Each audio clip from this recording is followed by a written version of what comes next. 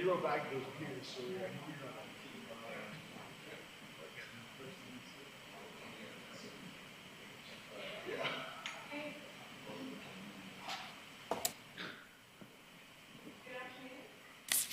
And welcome to the November 9th Governance and Priorities Committee meeting. I'd like to recognize that we're on the traditional territory of the Snuneymuxw First Nation. Our clerk today is Ms. Sheila Gurry. Today's Governance and Priorities Committee meeting will be held in accordance with the Community Charter, Council Procedure Bylaw 2018 number 7272, and the Ministerial Order M192 governing open meetings during a state of emergency, and the Provincial Health Officer Order regarding mass gathering events. Therefore, members of the public are required to observe meetings virtually and not attend in person, and question period will be suspended throughout the duration of the provincial health orders in effect. The first item on the agenda is the introduction of late items. Ms. Gurry. Thank you, Chair. There's a couple late items today. The first being a presentation added to the addendum for item 5A1, Animal Responsibility Bylaw, and the second is a video entry from the Creative Community Contest for Reimagine Nanaimo, titled Easier Island by Zephan Winter. And so that is added to item 5E2. And that's it, Chair. Thank you. I'm looking for a motion of the adoption of the agenda as amended. Thank you, Councillor Martman. Seconded, Councillor Armstrong. Motion for adoption of minutes has circulated. Oh, I needed to call the question, didn't I? Thank you, Sheila. This is going to be painful for you today. All those in favor? Any opposed? Okay, a motion for the adoption of minutes is circulated. So moved, Councillor Armstrong, seconded, Mayor Krogh. All those in favor? Any in opposition? Passed. Okay. And our first report, introduced by Ms. Gurry, Animal Responsibility Bylaw. Thank you, Chair. I'm going to hand this over pretty much immediately to Karen Robertson, who's going to give you a presentation, and there's some delegations as well, to speak to a modernized animal responsibility bylaw that she's been working very hard on. And it's to do, the new modernized bylaw is a result of the review that was done on the animal control services as a whole. So this bylaw is one of the components that came out of that review. So I'll just turn it over to Ms. Robertson.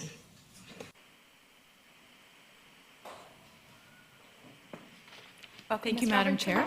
I thought just before I did my presentation that we'd hear from the delegations first. So I think first up is Alison Cuffley. She's the Government Relations Officer from the SPCA, and she is joining us by Zoom. And then we'll have Leon Davis speak next, who is our shelter manager, and then I'll do the report after that. Wonderful, thank you. So, Ms. Cuffley, you're online with us? Yes, I'm here. Can everyone hear me fine? Yes, we can. Thank you. Excellent. All right. Well, good afternoon, everyone. Thank you so much for the opportunity today to speak about bylaw number 7316, the City of Nanaimo's Animal Responsibility Bylaw. My name is Alison Cuffley, and I am the Government Relations Officer for the BC-SPCA. Really quickly, I'd like to acknowledge you that I'm joining. Sorry, I can just hear myself. I just want to quickly acknowledge that I'm joining you from the ancestral and unceded land of the Squamish Nation and the Downriver Halkominum speaking Musqueam and my own nation of Tsleil-Waututh. So Aitzqual, and thank you for having me here virtually.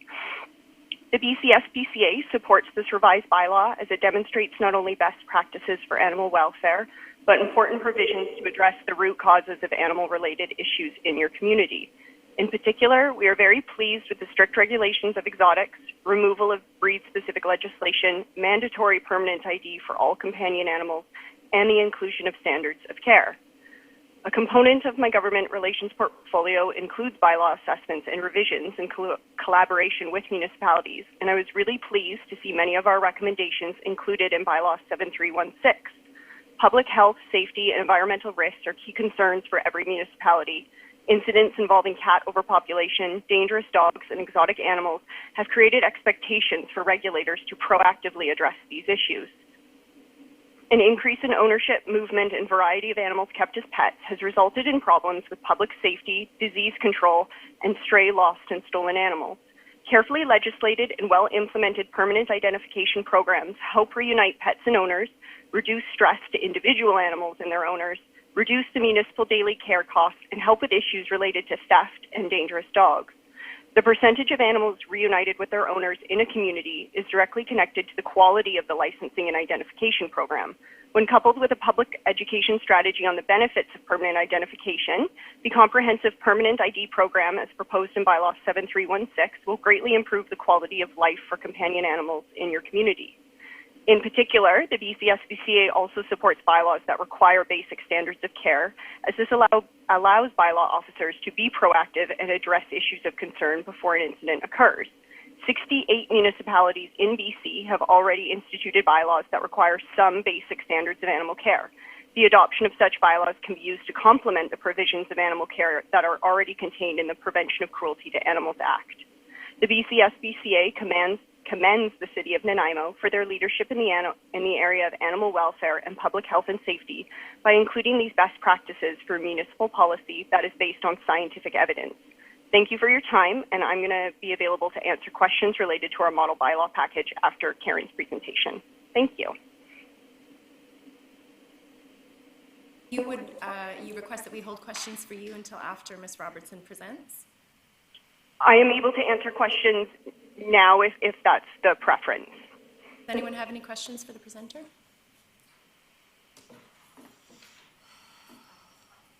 Thank you. Councillor Bonner. Thank you, Chair. You mentioned at the beginning of your presentation mandatory ID on all companion animals. Are you referring to dogs and cats? Because I think in our bylaw we're calling companion animals any animals, including gerbils, in a household. I believe that that's the definition. The BCSBCA standard protocol is that any dogs, cats, and rabbits have a form of permanent ID, with microchips being the preference over tattoos, as tattoos do tend to degrade, and that way it can already be implemented on animals who come in already fixed, so they don't need to go under anesthetic for the tattoo. But no, it doesn't extend to small animals, rats, gerbils, hamsters. The microchip would be a very painful procedure for them, whereas cats, kittens, dogs, puppies, and rabbits are completely fine. Thank you. Okay, no further questions. Thank you very much for your presentation, Ms. Cuffley. If you could just stay online, and there might be questions after Ms. Robertson. So now we have Mr. Davis, the branch manager of the Nanaimo and District BC SPCA, pardon me. Chair, Council, Mayor, I feel like we've been bad in the hockey game. I just wanted to give you guys a bit of a local lens on what all this means. I've been doing the job for, I guess, since 2009 now. So I just wanted to kind of paint a little picture of what it's meant to do this job without a more robust bylaw. Our biggest challenge, obviously, is cats, and it's the city's largest challenge when we come to animal overpopulation. Accidental litters, stray cats, costs related to these are significant every month. In the last 9 years, we have taken in 8,734 cats, and that is 3,500 stray cats and owner surrenders of 1,671 unwanted kittens. Versus only 2,900 dogs in the same time frame.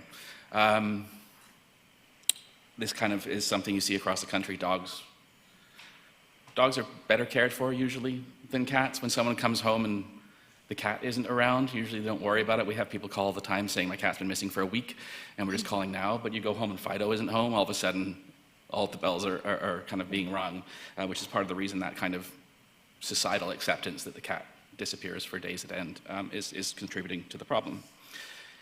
In 2008, that's as far as I went back, we had been receiving about $15,000 to our SNP program, which is a low-income program for spaying and neutering cats. That money goes directly to veterinarians who discount quite heavily. We don't keep any to administrate it. And in 2008, we saw about 1,080 cats coming in. 440 were stray and 221 were kittens. About 932, and it kind of bounced around there since 2005 when SNP started. It was around 900 to 1,100 cats a year. Then in 2013, the city kindly upped it to $25,000 every 2 years, and we saw immediately a drop to 825 cats. It was a lot of work to get everybody in and done, but strays dropped to 314, Again, 2015 dropped to 654 cats, 302 strays, and only 86 kittens. 2018, 578 cats and 257 kittens. And last year, 241 stray cats and 91 kittens. We had a bit of a longer kitten season. So we've got a part of the solution has been easy access to people on low income to get their cats spayed and neutered. It's clearly working. I think right now what we're seeing is a level off of that. And we need a few more tools in our toolbox to address the root causes of what's causing this problem. The trend obviously is positive. I think that my understanding is, though, Catnap, who deal with stray, unsocialized, semi-feral cats, are bringing in 500 a year, and that's not budging. They don't have a shelter. They're all run volunteers out of their garage, and they're taking on the cats that we can't bring in. There's colonies. There's just stray in the neighborhood. Taking a stray feral cat and putting it into a cage in the SPCA is not a kindness, so we work with them really well. We get a really unsocialized cat in, we might call them, they get a cat in that seems a bit friendlier, they'll bring it to us, and we work back and forth, and have for years. So I think that the drop that we've seen is a combination of spay-neuter education, donor and city support of the SNP program, discounts to the program by veterinarians, and the really hard work of Catnap has contributed to the decline in stray numbers coming into our branch. But the number of outdoor, unowned, unsterilized cats roaming Nanaimo streets is still a huge problem, evidenced by the numbers Catnap are seeing, and I don't think we'll see a reduction in that without a bylaw that starts to address the root causes, which is unsterilized, owned cats in neighborhoods creating unwanted litters. This bylaw, I almost fell off my chair when I read it because it's been such hard work for so long, and I just thought, oh my goodness, there's so many things in here that are going to make our job and easier, and Catnap's job easier, and just things nicer for the animals in the community, improve welfare, and help a lot of frustrated citizens. One of the most common complaints that we get is frustrated homeowners who have neighborhood cats coming onto their land, damaging property, and fighting with other pets. Many of these outdoor cats are also disease vectors for things like feline leukemia, panleukopenia, FIV, fleas, worms, ringworm, and more, many of which can cross to people. This summer we had a case of a family that had 12 cats living in and out of the property, and they weren't in great health. And we said that we'd try and work with them to bring them in small amounts. We have to do a lot. We had 5 large-scale animal intakes this summer, and we have to do it in stages because of biosecurity. We have to make sure we're not going to infect any other animals in the shelter. Somebody tried to do a good thing and gave one of these cats to a lady who called us in tears because her son had become infected with ringworm and was covered and had to be treated. We took the cat in, and it took us 6 weeks, I think, to resolve ringworms. And in Nanaimo, I don't know what it is, but in the province, we don't know anywhere like Nanaimo that has ringworm. It's a really hard thing for us to treat and deal with because the treatment's not pleasant, but we get them through it. We got this cat through it, and the mother's son is fine. Onto basic standards of care. I could talk about all of it, but I'm just kind of picking out my favorites because otherwise Karen won't have anything to talk about. Our constable in Nanaimo attends some 350 to 400 cruelty complaints a year in this area. Many are these cases of neglecting to provide basic care like food, shelter, water, sanitary living conditions, and basic vet care. And trying to get compliance in these cases can really be difficult and sometimes take weeks and weeks of rechecks. In cases of non-compliance, the constable can apply for a warrant to seize an animal to relieve its distress, but this can result in a long and drawn-out appeal process that is very costly. The BCSPCA special constables are not able to issue any tickets, which can be a very effective tool in getting early compliance. Having basic care standards in a bylaw means that the compliance can often be more quickly reached without having to escalate to court intervention. If a bylaw officer cannot get compliance or deems the situation to be needing immediate intervention on behalf of the animal to relieve distress, then they can contact us and we step in. This is also a community safety issue, as it's clear that animals not given basic care, living in squalid conditions, suffering from untreated issues, or tied up for hours, days, and weeks at a time, are more prone to showing maladaptive and aggressive behavior in the community. Hoarding. With no upper limit to the number of animals allowed in a home, we have seen puppy mills, kitten mills, and backyard breeding go unchecked, resulting in a lot of suffering. Pet hoarding issues that are seriously detrimental to the animal's welfare, but also to the physical and mental health of the individuals living on the property. This summer, as I said, we had 5 large-scale animal seizures from Nanaimo and other areas of Vancouver Island. Sometimes these intakes are so big, all the shelters have to come together and share. because we run out of space, and that also limits our ability to help homeless pets in the community that need to come in. I've attended properties that have had over 100 cats. Not last summer, the summer before, a whole bunch of illegal venomous spiders had been brought into the country. And in that same property had hundreds of illegal Dubai cockroaches, hundreds and hundreds of them.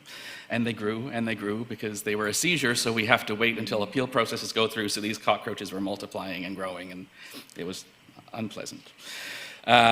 One property bred hundreds of hedgehogs and thousands of mice for a local pet store and had become overrun with both. I couldn't shower enough after I left that property. It was a money-making operation, but it just got out of control. It can be difficult to reduce these large numbers quickly, and usually results in a number of warrants having to be executed to remove ones that are in distress. So we often do have to go back. There's not enough time to be able to, we take a veterinarian with us and they have to be examined. And when you've got an excess of 10, 20, 30, 100 animals, it can be reapply for warrants until we get down to a good level. And then finally, breed-specific legislation. What can I say? Full transparency, I'm a pit bull owner. I also own a toy poodle.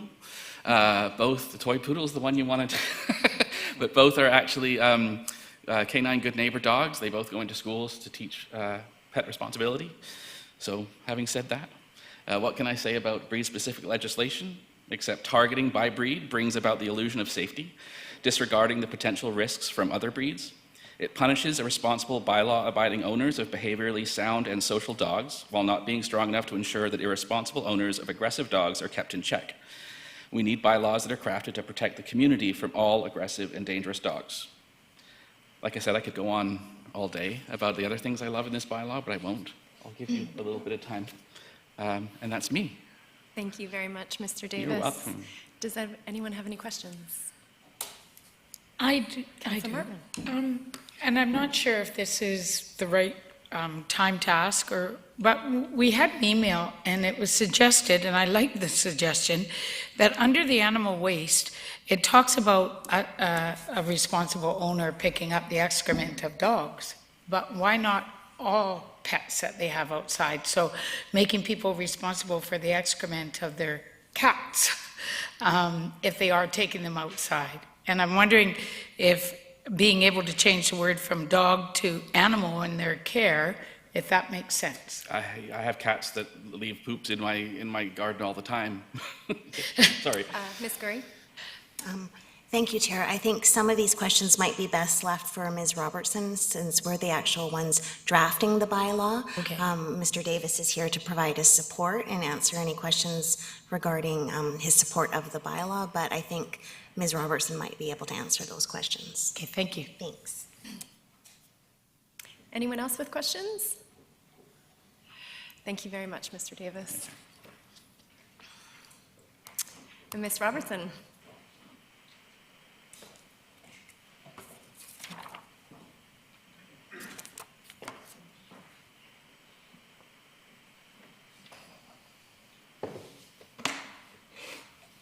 Give it a wipe here.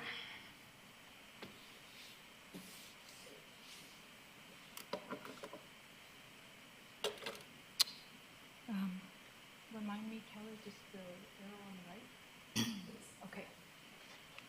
Oop, there we go. Okay, thank you.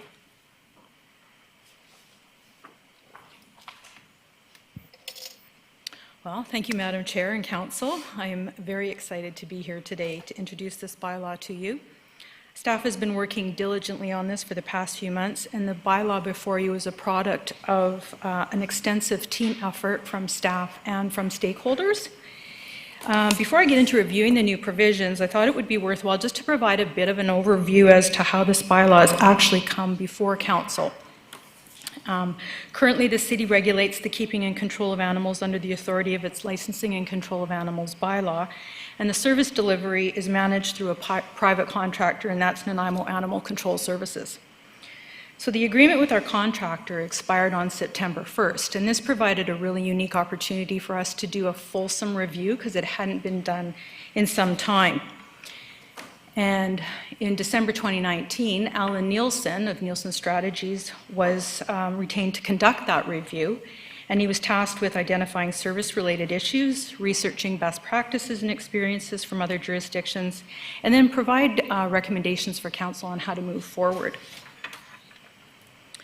On June 8th of this year, Mr. Nielsen presented his findings to council, and he introduced a number of recommendations for moving forward. And then on July 6th, council formally adopted those recommendations. A complete list of those are attached in my report as attachment 3. But the reason I'm here today is that one of the recommendations was to prepare a number of amendments to the current bylaw with a focus on responsible pet ownership. Other recommendations that were in the review will be dealt with as separate issues.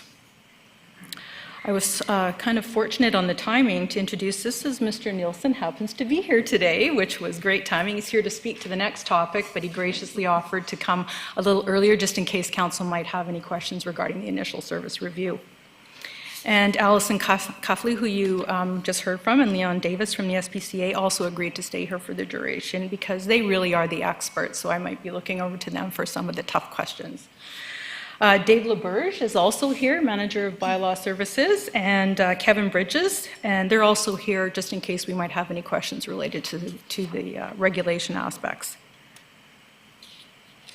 So in keeping with the focus of responsible pet ownership, Mr. Nielsen's report highlighted that provisions that should be addressed in the bylaw include removing reference to restricted dogs, changing vicious dog to aggressive dog, modernizing sections to reflect current best practices on standards of care, implementing mandatory identification for cats, requiring mandatory sterilization for outdoor cats, and prohibiting cats from running at large in a public place or another person's property. And I will explain each of these provisions in a little bit. Mr. Nielsen's report also highlighted that monitored animal control services are based on the concept of responsible pet ownership. And this concept recognizes that the potential for pets to play a positive role in the community is dependent on the attitudes and actions of pet owners. He recommended that the city borrow from the bylaws that have been put in place by other local governments that address these concerns, and also to use the SPCA model bylaw as a reference and guide. And I should note that while the recommendation that was supported by council was to amend the provisions of our current bylaw, it's 25 years old, and it was time for a rewrite. It would have been too challenging to do several amendments. It also gave us the opportunity to modernize the name of the bylaw where it reflects the actual intent, which is responsible pet ownership. An added bonus is that common bylaw provisions and names throughout the region make it easier for both the service delivery provider for responding to bylaw complaints and for adjudicators when they're administrating any ticket disputes that might occur in the future. So staff reached out to stakeholders that would be most affected by the bylaw and asked for their input. And as we just heard from Alison Cuffley, the Government Relations Officer, and Leon Davis, the Shelter Manager, they were tremendous resources throughout this, the development of this bylaw. Ian Fraser and Carly Kolkloff from the Nanaimo Animal Control Services also did a very, very thorough review and provided some extremely valuable feedback from a regulation perspective. Crystal Kleiss, who is the Executive Director of the Catnap Society, was also consulted and conveyed her support for the bylaw. And of course, we needed a bee expert too. So Linda Vries, who's been raising backyard bees for the past 30 years, provided some great clarification on the wording as it related to the keeping of bees. We also wanted to have a fulsome staff review. So Dave LaBerge and Cheryl Kozerski from Bylaw Services did a review of the bylaw. Kevin Bridges, who is here, he did some great input on Latin terminology for me. He's a Latin expert. And he also viewed it from a wildlife management perspective. We had Barb Wardell from the Finance Department review it from the fee and licensing perspective. You will see that bylaw in the future. Wanted to make sure that things were okay as recommendations came out of the report for increasing fees, for example, on aggressive dogs. And we also had Jeremy Home review it from a zoning perspective, particularly as it related to livestock. So collectively, everyone's feedback was so incredibly valuable to this process, and I really do publicly want to thank these individuals for the time they put into it. They did spend quite a bit of time reviewing it and provided very, very thoughtful input.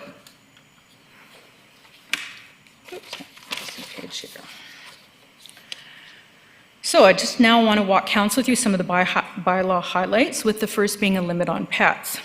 So in keeping with consistent bylaw language, the term companion animal was used. And a companion animal is defined as a domesticated animal kept for companionship to a person rather than other forms of utility or profit, and kept on residential properties in accordance with the district's zoning regulations. And more often than not, that really relates to cats and dogs, but to avoid any confusion, the definition excludes livestock and poultry from being considered as companion animals. Currently, the city's bylaw does not have a limit, and this can, as Leon alluded to, create hoarding issues. So the goal here really was to find an acceptable limit that would allow for enforcement on hoarding issues or situations, but not penalize the average responsible owner. So several bylaws that had limits on pets were reviewed, and based on those findings, staff recommended that similar provisions be followed by allowing each property owner up to 6 companion animals, including not more than 4 dogs over the age of 16 weeks and not more than 5 cats over the age of 12 weeks. So this could mean 1 dog and 5 cats, or 3 cats and 3 dogs, etc. Provisions for small animals such as gerbils, guinea pigs, and small birds are also included, and I currently didn't put them as part of the maximum of 6. And this was primarily done because the city has not had limits to date. However, it does put the number of pets that somebody can potentially have on the high side, and some of the smaller residential properties may not be able to accommodate 10 pets. So I thought that this is something that council could look at, and staff are looking for council's feedback on whether or not they want to keep 6 or 6 plus the small animals. Those who currently have more than the allowed number of dogs or cats at the time that the bylaw gets adopted would be grandfathered. However, those residents would not be allowed to replace those pets in the future until the bylaw provisions were met. And as an information point, there's 7,239 residents that have taken out dog licenses, and of those, 32 currently have over 4 dogs. Staff were also mindful when the bylaw was put together about those who provide temporary fostering of companion animals, because these individuals provide a really valuable service. So exemptions were provided for fostering, but it must be through an animal rescue organization, such as the SPCA, and the pound keeper also would need to be notified on the number of service dogs or species of dogs or cats, and the estimated length of time that they would be in their care. Another provision that the consultant identified in his report was to remove reference to restricted dogs. So currently, a restricted dog means a pit bull or Staffordshire Terrier as outlined on the slide, or a dog of mixed breeding, which includes the bloodline of those breeds. Exemptions are in place if the dog is registered with the Canadian Kennel Club or the dog owner has successfully completed the tests required for the Canine Good Citizen certification. But those restricted dogs must be muzzled whenever it is off the person's property and must be securely kept indoors or in an enclosure. The SPCA and the city's animal control provider both oppose breed-specific restrictions, as it ignores the fact that aggressive behavior can occur in any breed. Breed-specific restrictions also do nothing to discourage irresponsible behavior by the people who breed, train, sell, or possess dangerous dogs that are not named under the breed ban. People who want aggressive dogs just simply switch to another breed, or they select crossbreeds that are difficult to classify. And there are no real efficient methods to determine a dog's breed in any way that can withstand a legal challenge. As an alternative to this breed-specific legislation, provisions were made in the new bylaw for aggressive dogs generally, as aggressive behavior can occur in any breed. For dogs deemed aggressive, additional requirements for licensing would have to be met, and they include providing proof that a policy of liability insurance is enforced for $1 million, which would name the city as an additional insured to potentially cover any injuries which may be caused by the dog should they attack again. You'll see in a new bylaw that would come forward in the future an increased license fee from fees of $90 from $30 to license an aggressive dog. And requirements for the aggressive dog would be muzzling when not on the owner's property. The person would also have to post signs that there's an aggressive dog on the property, and those dogs would be prohibited from being on school grounds or in any of the off-leash parks that are identified in Schedule B to the bylaw.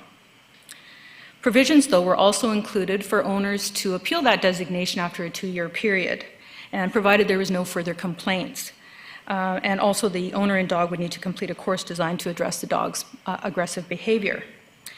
If after the designation were to be removed after 2 years, if the dog reoffended again, then that designation would just become permanent. Just of interest, on average, there's about 18 to 22 dogs per year that are deemed vicious, and currently the city has about 70 active vicious dogs residing in Nanaimo. The next highlighted changes relates to the standards of care provisions as outlined in Section 5 to the bylaw. And the bylaws that require these basic standards of care allow officers to be proactive before the incidents happen. And they also address the 5 freedoms that animals need to thrive as recommended by the SPCA. And that's freedom from hunger and thirst, freedom from distress, from pain, injury, and disease, freedom from discomfort, and freedom to express behavior that promotes well-being. By adopting these provisions in the bylaw, it will also complement provisions for animal care that are outlined in the Prevention of Cruelty to Animals Act. And Leon had mentioned this. By partnering with our SPCA officers, the information we provide can assist in the cases going forward where the SPCA needs to seize an animal for an animal neglect case. So as long as our bylaw enforcement officers can ticket for the tangible things, the SPCA can take it from there after that. Another reason for including the language is that municipalities that don't have these welfare provisions, they can be known as safe havens. And the SPCA frequently encounters scenarios where a person facing enforcement action in one municipality will just simply move to another that has less regulations. So I've got about 5 more slides, most of them dealing with cats. I just thought I'd pause for a second to see if council had any questions on anything we've covered so far. Councillor Armstrong? Thank you. In 2017, we had an issue with rabbits, and it was supposed to be addressed in the new bylaw, and I haven't seen that, where we were supposed to address commercial sales of rabbits, because there are some people in town that sell them for food. I don't see that addressed in this bylaw. I wasn't aware of that issue. Yeah, it came forward before council. She'd been issued a ticket because at the previous time, you could not own a rabbit in the city of Nanaimo because you had to have 1 acre parcel. She was actually producing rabbits for food. So, and at our meeting, the resolution was that this would be addressed in the bylaw review, and I haven't seen that. Okay. No, I was unaware of that clause. I know that rabbits form part of the companion animals, so one can have a maximum of 4, but I can certainly, this is an opportunity to include some of those provisions before the bylaw actually gets its first readings. Yeah, I would like somebody to look at that because rabbits are used, especially by those from other cultures, as a food source. So she was raising the rabbits for food. It wasn't as pets. So I don't know if it could be addressed under commercial or not, but that would be something I think we need to look at because we did state that at the meeting that we would certainly address that at the next bylaw revision. Okay, Thank you. We'll take a look at that. Thank you. I can't remember the exact date, but it was 2017. I'll have a look back for sure. Thank you. Do you remember Thank that? you, Councillor Armstrong. Over to Councillor Bonner. Thank you, Chair. Through you to staff, if I may.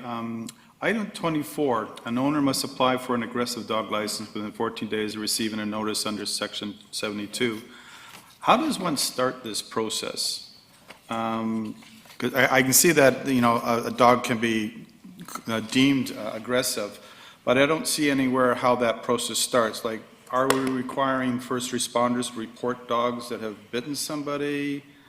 Yeah, generally that's what's going to happen is somebody reports the case, somebody ends up getting a bite or somebody has shown aggressive behavior, makes a complaint, the bylaw enforcement officer investigates and then takes it from there and makes the determination. I mean, sometimes it's really obvious. The person gets a bite, they've gone to the vet, there's always an investigation done, but it's the pound keeper who primarily takes the lead on that. And he's the person that would make that designation. And reason I'm asking is sometimes, a lot of time, well, not a lot of time, but sometimes dogs bite their owners or their owners' children. And I don't see any way in here, in that case, like you would take your child to the hospital and get them bandaged up and take them home again. But there doesn't seem to be any trigger in that process to say these people might have a vicious dog. Are we requiring first responders or health practitioners to report dogs? Ben, do you know anything on that? There's no duty to report currently anywhere that I'm aware of. But it's a good question. Okay. Councillor Armstrong would like to respond. If it's a child under the Ministry of Children, Families Development Act, you must report any injury to a child. So that's by law. So the hospital would have to report it or the parent, technically. Yeah, I'm just wondering if does it follow around, then eventually that dog may be deemed aggressive. Well, they would report it to the ministry, and then if the ministry has issues, they report it to the RCMP, who then does an investigation, or may turn it over to bylaws or SPCA for investigation. Okay. So it would trigger something now, if it's a child, not the owner, but a child. All right. I got quite a few questions actually, but go figure. I'll deal with the cats after you've done the cat one. We talked about poultry a little bit, and on item 64, it says, no person shall carry any poultry or shall keep any poultry within a dwelling unit or on a balcony deck. Or in a cage, carrying cage, or portable cage other than for the purpose of transportation. And I know a lot of people like chickens in their backyard, but you can purchase chicks by mail, and they show up in your box the next day, and you have to raise them, and you can't put chicks outside. They have to actually stay inside. Generally, they're in a container, like a cage, with a heat lamp on, and they stay there for the better part of 4 or 5 weeks until they become the pullet size. Is there any part of this bylaw that allows for that? Because I'm not seeing it in there. I left all the provisions related to the hens exactly as they were. That almost would require a separate business case, I think. We were primarily providing for the provisions of dogs and cats and companion animals. So that particular part was left alone. It's certainly something that we could look at in the future. I'm not aware of what the process would be for chicks by mail. Or baby chick, you can just buy them at the markets, that sort of thing. It's just that, they have to stay inside. So at that point, whoever's doing that are now in contravention of our bylaw, if I read it correctly. Because of the number of? No, because they actually have chickens inside their house. Can't answer that one, sorry, I'd have to look into that one. Okay, the only reason I'm looking at the bylaw, I don't want to all of a sudden make people who are doing normal things with, raising chickens or whatever, now becoming, now doing illegal acts in their city, and they don't know about it, sort of thing. So that's my concern about that. The other thing is we received a couple of emails from a couple of folks regarding goats. And goats are generally, other than the big ones that you can eat well, are quite small. And some people use them as companion animals to speak. They'll have one or would wish to have one in the backyard, sort of thing. They're a lot quieter than dogs, apparently. So I'm wondering, is there some way we can add that into it? Like, I think at this point, we chose not to move forward with the goats. I think that would require a separate business case, and goats are identified as livestock, and livestock are not considered companion animals. We'd have to take a look at the ramifications. If it jumps over the fence and now is destroying people's property next door, there could be some issues. So I think at this point we were trying to get a fairly comprehensive bylaw. It's almost impossible to think of every possible scenario, but certainly we could do amendments in the future if there's the desire to do so, or we're finding that something isn't quite working, or we may need to just treat goats as a separate business case, looking at it a little bit more in-depth, weigh the pros and the cons. But at this point, we chose not to move forward with implementing goats right now. Okay. One other thing then, while we're on the companion thingy, is birds and aviaries tend to have a lot more than, in many cases, more than 6, especially canaries and that sort of thing. They like to group together. Are we looking at, are we considering them companion animals then as well? They would fall under the small animal category, so a person would be allowed up to a maximum of 4 under the current bylaw, the way it sits in front of council today. There was some discussion about getting into the regulation of birds generally or outdoor bird feeders, and again, that's something that would probably take a little bit more of a business case to explore the pros and cons. Okay, all right. I think most of my other questions are on cats, so I'll wait. All right. Thank you, Councillor Bonner. To Councillor Thorpe, you have a bit of a lineup of questions here. Oh, okay. Councillor Thorpe, over to you. Thank you, Chair. Through you, thank you, Ms. Robertson. First of all, I really do appreciate the work that's gone into this bylaw.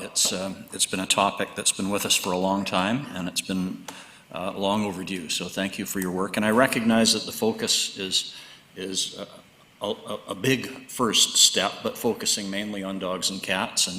And it's impossible, as I think you just said, to maybe foresee every contingent, but we can deal with those in future as they crop up as problems. Before we get to cats, though, I did want to recognize that you've taken into account best practice from other jurisdictions, which I always appreciate. But I did want to ask if there has been much discussion to this point regarding exotic animals. I didn't see a lot of that in the bylaw, in the report. You mentioned reptiles specifically, but I'm thinking of other types of rare or exotic animals that once in a while we see crop up. Tarantulas, like it or not, spring to mind, or a person who might keep a mongoose. Python. Well, that would come under reptiles. But Those do fall under prohibited animals. So under the definition, prohibited animals means controlled alien species as defined by the Controlled Alien Species Regulation, number 94, 2009, and also the wildlife species identified in Schedule B or C to the designation and exemption regulation. That's where you would find all those animals. So rather than trying to recreate them and put them in the bylaw, we simply point to the provincial legislation. And that's another reason why this bylaw will need to get minister approval, because anytime you're going to be getting into regulating exotic species, you just need to have that sign off. So it is definitely covered in the bylaw. It's just pointed to it through the definition. okay, thank you. My other questions, I think, are about cats, so I'll wait. Okay. Thank you, All Councillor right. Thorpe. To Councillor Turley for his questions. Thank you to Ms. Robertson. With regard to, and I'm assuming this is under licensing, the online option of getting a dog license. I understand going online and applying and paying for it. I'm assuming the actual tag is still going to be available and it would be mailed or somehow got to the owner? The licensing provisions were not part of this bylaw. We're still continuing with the license where you pay. Finance, I think, would probably take the lead on whether or not you could do a virtual tag or doing licensing. So those were some of the separate recommendations that are going to be done outside the scope of what we're doing today. Okay, thank you. Your Worship, over to you. Thank you very much. I just wanted to respond to Councillor Armstrong's concern. It strikes me that if you're raising animals for food purposes, you may well be covered by some provincial regulation and to which we couldn't supersede with our provincial bylaw, but I just throw that out for consideration. Mm-hmm. Thank you for that. Councillor Gesselbrock. Thank you, Chair. Through you to Ms. Robertson. Thank you so much for the work on this. It's covered a lot of the gaps that I think that have been identified, and just in terms of addressing down the road other animals, I think goats is something that we've been getting a lot of emails about. And one day I saw a goat pen emerge across the road from my house, actually, and I think that there is an increasing interest in that. And so if there is something that we want to address goats down the road, basically, would that be an amendment to this bylaw, or? Yes. Oh, it would, okay. Yeah.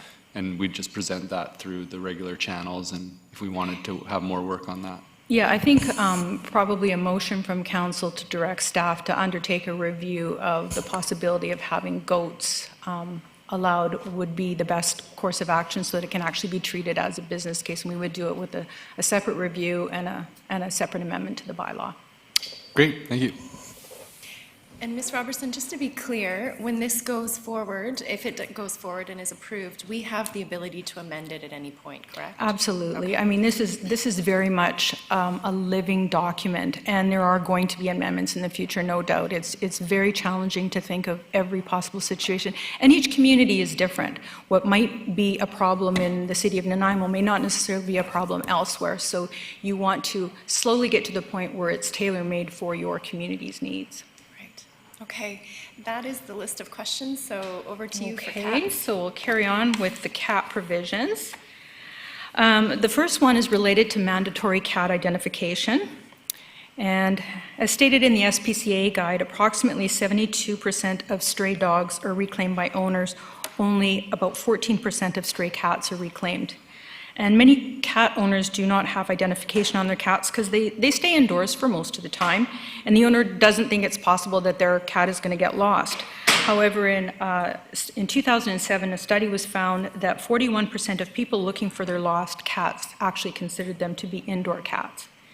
The study also found that lost, neutered cats were significantly more likely to be recovered than intact cats were. And so this means that lost, intact cats are contributing to the cat overpopulation. Also, the percentage of animals reunited with their owners in a community is directly connected to identification. And so for these reasons and others outlined on the slide, the bylaw before council recommends that owners of every cat affix sufficient identification by means of a quick release or a breakaway collar, harness, traceable tattoo, or microchip so that the cat can be traced back to its owner.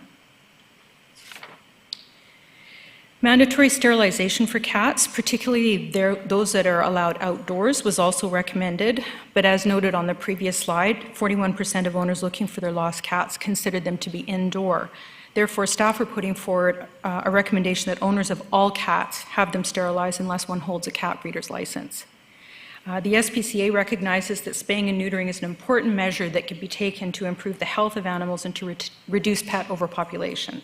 And for this reason, the Nanaimo branch provides the SNP program that Leon was mentioning to subsidize the cost of spay and neuter procedures for low-income residents, and as a bonus, they also include microchipping at the same time. Mandatory sterilization is an important principle of responsible pet ownership and critical to prevent cat overpopulation. Cats that have also been sterilized cause fewer nuisances in the community than the intact animals do. And this leads us to the last recommendation related to cats, which is prohibitions on cats at large in a public place or on another person's property unless it's under the immediate charge and control of the owner or the other person responsible for the cat. The SPCA recommends that cats live indoors as the risk of letting one's cat outdoors include the possibility for injuries or death from traffic, poisoning, pet theft, animal cruelty, and exposure to contagious diseases and parasites. And roaming cats also create nuisances by digging in gardens, marking territory by spraying, and preying on songbirds. This was a particular concern expressed by a couple of councillors, and it's also been the subject of a number of complaints by Nanaimo citizens. North Cowichan, Duncan, Victoria, and Esquimalt bylaws, which were primarily used as examples, all prohibit cats from being at large. And feeding wildlife is also prohibited. Human food is just not healthy for wild animals, and they do not need food from humans to survive. Wild animals have specialized diets, and they can become malnourished or die if fed the wrong foods. And while people might have good intentions by leaving out food for feral cats, it too won't help them in the long run, especially if they are in poor condition or plagued by parasites. Cats also breed very prolifically when a group of them get together and have access to a food source. And then these groups, without any intervention, can put public safety and wildlife at risk. And if the population grows too large and they stop getting fed, they will starve. There are exemptions in the bylaw for those who are registered with the Catnap Society, and in these instances, care is taken to ensure that the cats released back into the community once they've been sterilized have a regular access to food and water. So this is my second to last slide. The next steps. Any feedback from council today will be incorporated into the draft and forwarded to council for consideration of first three readings on November 16th. Hoping to get a quick legal review in based on any changes that might happen today. If that's the case, we'll take the bylaw forward in the beginning part of December. Once the bylaw receives the first readings, it then gets sent off to the minister for approval. And once the bylaw comes back for adoption, staff will concurrently bring forward the associated fee and fine schedule bylaws, and then we would do a press release along with a frequently asked questions sheet available to be prepared for the public. And that's my presentation. Thank you very much, Ms. Robertson. A couple of questions on here. Councillor Thorpe. You mean I beat Councillor? You were almost simultaneous. I knew you were going to ask questions, so I just took my time. Thank you. I do have a couple of questions related to cats because I think that's where we get most of our emails, or not from cats, but from people concerned about cats. First of all, under point 57 on page 30 of your report, the idea of affixing sufficient identification, whether it's a collar or a tag or a microchip. First of all, would that be basically complaint driven if a cat is picked up and it had no identification? how would the enforcement work on that? How would the compliance be brought about?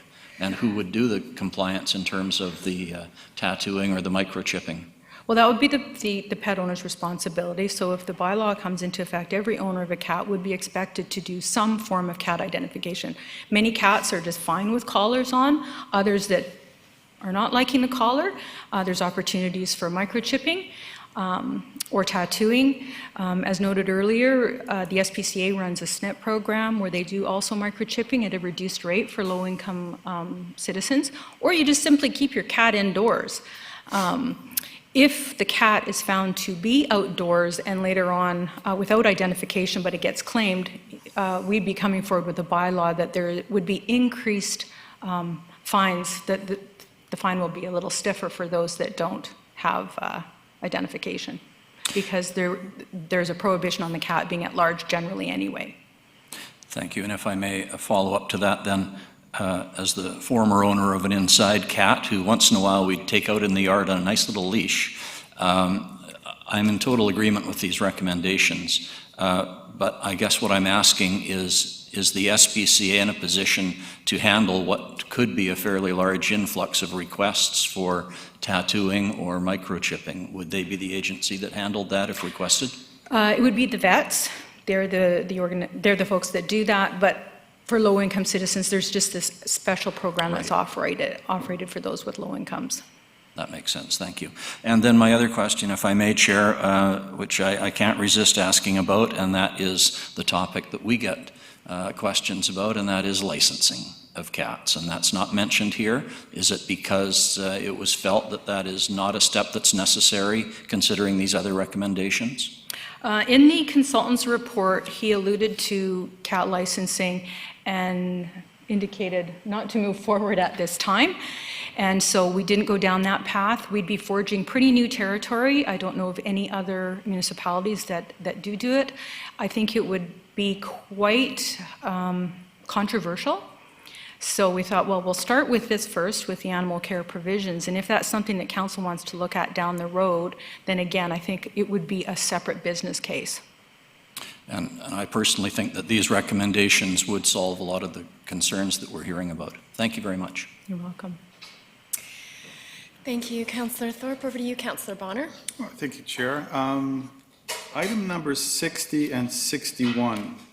Number 60 says a person must not intentionally feed or leave food out for a cat. But there's also the issue of raccoons and trapping of raccoons. And raccoons tend to eat exactly the same thing cats eat, and use the same size cage as you would for a raccoon as you would for a cat.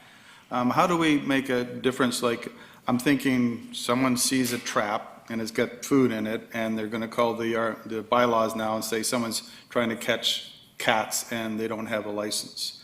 And the other part of this is, do the pest control companies, are they covered under 61, which talks about the ability to feed feral cats? The feeding of feral cats is done through the Catnap Society and people who are registered. There's certain regulations that they follow with them. I'm not entirely sure how Catnap Society does that. Our goal was to make sure we weren't cutting them off at the knees from doing the work that they do. As indicated before, if those feral cats don't get fed and they've been part of this program, they would starve. But what they do is they trap the cats, they ear tip them, they spay and neuter them, and they live out the rest of their lives in that colony where they have that source of food. But what we were trying to do is to avoid the average person from just putting food out for a cat, which attracts the wildlife, it attracts the raccoons. You don't want to do that. Also, you're going to end up perhaps attracting some neighbor's cat that's already owned by somebody else. So it's just generally a good idea not to leave your food outside for the cat, because it will attract pests and wildlife. So with this new bylaw, and its references cats quite a lot into it, are feral cats now pests in the term? No, they're not pests. They're feral cats that are operated under the trap neuter program through Catnap Society. So if a person was living in a house and this feral cat was bothering their backyard, how would they get rid of it, other than, could they contact a pest control company to Yeah, get rid of it? they would contact Coastal Animal, or not Coastal, Coastal does the south end, but the Nanaimo Animal Control, or also, I believe, the SPCA. For the most part, it's a very common phone call we get. One of the most common, people say, I've got feral cats hanging around my house. Yeah, please. Yeah, so one of the most common calls we get is there's feral cat around my property, can you come and get it? We don't have the resources to. That is one of the primary things that Catnap does, is they have volunteers, they go out, they set traps, they work with the person to check the traps who owns the property, and then when they trap the cat, they take over, and hopefully they get it to a point where it can be adopted through Bosley's. They work with Bosley's, they work with PetSmart to get them new homes, and they also work with colonies and trap new to return. Okay. Yep, my next questions are bylaw related, if I may. At the end of the bylaw, we talked feces removal bylaw in 1980 is going to be repealed. What are we replacing it with? Because I didn't really see anything in this bylaw regarding feces removal. There are provisions in the bylaw that for dogs to pick, or for owners to pick up their dog feces in them. I see, okay. And the other thing is the fees and fines. The only mention I found, and I may have missed it, was the reference on 110 to fines of up to $50,000. And I'm wondering, do we refer to a schedule for fines? Yes, that would, once this bylaw, and we know it's fairly tight today and it's going to go forward for consideration of first three readings, once it goes to the minister for approval, during that time, a fee bylaw, which is actually almost ready to go, I just need to write the covering report for it, and the fine schedule would be developed. But we didn't want to put that ahead of this bylaw going forward in case council removed any provisions, then we'd have to do a bunch of renumbering, but that would be the next step. I see, okay. And I'm gonna, animals in hot cars, that is referenced in the report. Yes. And it says in the report that the RCMP are busy and they can't get around. And then it says the bylaw officers have the ability to ticket somebody if there's an animal in a hot car, but they don't have the opportunity to get it out, and they have to call the RCMP, who's busy doing other things. So why don't we just give the bylaw officers the right to get the animal out of the car? We would love to, but unfortunately it's illegal at this point. We have to it's a multi-jurisdictional approach. So by having it in this bylaw here, where we actually have a definition of what distress looks like, it allows the bylaw enforcement officer to make that initial determination, because sometimes the average person just sees a dog in a hot car and automatically thinks it's in violation of the bylaw. So the animal control officer is sort of the first point of contact. If he recognizes that the animal is truly in distress, it's a quick call, 911 to the RCMP, and the animal gets extracted. But right now, bylaw enforcement officers don't have that authority to do that. It's something, though, that is being worked on provincially, and we're hoping in the not-too-distant future that bylaw enforcement officers will have that ability. Okay, and I don't know how to make changes, but I'm thinking, since we don't have fish in this bylaw, and there's probably a certain reason why they don't really go very far, birds would be, to me, the same thing as a fish, because you don't take birds outside for walks or anything like that. But a lot of times, whenever I've seen canaries, there's generally 5, 6, 8, 10 in fairly large cages that people who like canaries have lots of them. So I'm wondering if we could remove small birds from the bylaw as companion animals. So with the intent being that a person could have up to 6 companion animals, up to 4 small animals, and 20 birds? So are we going 6 dogs and cats and the combination thereof, plus 4 small animals? Correct. Plus many birds as they want, so that's 10 altogether. Not as many birds as you want. With the small animals, it would be up to 4 small animals. So a bird is within that definition of a small animal. So a person could have a combination of dogs and cats, up to the 6 companion, or rabbits. The definition is defined as to what that would be. And then in addition, you can have up to 4 small animals, of which bird falls in that category. So potentially you could have your 3 dogs and 3 cats and 4 birds, the way it stands right now. Could you have 1 dog and 9 birds? No. I'm thinking that's where the problem might. I can't see a lot of bird lovers having a lot of cats. It may be as simple as if council wants, you could just say, okay, we're going to make it a determination that you're allowed to have this many animals, and it could be a combination I think that would be thereof. easier. The only challenge is that the other bylaws in SPCA be able to speak to this, is it does become problematic. If you just were to put a number of 10, you could potentially have 10 dogs. So I think you have to still massage the definition to be a maximum of 4 dogs or a maximum of 5 cats, and then up to as many other birds or gerbils or small mammals if you wanted. Okay, so, if we took birds out, then, and there was no they weren't in there, then they could have 4 gerbils and 20 birds if they so chose. If council wants to make the decision to remove that, absolutely. I would probably look for a motion from council to make that amendment so that we could fix the bylaw. I don't know if the SPCA I has don't know how any. far this is going to go, but. Could I ask a question, Ms. Gurry? Oh. Right. Yes, thank you, Chair. So there is an allotment for amendments in Ms. Robertson's report, so I'm just looking for the front page of that. So if you would like to make an amendment, it would be an amendment to, and then the wording regarding your birds, and then we'd get it seconded, and then a motion for that. Just prior to that, though, I think I just had a comment on unlimited birds.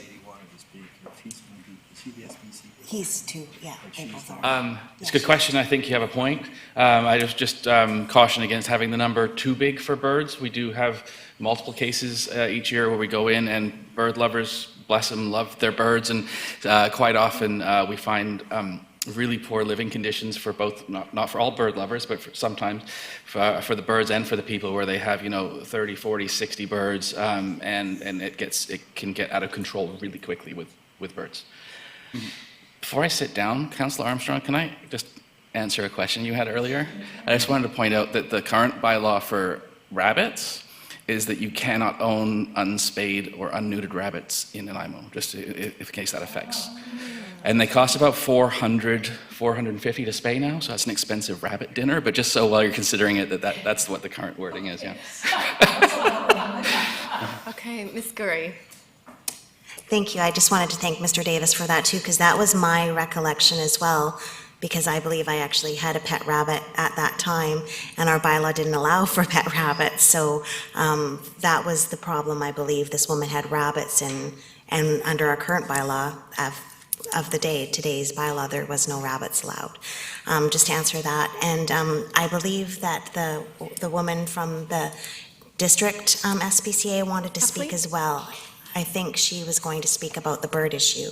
And just my credit to Ms. Robertson and all of the people she collaborated with. As you can see, there's a lot.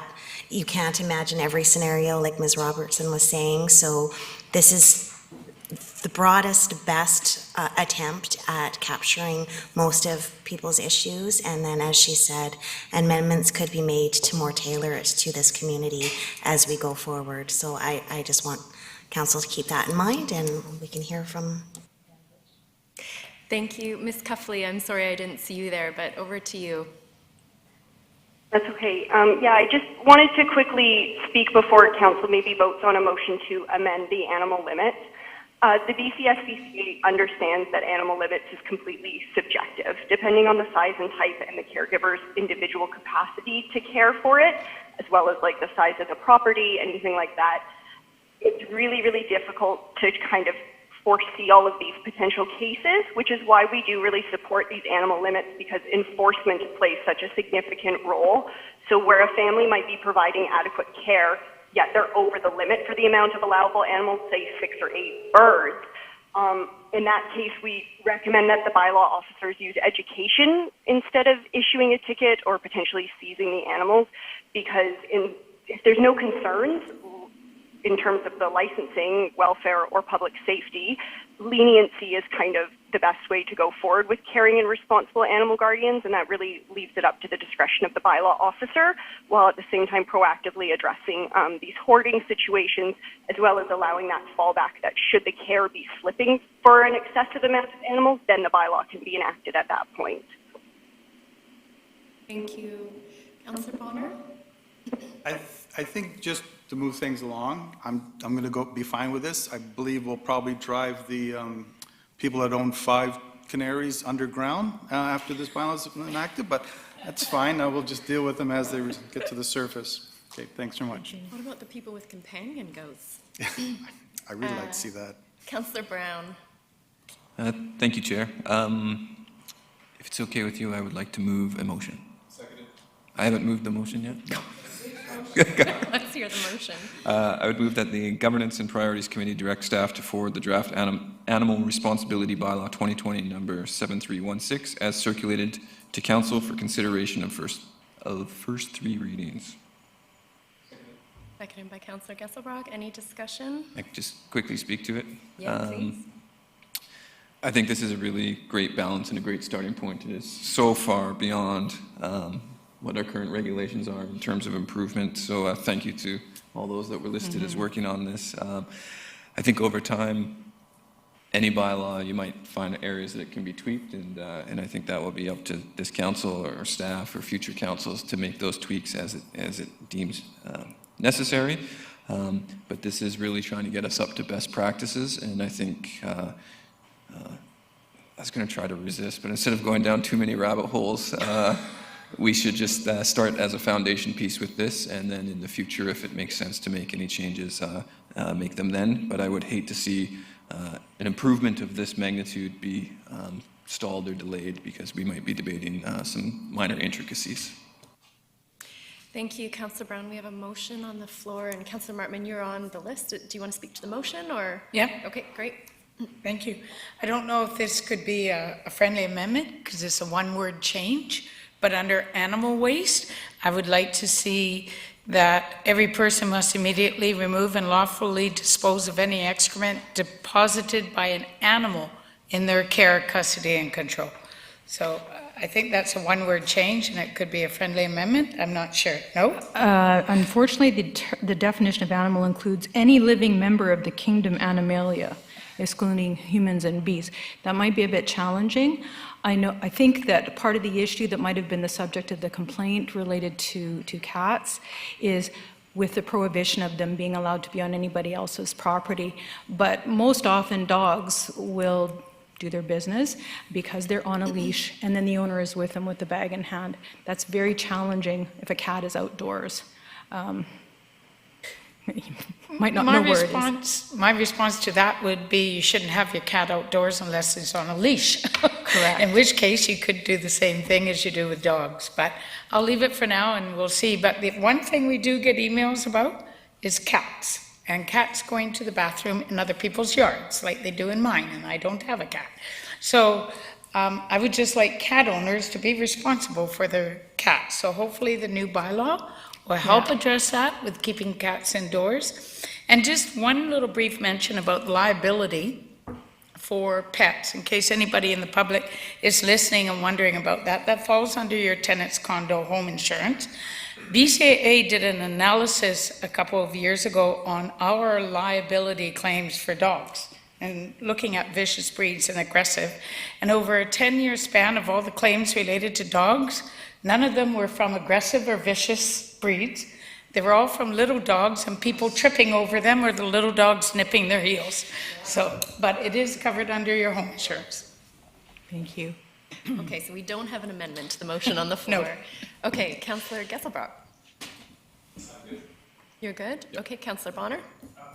Thank you, Chair. I just wanted to thank staff and all the people that you were working with you for this bylaw. It was a really good read. I did learn something, and thank you to the SPCA and Leon there, that our world famous Mr. Fred Penner is wrong. Cat actually sometimes doesn't come back next day. So thanks for pointing that out. Thank you, Councillor Bonner. Okay, I'm going to call the question on the motion, which is the first recommendation in our agenda. All those in favor? Any opposed? Okay, that carries unanimously. Thank you. Thank you, Council. Thank you very much, Ms. Robertson. I also want to commend staff. I know it's been said, but this was a thorough report with a ton of stakeholder engagement, so really appreciate that. Residential waste collection post-implementation review, Mr. Sims. Thank you, Madam Chair. Welcome, and I regret that Councillor Brown stole my rabbit hole reference, because that's where we're going next. Let's down another.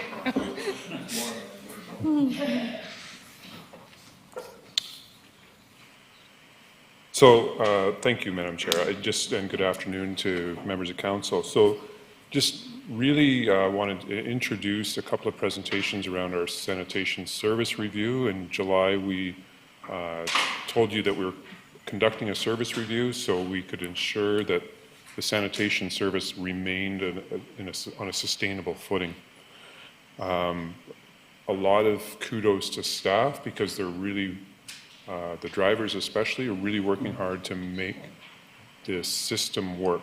It's a challenging job, and it feels sometimes like we're sort of on our back foot. That seems to be a metaphor that we've been using lately. And the intent of this service review is really to try and get us back on our front foot, to try and elevate our capacity so that we're not seeing some of the service disruptions that we've seen over the last little while. So in some ways, the entire transition to automated collection has been a resounding success. We've seen an increase in use, but also an increase in diversion from our landfill. So we've interpreted that, at least in the earlier part of the time, to be more use of the curbside collection service and less self-hauling.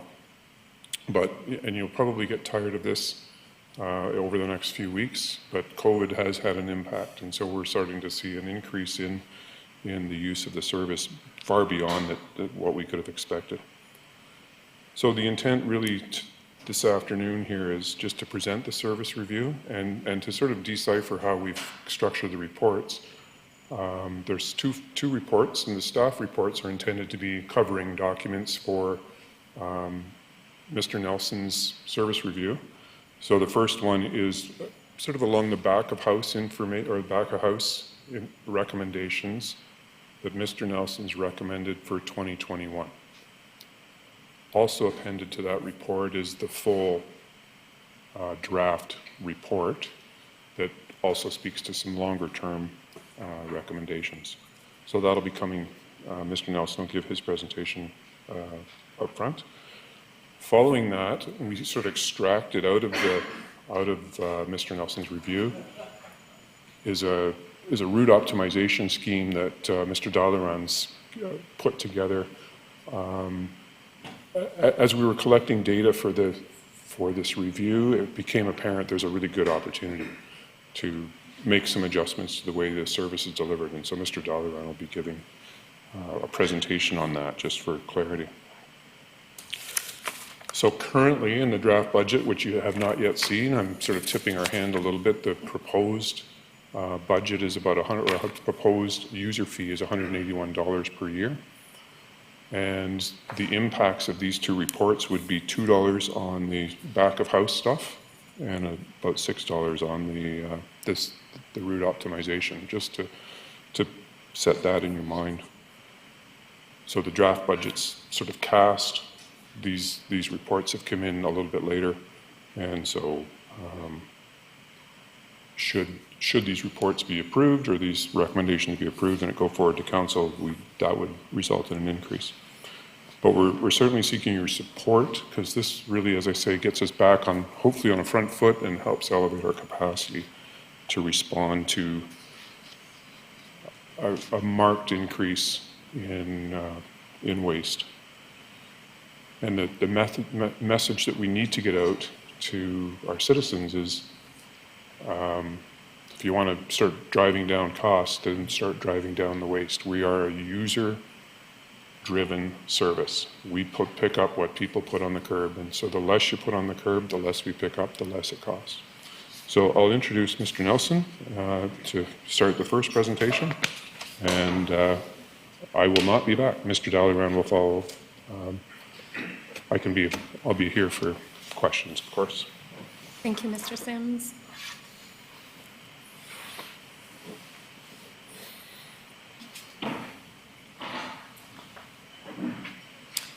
Thank you. Welcome, Mr. Nielsen. Thank you, Madam Chair. Great. And thank you to Mr. Sims for that introduction. Very happy to be back here in front of committee.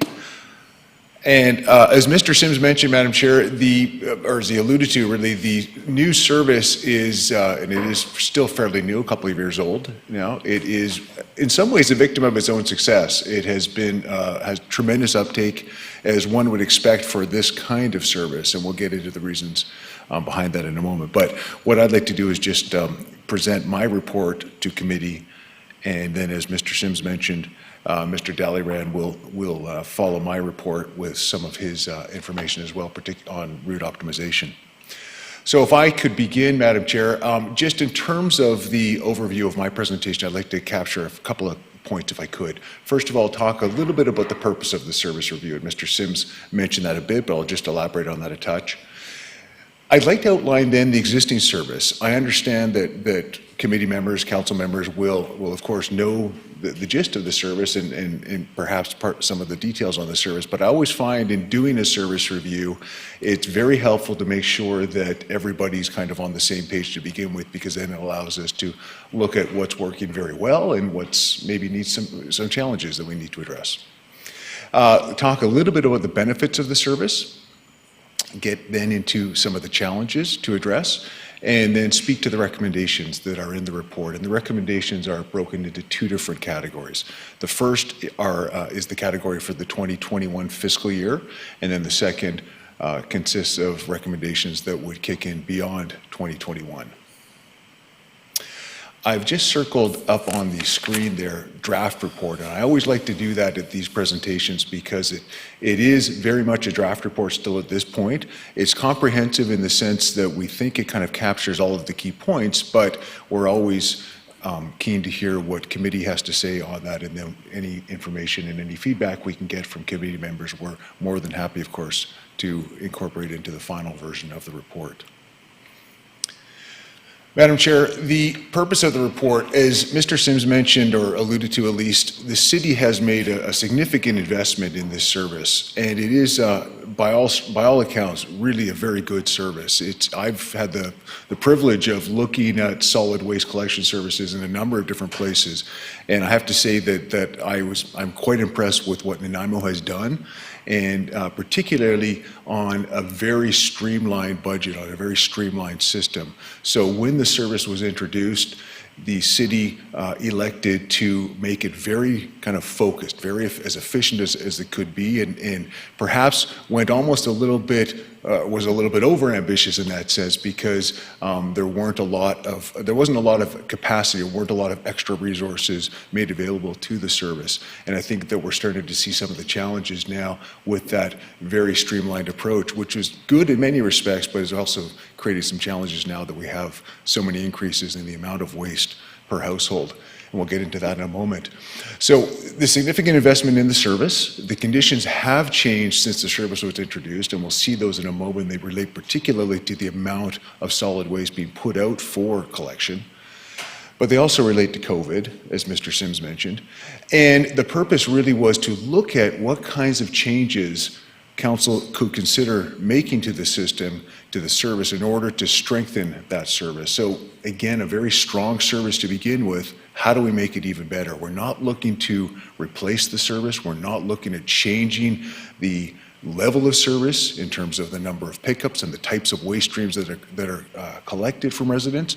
More just to say we've got a very good service in place. How do we make it even better to make sure that it is as efficient as possible, and to make sure that it is sustainable, and sustainable in the sense that it has the resources and the capacity it needs to make sure that it can meet the service needs of the residents of Nanaimo with a particular level of staffing that doesn't have to incur a tremendous amount of overtime, with vehicles that are working well and being maintained properly, and so forth.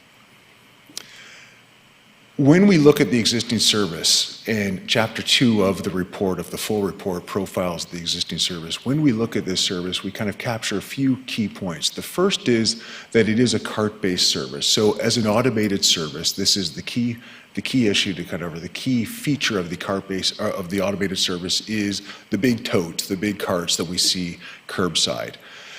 And council will know then that we've got an automated service with the carts, and we've got the vehicles that are equipped with the particular lifting devices, the hydraulic arms, which pick up the carts, tip them into the vehicles, and replace the carts to the curb. So the driver never leaves the vehicle, and that's one of the big changes, probably the biggest change to that the city has experienced from the manual system to the automated system, and that is the same across all cities that go in this route.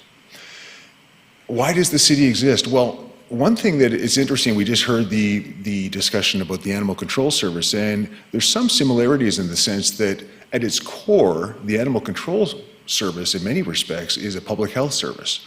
And really, we're dealing with that in this case too. So when we look at solid waste collection, we're dealing with primarily a public health service. How do we, as a local government, pick up from our residents all the different streams of solid waste and dispose of those or recycle those in a timely manner? How do we kind of ensure that all of that waste is taken and dealt with properly?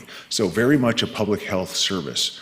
It's also an environmental service. So there are lots of different environmental goals, particularly related to diversion. How do we reduce the amount of waste that is generated per household? And how do we divert that waste that is generated from landfills into reusable goods and into organics that we can then turn around and put back into the community in more of a circular way? And then there are some community goals. How do we make it easy for residents to use? How do we make it a system that is very clean and orderly and keeps our neighborhoods looking good on collection days? Because we can remember back, and I can't speak for Nanaimo, but I know in other places with manual systems, it doesn't always look nice on collection days.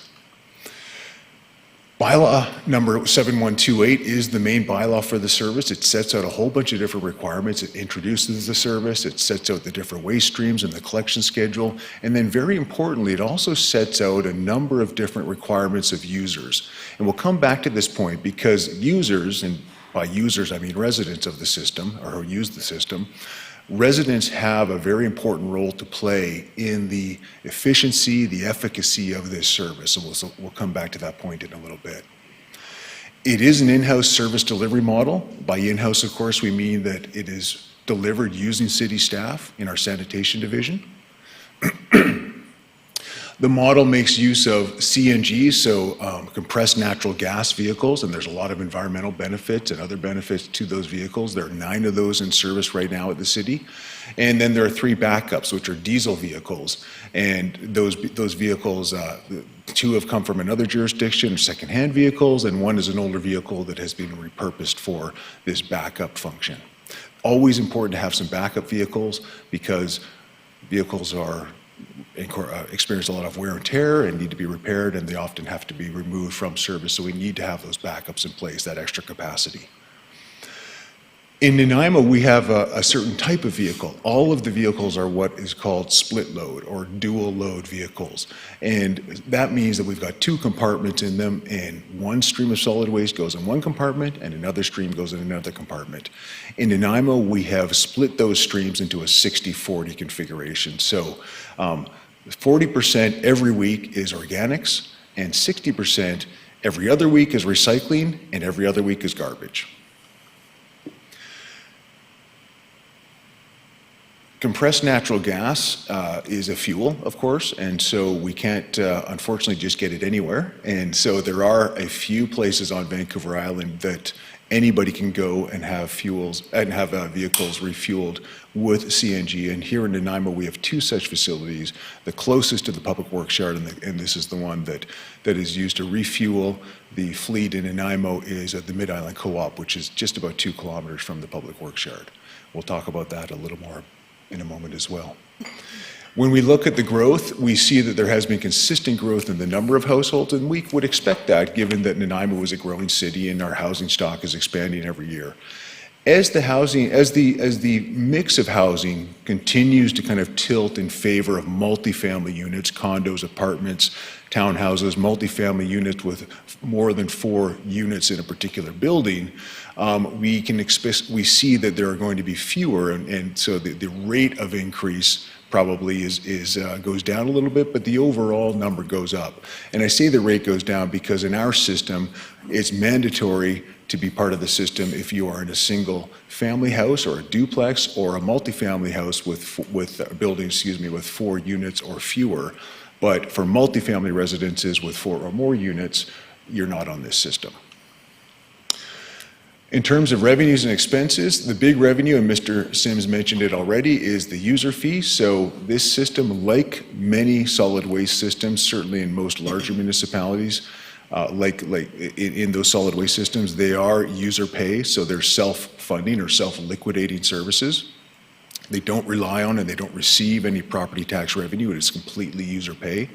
We see Nanaimo there currently at $170, and it is very comparable, very competitive related to some others. We see Saanich there at about $199, $200, Victoria about $222, Abbotsford about $220, and we see all those other places there, some on the island which are higher, a few which are a little bit lower. The other main revenue is the Recycle BC contract. I think Council understands that Recycle BC is the province-wide agency that is responsible for, and in fact that owns all of the recyclables that are created by households, by all residents in the province. So Recycle BC then is responsible for collecting and dealing with processing those recyclables from every residence in the province. And they do that by having contracts with different delivery agencies across the province. Until 2018, Nanaimo had a private contractor do the recycling. With the new system, Nanaimo staff do the recycling using the same vehicles. When we look at expenses, there are 4 major expenses. We've got our tipping fees, so when you collect the goods, you have to dispose of them either at the Nanaimo Regional Landfill or at the multi-resource facility run by Waste Connections, that's for recycling, or at the organics processing facility in the south of the city. So when you tip those, you need to pay tipping fees.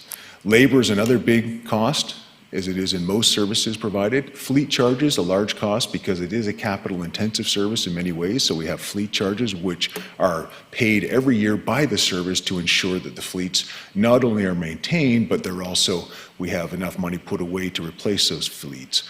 And finally, we have some debt servicing. When the city, Council may recall, when the city decided to go into this automated collection, the city decided to enter into some short-term borrowing to raise enough funds to buy the vehicles.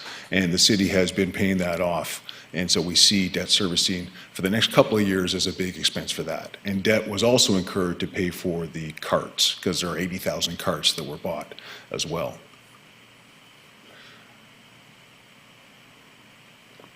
Madam Chair, I'll just mention that when we look at the materials, this part is particularly important, and Mr. Dalliran is going to spend a little bit more time on this. He's got some other very helpful charts on this, but I'll just mention here, when we look at the existing service, we see in 2018, when the service was fully implemented, quite an increase in the volume, in the weight of certain materials that were collected. So we see the biggest increase in organics. And that's primarily, well, it's actually for 2 reasons. One, because all of a sudden we provided every household with a fairly high capacity, very durable cart that they could fill every week, for pickup every week. And the second reason is the program which had existed previously to deal with kitchen scraps now increased or expanded to also deal with yard waste. So we saw quite an increase then in the weight of the organics collected starting 2017, 2018.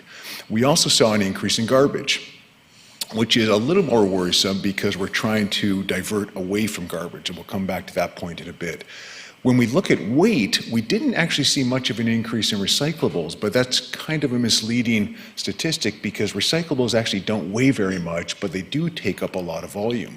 So when we look at materials by volume, and we don't actually measure recyclables by volume, and we don't do that because we are remunerated as a city, as a contractor to Recycle BC based purely on weight. So typically, we don't worry about the volume, the space it takes up. But we're now starting to worry about the volume, that is the space it takes up, because it's really impacting our capacity as a service. So when we look at the materials by volume, one metric that we can use, one measure we can use is to look at what's called the tickets. Every time a vehicle goes to tip or deposit a particular waste stream, it gets what's called a ticket, or a little chit which says you've delivered this to the recycling depot in this case.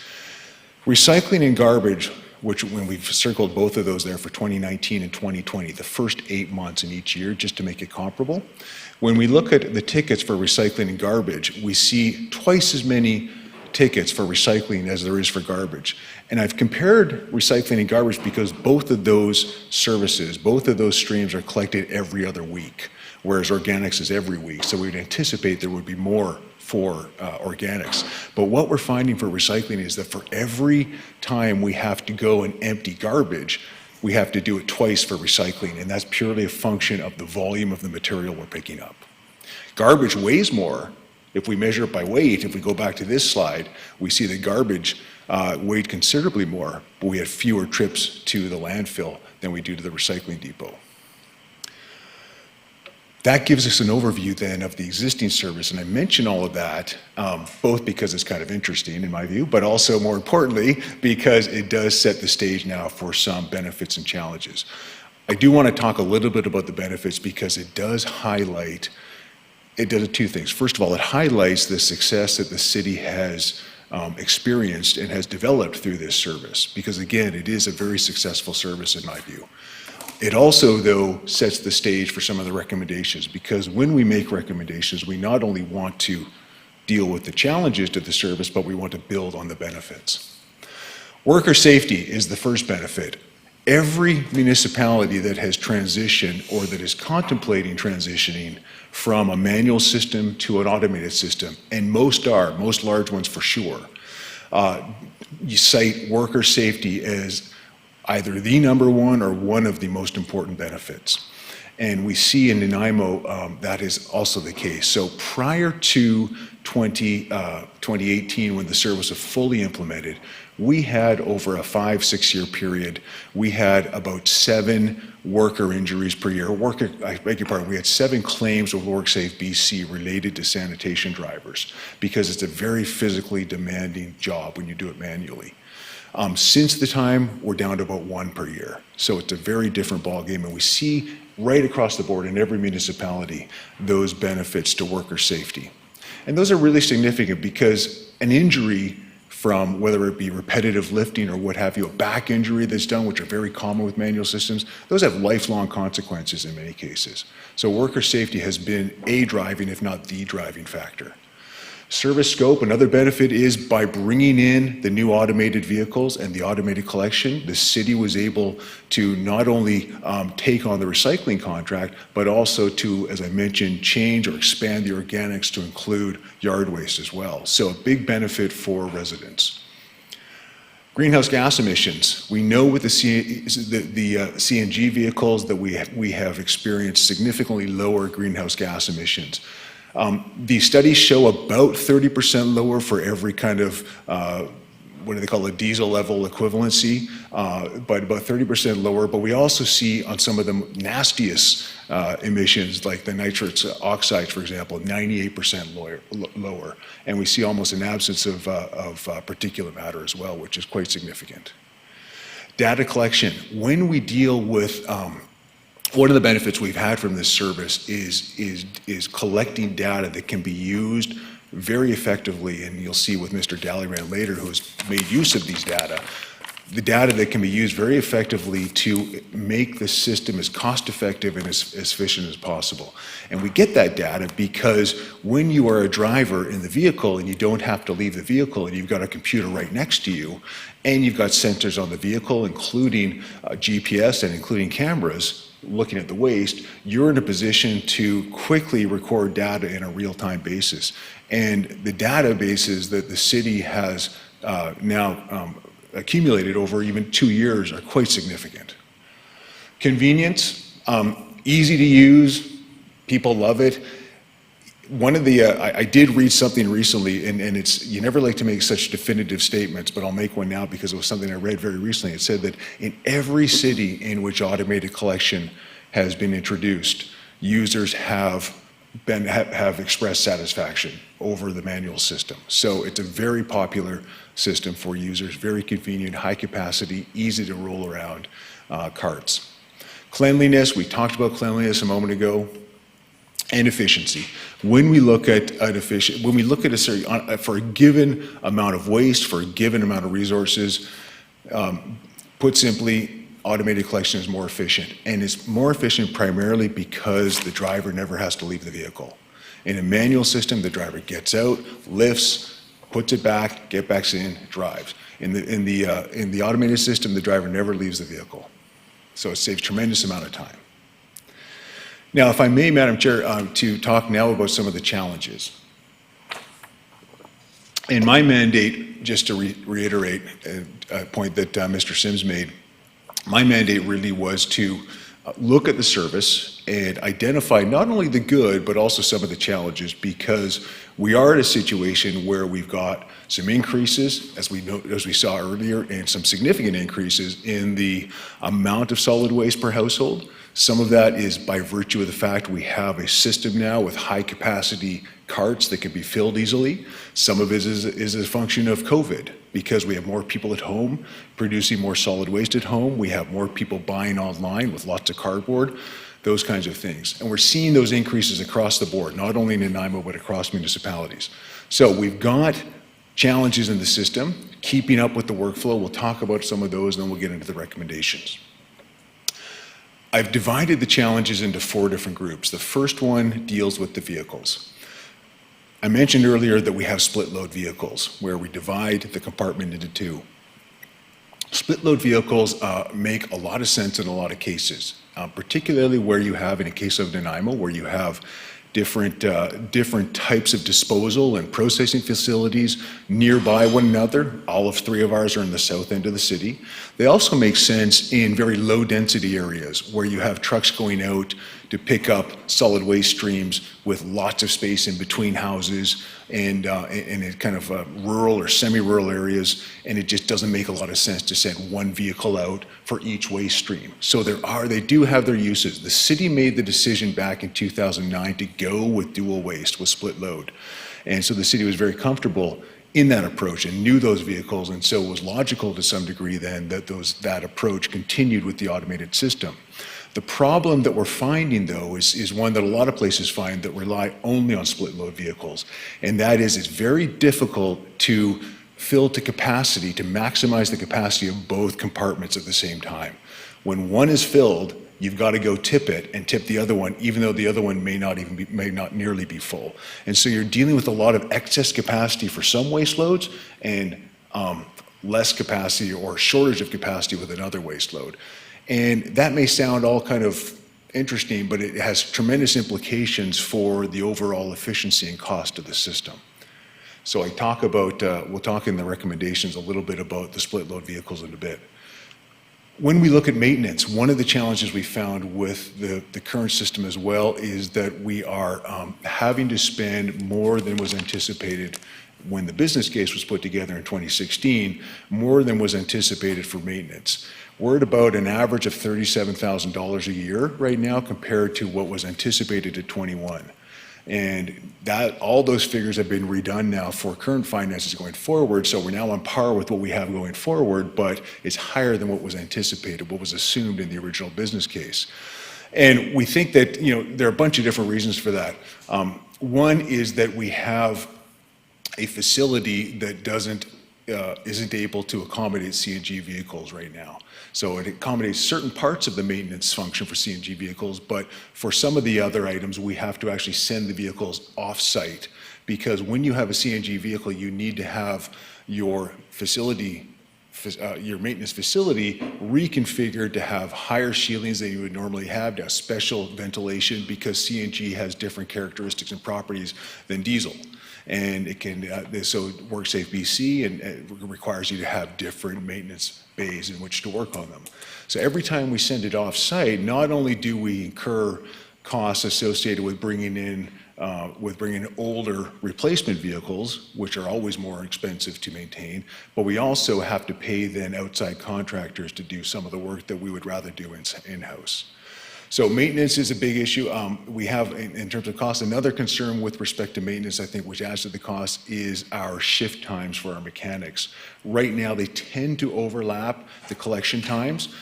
Fleets has done a very good job at creating some differences there, so we now have mechanics coming in at 5 a.m. to spend 3 hours doing preventative maintenance.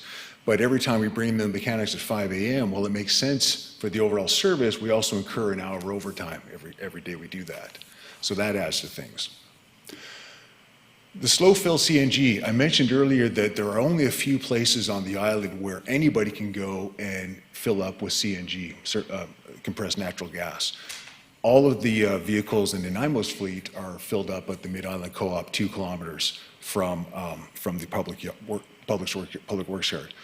Every time then, there are two issues to consider. First of all, you need to leave the site or you need to leave the route to go and get that filled up, and it takes about 20 minutes to fill it and then all the travel time to and from. So every time you need to leave the route to go do that, you are less efficient than you would otherwise would be. There are two types of fill. There's the slow fill and the fast fill. The fast fill is what's available at Mid-Island Co-op. That takes 20 minutes to fill a vehicle. That's ideal if you need to fill during a route because you want to minimize the amount of time that you're leaving the route to go fill. So that's our situation. A preferable situation is to have a CNG slow fill facility right on the Public Works Yard, where all the vehicles, just like this picture here, this is out of Kelowna, where all the vehicles can go and just plug in overnight while they're parked, while they're overnight, do a slow fill, which takes about 8 hours to fill the tank. But it's done in the morning, everything's filled, you leave, you come back at the end of the shift, you never have to leave the shift, you never have to leave the route, and you plug it in again for the next day. So that is something we'll come back to in the recommendations.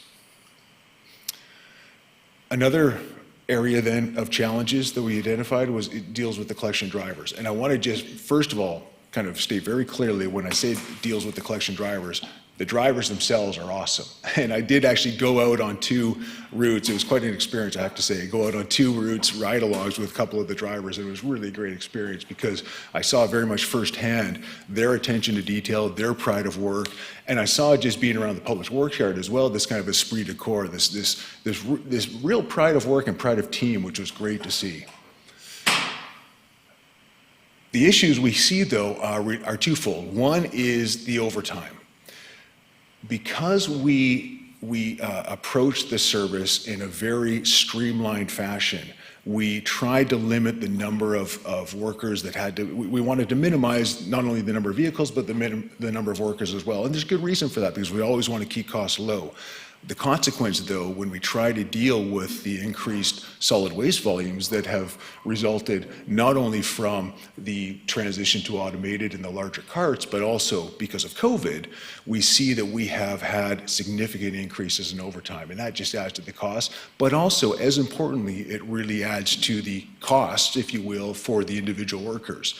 So, you know, when you're not getting your lunch break, when you're not getting your coffee break, when you're working a couple of hours every shift, that really takes its toll after a while. So it's not sustainable. We see the projected for 2020 on this graph here has actually come down, and that's awesome. And that's a result of Mr. Dalyran's decision and staff's decision to add in an extra recycling route, to bring back a permanent auxiliary worker who had, I think, out of retirement, if memory serves, and to come in and use one of the backup vehicles that deal specifically with recycling to kind of make it easier for all crews. So that's good. So we're going in the right direction. And the changes that Mr. Dalyran will bring up later will even take us further in that direction. The other issue with respect to drivers deals with driver training. When you start this kind of system, the vehicles are different than they were under the diesel system, under the manual system. The equipment on the vehicles are far different. The computers, all those things are different. All those things are new. Drivers do get trained when they start, but we need to have constant training. That's something that staff this past summer have started to work on a little bit more, so we're starting to get some of those resources. But we want to get driver training to deal with things like the computers. So we want to make sure that everybody knows how to use those computers because the data are so important. We also want to make sure that the drivers are very sensitive to the wear and tear on the vehicles. These are massively heavy vehicles. They drive over 16,000 kilometers a year. They stop and start all the time. They're in all conditions. They're on hills all the time. They really take a beating. But the way you drive them and the way that you can, we see this evidence from other places, the way that the drivers are trained to operate them can really have benefits for the wear and tear and therefore the cost of maintaining those vehicles. And they can extend the life of the vehicles, which is always important. Administrative assistance. When we look at the collection carts, we've got an inventory of over 80,000 carts. These are expensive carts. To buy the carts back in a couple of years ago, it was $4.3 million. So it's a big investment the city has made. Now, I will say happily, the city in its assumptions did an amortization period or depreciation period of 10 years. That's very conservative. In fact, they're going to last 15, 20 years. So the city will win on that one. That's good. But what they need and what every municipality that has gone to automated garbage or automated solid waste pickup has discovered is that you need to have some staff resource in place to maintain the carts, to administer the cart inventory, and all of the cart changes that occur over the life of the projects. And so this is going to be important for Nanaimo to tackle. Some work I just finished in Abbotsford on the exact same system. They've hired now a full-time cart administrator. Surrey has hired 2 full-time cart administrators because it just is a lot of work. Kind of adding new carts, repairing carts, dealing with phantom carts. Phantom carts are ones that, carts that are missing their radio frequency identification tag or they're misassigned and it creates havoc for all the data you're trying to collect. So there's so many reasons to have some capacity there. Finally, the last category of challenges relates to residents. I mentioned earlier that the users of the system have such an important role to play in maximizing the efficiency and the efficacy of the service. So the way that, and Mr. Sims kind of alluded to this earlier, the amount of waste that residents put out and a whole bunch of other things too. Residents are part of the solution. And we don't want them to be part of the problem of an unsustainable service. We need them to be part of the solution of a sustainable service. So we need to kind of make sure, to continue to make sure, because some efforts have gone on already, of course, particularly when the service was introduced, but we need to continue those efforts and make sure that residents understand very clearly and have the message repeated to them and they can learn it on a number of different items. First of all, cart holdbacks. When we look at the service now, and having done the 2 ride-alongs, I got to see this firsthand. You can see there's a camera on every vehicle, and as the waste is tipped into the receptacle, you can see how much there is and what's in there. And one of the jobs of the drivers, and this goes back to driver training, is to look for contamination, is to look for levels and all those kinds of things, and then enter something into the computer if there's an issue. Anyway, if you look at the amount of waste that comes out of every cart, you'll notice that in certain cases, a cart is less than half full when it's tipped. Every time a vehicle has to stop to pick up a cart, even if it's 10% or 5% of the carts on a particular route, you incur extra time and you take away from the overall size of the route that you could collect from, and therefore you're less efficient than you could be. So it is possible to work with residents to help them understand kind of, when to put your cart out and when to let it sit.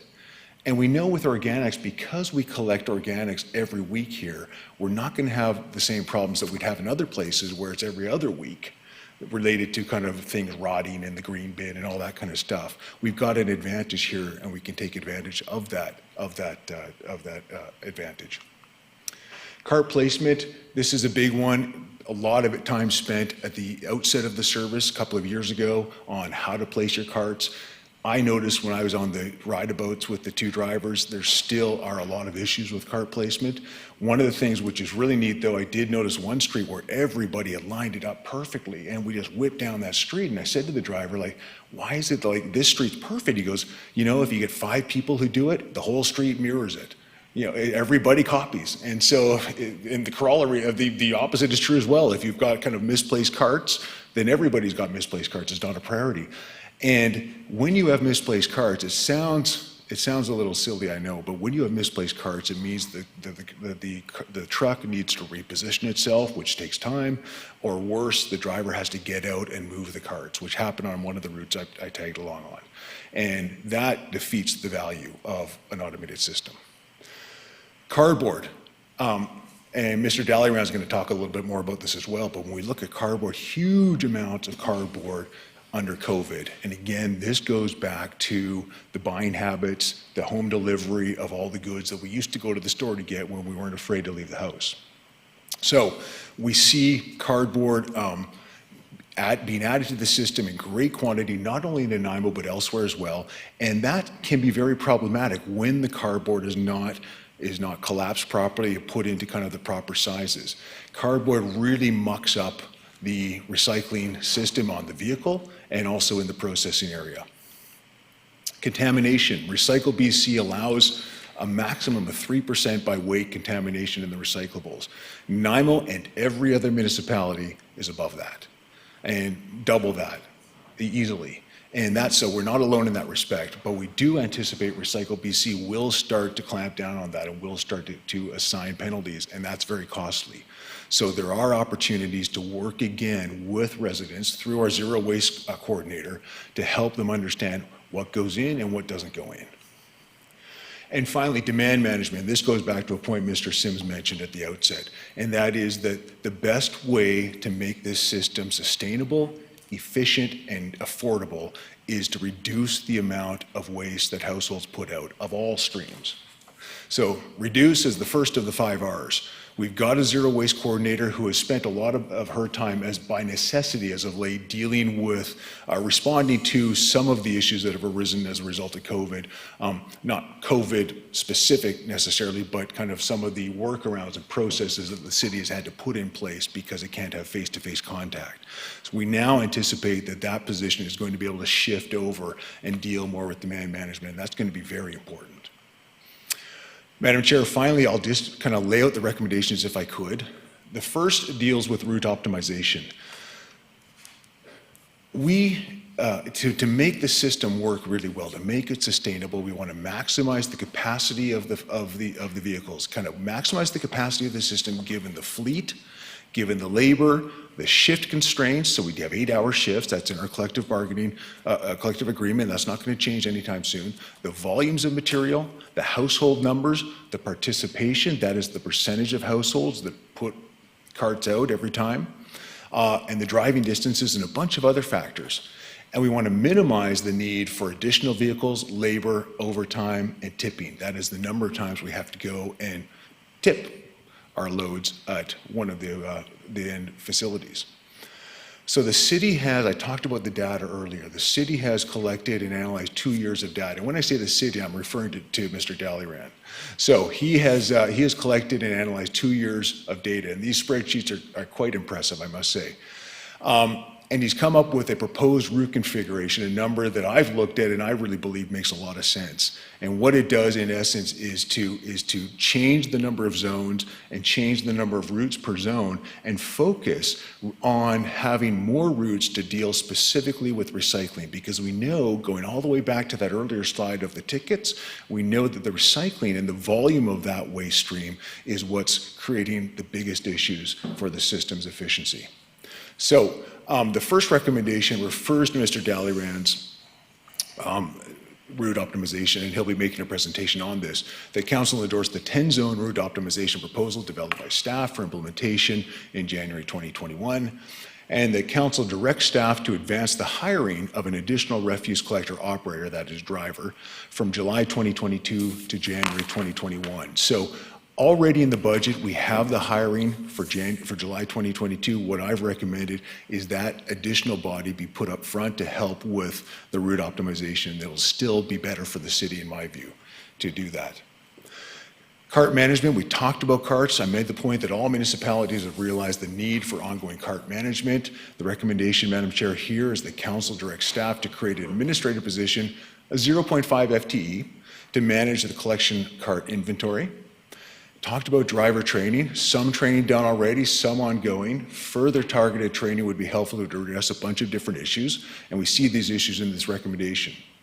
That the city that the city develop and provide targeted training to refuse collector operators on a variety of topics, including, first, the proper use of the collection vehicles' onboard computers to bolster the city's data collection efforts, data being essential to the sustainability and success of this service. Second, the proper operation of the vehicles to reduce wear and tear and to better manage vehicle repair and maintenance costs. And third, the inspection of vehicles at the end of each shift to identify issues for mechanics to address prior to the start of the next shift. Fairly simple, that last thing, but very important. And in order to make the training most effective and most efficient, what we've suggested, because keep in mind that the collection is a 5-day-a-week affair, and so we don't have an opportunity to bring all the drivers together. So what we've said is, in the same way that we add a day to the shift every time, to the collection schedule every time there's a statutory holiday, what I've recommended is that we do that add an additional day, 1 day every collection year, to create a day specifically for group training for drivers. So the collection directs staff to add 1 non-collection day to the collection schedule each year to allow for refuse collector operator training. Data collection, I talked about data being critical to the system efficiency, and that every truck needs to have these computers. We currently don't have a truck, so there's a capital expense there. So the council directs staff to purchase and install an onboard computer for truck 317.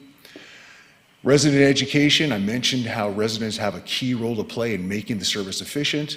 So I've got a 5-point recommendation here that the city develop and provide targeted education and information resources to guide residents in determining when to hold back carts until the following collection day, placing carts for pickup, preparing cardboard for collection, reducing contamination for recyclables, that should say, and reducing the amount of household waste generated. That last one, very important.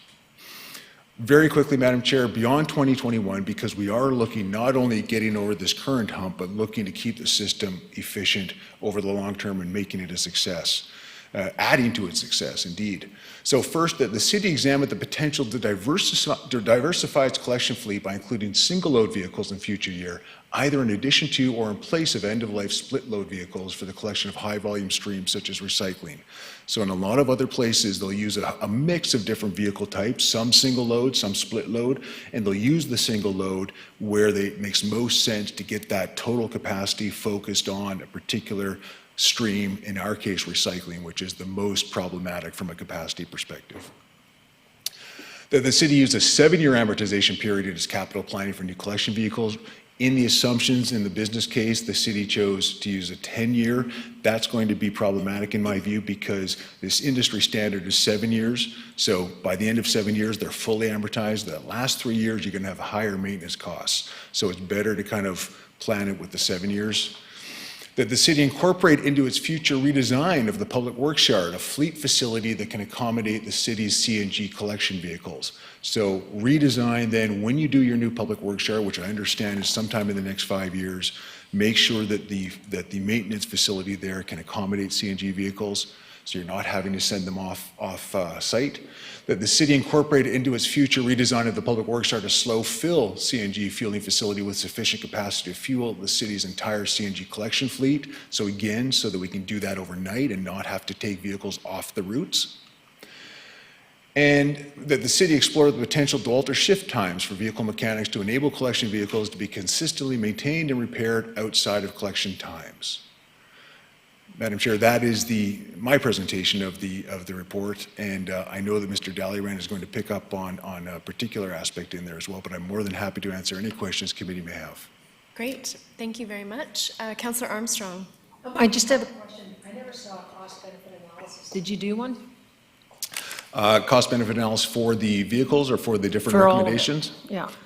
No, we didn't get into that. We didn't get into that level of detail. We did look at, in a general sense, of kind of what the different costs are, and the different user fees, for example. So we know, as Mr. Sims mentioned, that we're going to look at an increase in user fees, but there was no specific cost-benefit analysis. Thank you. That's always problematic for me that we don't get those, because I think that's really important for us when we make these decisions. You know, sometimes it doesn't justify it when you do the cost-benefit analysis. So thank you. Any other questions for Mr. Nielsen? We gotta start getting those. Ms. Gurry first, and then Councillor Bonner. No, Councillor Bonner can go first if he has a question for the delegation. I was just going to speak when you're finished. Okay, thank you. Councillor Bonner? Thank you, Chair. Hello again. Hello. Is there anything you don't consult on, or? Couple of questions. I have some questions for Mr. Sims, but we can do that later if you like. Do you know how much the city makes a year when we're swapping out the carts? Because generally there's a cost to do that. Did we look at that? When we swap out the carts, there's an administration fee of $25, and there's an upsizing fee on the garbage cart of $100, which is added every year to the user fee for that particular user. But the administration fee for swapping out the carts is $25. And does that fee, is it cost neutral in terms of the person to manage it? That fee could probably be increased. I know RDN now is $50. They've done it to $50. We didn't look at that in particular, but there's an argument to be made for raising that. Okay.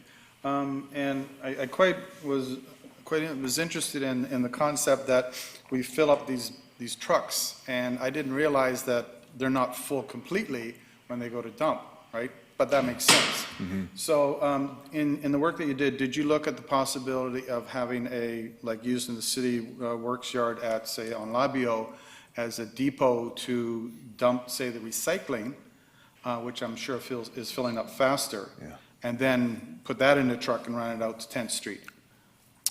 So in other words, creating a bit of a transfer station inside the public works yard. We did look at that briefly. The difficulty with that is twofold. One is that there's not a lot of space at the public works yard to do that. The second is that a lot of the routes are far enough away from the public works yard that it's almost easier to go and tip them at the MRF than it is. Now, for the northern routes, there may be an argument to that. But then we get into the issue then of having just, there's not, the public works yard would need to be redesigned to kind of create a transfer station there. So that's a possibility. I should mention as well that this report was, we did bring this together fairly quickly. It was about a 2.5 month report, so we may not have looked in much detail with some of the figures that were, or some of the questions that are being asked here. But you could look at that. I think that our initial look at that, our initial consideration of that particular issue was that the public works yard just is not set up for a transfer station to be put in there. Yeah, because I'm a bit concerned because we're going from 10th Street with recycling, and then we have to go all the way out to Duke Point to drop off the organics. Yeah, it's actually, if you look at the GPS data that the city has collected, it's only about a 3.5 minute drive between the two facilities, which I was quite interested in. And actually, when I drove the facilities, I found that to be the case too. But if you look at the GPS data, it's not as far as you would think, but you do need to tip the organics before you tip the recycling. And the difficulty there, of course, is that the organics are rarely full, whereas the recycling is always full with the capacity, which leads a little bit into that longer-term recommendation of looking at single-load vehicles that could do an entire route and then tip once, where a person's having to tip it twice. So if we went to single load, which is one of my other questions as well, would we look at then going to a 2-week period for organics pickup? You could. Kelowna does a 2-week for organics, but Kelowna also does a 1-week for garbage, so they're a little bit kind of dark ages. And I come from Kelowna. Yeah. So I mean, they've got that. Oh yes, the other thing is, when we first talked about this, it was actually the other council that first talked about the question of the RFIDs and the ability to measure to collect the data of what's being dumped in the bins, that sort of thing. But it also gives the opportunity to say, if I decide that I'm not going to take out my organics this week, I'm just going to leave it till next week, the ability to record that information. And therefore, I'm thinking that in terms of educating people to do the right thing is a little bit harder than actually paying them to do the right thing. And did you look at that type of scenario in your report? So the pay-as-you-throw kind of model is something that a lot of municipalities would like to transition to. Nobody's really doing it that well yet. we are kind of, like most municipalities, we're kind of moving in that direction in the sense with garbage at least, where we say if you want a higher capacity garbage bin, you got to pay $100 more per year, which is not insignificant on a $180 user fee. So the data right now aren't there to do the pay-as-you-go yet, but I think one day there will be the opportunity to do that. It's just not now, but down the road, I think that is something that would be very helpful to look at for sure. And if we could look in at it, maybe, I look at it as a refund more than a pay-as-you-go. Yeah. So you pay the full amount, at the end of the year, it's decided that you missed, 14, therefore you get a bit of a rebate. I think that would be more of an incentive, but no, it's just me. One of the difficulties, if I may, Madam Chair, one of the difficulties in doing the pay-as-you-go, whether you give rebates versus kind of charge extra, is one of the considerations, I'll say, is the cost nature of the service. So there are a lot of fixed costs in this service, both in terms of labor and vehicles. So when you have, if you are going to say to people, if you don't put out your organics, or if you don't put out a thing, we'll give you money back, that makes it very difficult for the city to do the proper financial planning, as opposed to saying, we're going to base this system on everybody having a certain kind of capacity to put out every year. Knowing that not everybody will, but we're going to base it on that, then we can accommodate extras and charge for more.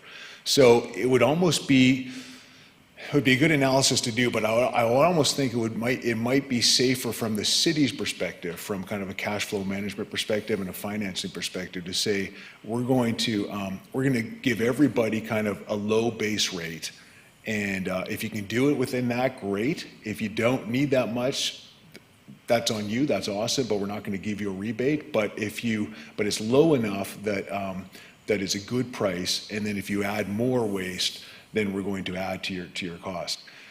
The other consideration to make with the whole pay-as-you-throw system is typically places that are moving towards that will focus, and I know this is a little bit backwards from what you're mentioning, Councillor Bonner, but they'll focus on charging extra for garbage, but encourage people to put out extra recycling and organics. So we get greater diversion.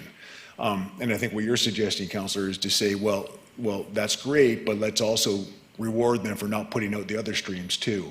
And you could do that, but I think my only caution would be on the cash flow for the city's perspective. Yeah, I was raised at that time as well. The final thing is in terms of the maintenance of the vehicles and filling and that sort of thing. I don't know if I'm stepping on anybody's toes here, but we already have a fairly large facility that maintains GNC vehicles called Bus Station. Mm-hmm. And I'm wondering if did you look at the possibility of combining the two? These are fairly large vehicles, and they're fairly good up there at fixing our buses. Yeah, we did actually talk to the region very briefly about, not about that particularly, but about looking at teaming up with them on different routes to look at, to take on extra capacity, and there was no opportunity to do that because of the way they've structured their contract. With respect to the maintenance, we do have our collective agreement right now in place, which does require that work to be done by our own mechanics. Mm-hmm. So there would be a whole different discussion to have around that. The other concern, I guess, is that the RDN facility, the BC Transit Bus Maintenance Facility, is 6.3 kilometers north of the city, of the Public Works Yard. It's quite in the north of the city. So that may have implications then for kind of availability of the trucks kind of on a quick basis, because you'd want to do them overnight. I guess I would also want to know too, does the BC Transit facility, do they have 24/7 mechanics or weekend mechanics?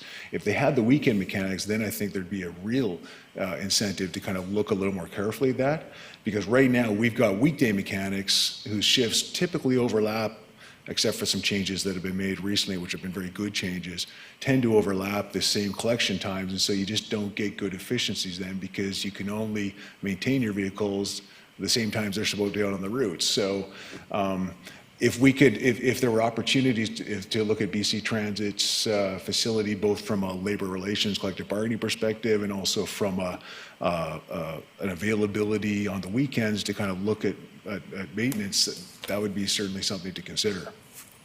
Thank you. Thank you, Councillor Bonner, for your questions. I have 4 people in line with questions, but Ms. Gurry, you wanted to say something? Thank you, Chair. There is a scheduled recess for 3 o'clock, splitting this meeting kind of in half. It is going to 5, and there will be some coffee and refreshments for you all.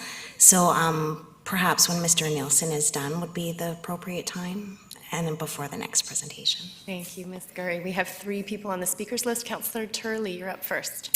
Thank you, Chair. Through you to Mr. Nielsen. With regard to the onboard computer that's needed, truck number 317, I'm having trouble figuring out which of the collection vehicles is 317. I know it's not the older diesel vehicle, because that apparently is 301. And I don't know if that's better for you or for one of city staff, because if it's for staff, I can wait. Yeah, I'll just ask Mr. Dellinger Okay. to advise us on the exact one. It's one of the older ones from Kelowna? Okay, thank you. Yeah, it is one of the older diesel ones that was bought secondhand from the Central Okanagan. Okay, so my concern about that is, first of all, I don't know how often it's used, and whether the other one, because we bought 2, I understand, whether the other one has a computer on it or not. And if it's not used a lot, and it was my understanding they were 10 years old when we bought them, I hate using the lifespan scenario, but how many more years is it likely to be able to get service out of them? I guess my logic is, why are we spending this kind of money on a computer that we may never use once that truck is out of service? Sure. I guess, do you want to comment? Sure. Go ahead. Thank you. These computers, we can take them from older vehicle and install them on a new vehicle. As we are retiring the older vehicles, then the value is still going to be there, because we can take them and install on new vehicles. But also in the optimization presentation, I will state that we need to use more often these backup units to be able to take the new additional routes and put the truck over there. Okay.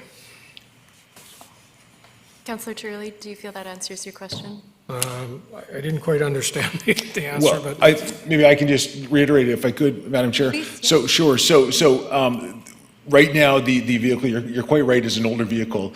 In 2022, there is going to be a new vehicle coming in, Yes. and that's already been budgeted for. So the computer that would be used then for this older 317 could be taken off and put onto the new vehicle.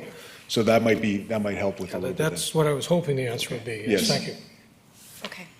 Thank you. Councillor Thorpe. Thank you, Chair. Through you. Thank you very much. I found this report very interesting and informative, Mr. Nielsen.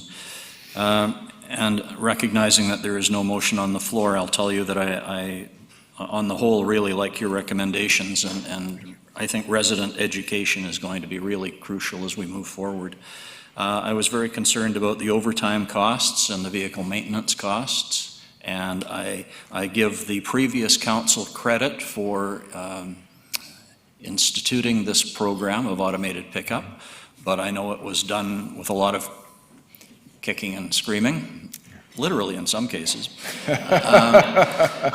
But you've referred to a streamlined approach, and I think that's a kind way of saying that it was budgeted in a minimal fashion, and we're finding that we're paying the price for that now in terms of wear and tear on vehicles and lack perhaps of staffing. So those are my comments. I do have a couple of questions specifically.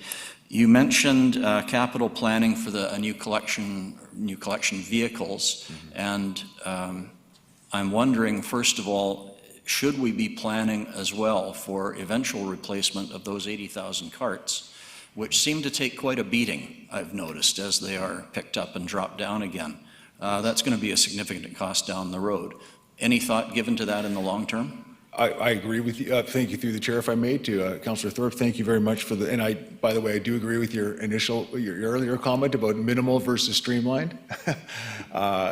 But I do, yes, the carts are expensive, $4.3 million to buy those. So they are, the nice thing about the carts is they have a very long lifespan, notwithstanding the wear and tear that they take as well.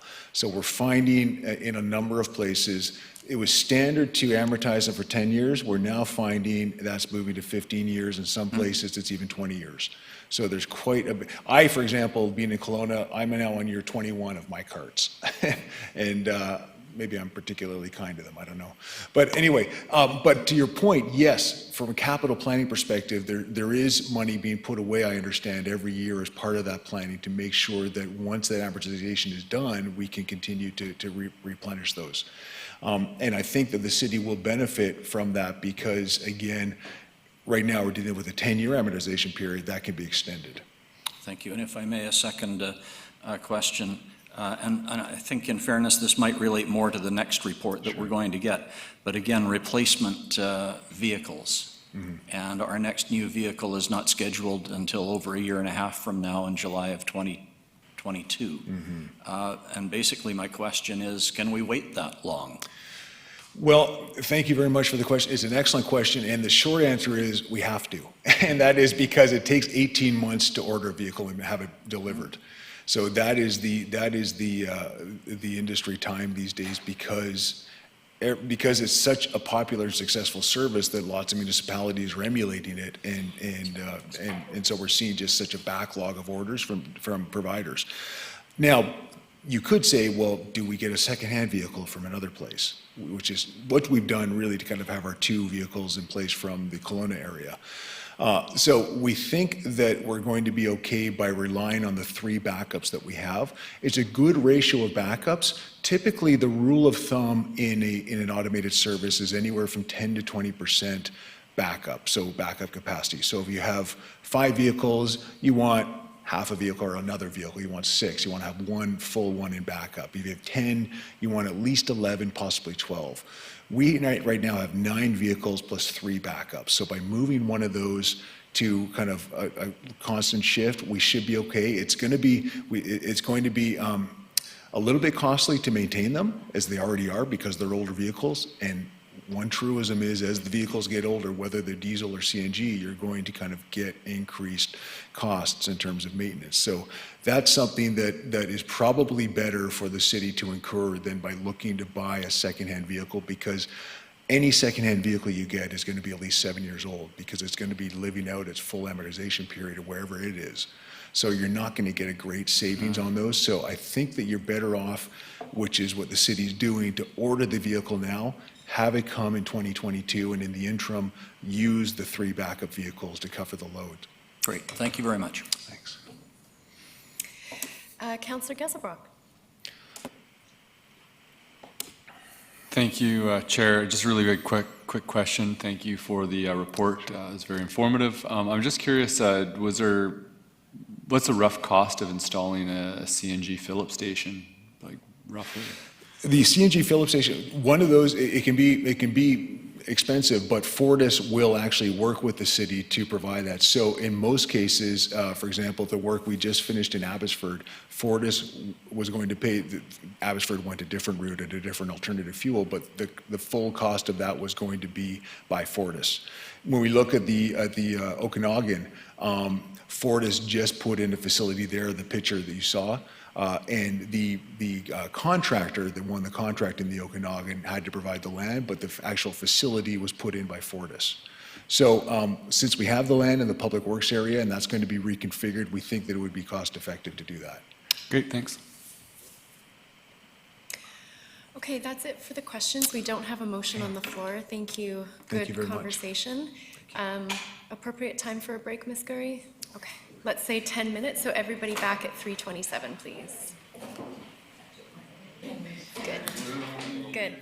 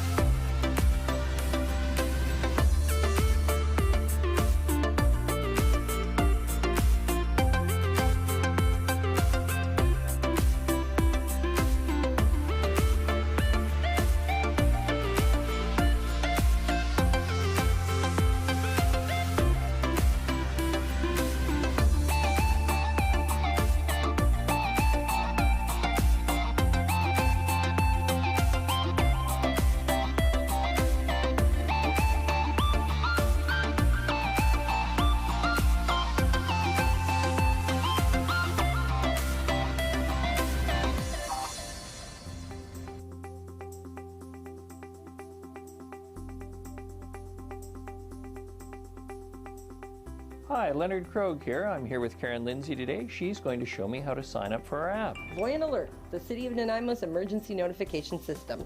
So we'll start by going into the App Store, Mayor Krogh. Done. Next, you're going to hit search. And you're going to search for the app, which is Voyant Alert. So it's VOYENT. Now you see, it's already selected it. Click there, hit get, and then we're going to install. And why are we downloading this app? We're downloading that so that you can get this onto your phone system, and what it will do is it will send you a push notification out. So if the City of Nanaimo issues an emergency alert, it will actually push the notification out onto your phone. The really nice part of this app is that it's anonymous, so it goes by postal code. So we're not requesting you to put your name or personal information in, it just works off of the app through your phone system. There are also, if you have family members or friends that maybe don't have a smartphone or would like another way, you can also sign up online or call our Public Works Department, and they have phone and texting options available as well. So there's lots of options for people depending on what their needs are. Fabulous. So you can rest with some comfort knowing you can find out what's necessary and know that people who are important to you are notified. Absolutely. So now you have Voyant Alert on your phone. And now just select open. So the next thing you're going to do is you're going to tap in the postal code that it's prompting you. All right. So you just click on there and start entering. And then find on a map.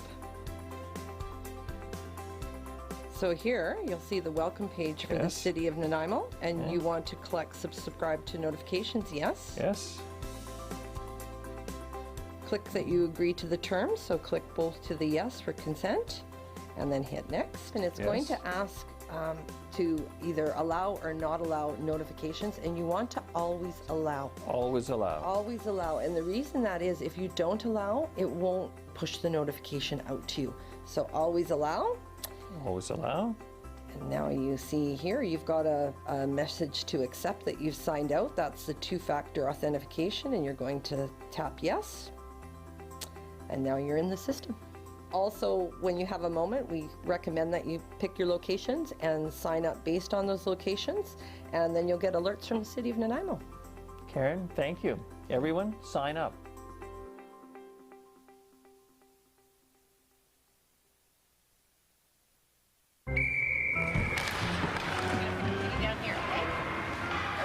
Hey, Tiana. Hey. It sure is the coldest rink in town.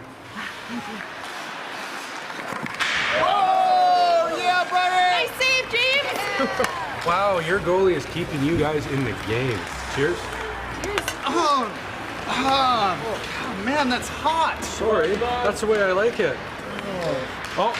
Go, go, go, go, go,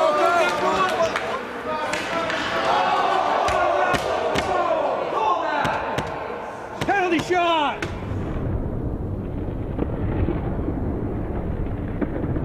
Scalds from hot drinks are a leading cause of hospitalization for children under 5. 2 minutes, stand in the front, unsportsmanlike conduct. Hot tea and coffee will cause serious burns to a child in less than a second. Got a kid? Use the lid.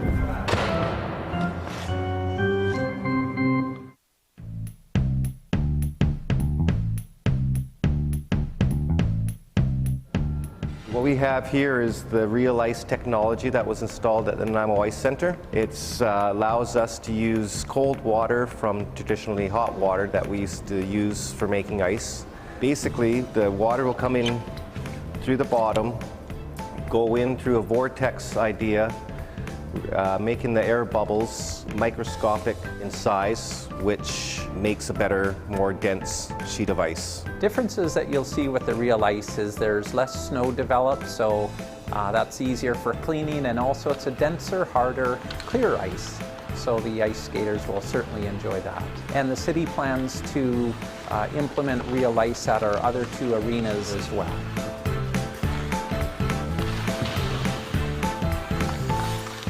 Some of the other efficiencies we've implemented in this facility are LED lights in some areas, and we've also, in the last few years, installed a higher efficiency refrigeration system, which lowers our energy costs. Both Zambonis at our facility are now electrically operated, so there's no harmful emissions, and they're very quiet as well. So what this means for the city is that we're able to use less energy and also reduce the amount of greenhouse gas emissions, which is more beneficial to the environment.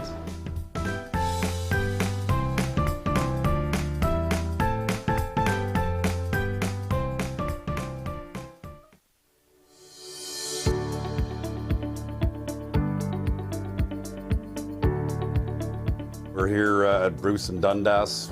Somebody's stolen the street names that were here, so we're here to replace them. Our sign shop has just generated us 2 signs, so I'm going to go through the process of putting it together and reinstalling the street names. First thing, we got to center the signs. We do everything on this truck. We've got all the equipment on here to build, install, remove, repair, whether it's street signs, street names, posts, banners, Christmas decorations, and so forth. I'm going to basically just put the sign in the brackets, and we'll be doing both signs, of course. So I've got a cross bracket that I'm going to put in, and then add the top sign, which is this street we're on, Dundas. So already do the same there. We put the street that we're coming up to on the bottom, so they all basically have the same. The cross street will be on the top. We got to put some bolts in to secure them so nobody will steal the street name. We're ready to go. Just put this back and we'll go out and install this where the missing one is. Every year we do what we call a stop sign survey, where we go around and check all the stops. We clean them, make sure they're in the right spots, in good condition, not bent, and we also clean the street names, make sure they're good. As we're doing that, if there's ones that we decide we want to replace, we do that at that time. This year we're looking at approximately about 120 sets. It's very expensive to do, but we're continually, weekly changing street names because of either them getting damaged or people breaking them and taking them. So I'll put this on, and then I put a bolt through to secure it to the post. There we go. And that's good, we're done. Dundas and Bruce Ave are now ready to go.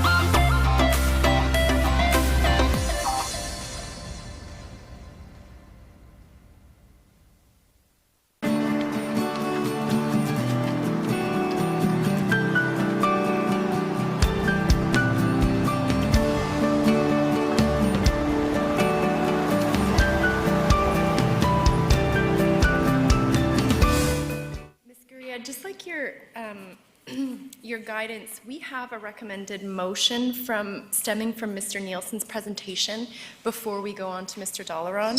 Should we have that motion on the floor and debated before? Yes, we should deal with that motion, and then we'll go on to the next presentation. Okay, thank you very much. So I have Councillor Armstrong. I wanted to move recommendation 1. Thank you, and seconded by Mayor Krogh. Would you like to speak to it? Yeah, I actually think it's a good recommendation, and I'm totally in support of it, and would like to even accelerate it faster, but I know that's not possible right now. And really want to thank everybody for all the work. It's one place where I get lots of really positive comments is how great our drivers are, so thank you. Okay, and Councillor Thorpe. Yes, thank you, Chair.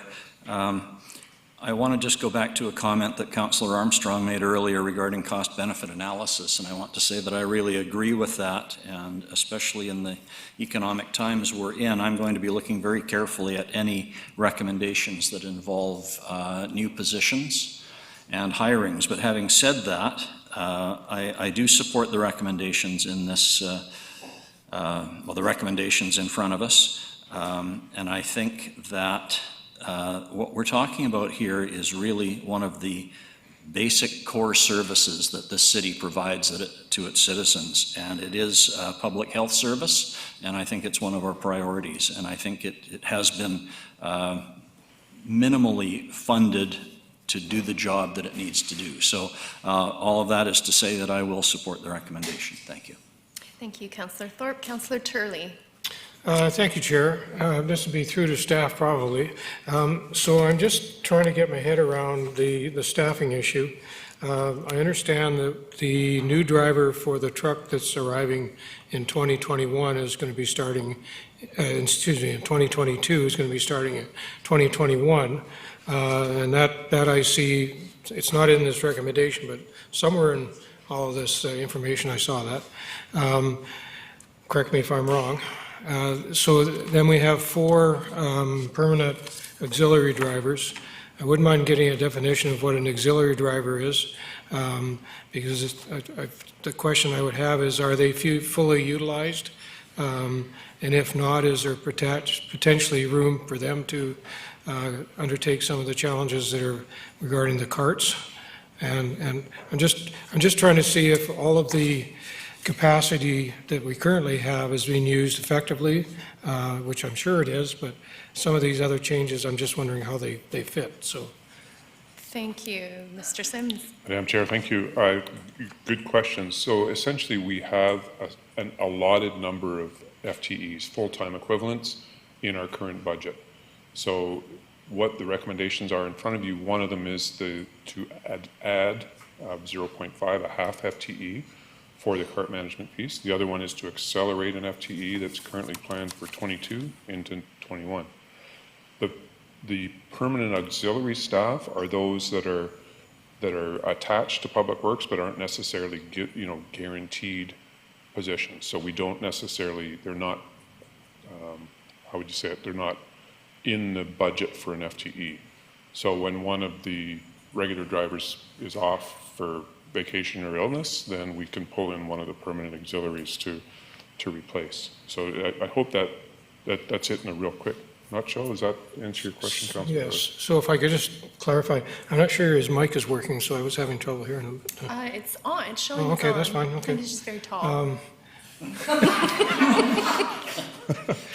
The mic is on. He's just too It may tall. be just me not computing. So Did you catch it all enough? pretty much. I just wanted to confirm that the part-time auxiliary drivers are only brought in when needed. Then, Correct. they're not on staff Yes. all the time. Okay. That's correct. That was my misunderstanding. Thank you. Okay, thank you. Councillor Armstrong. Follow-up for Mr. Sim, actually. We just got, I think it's $6 million from the province towards COVID and all that.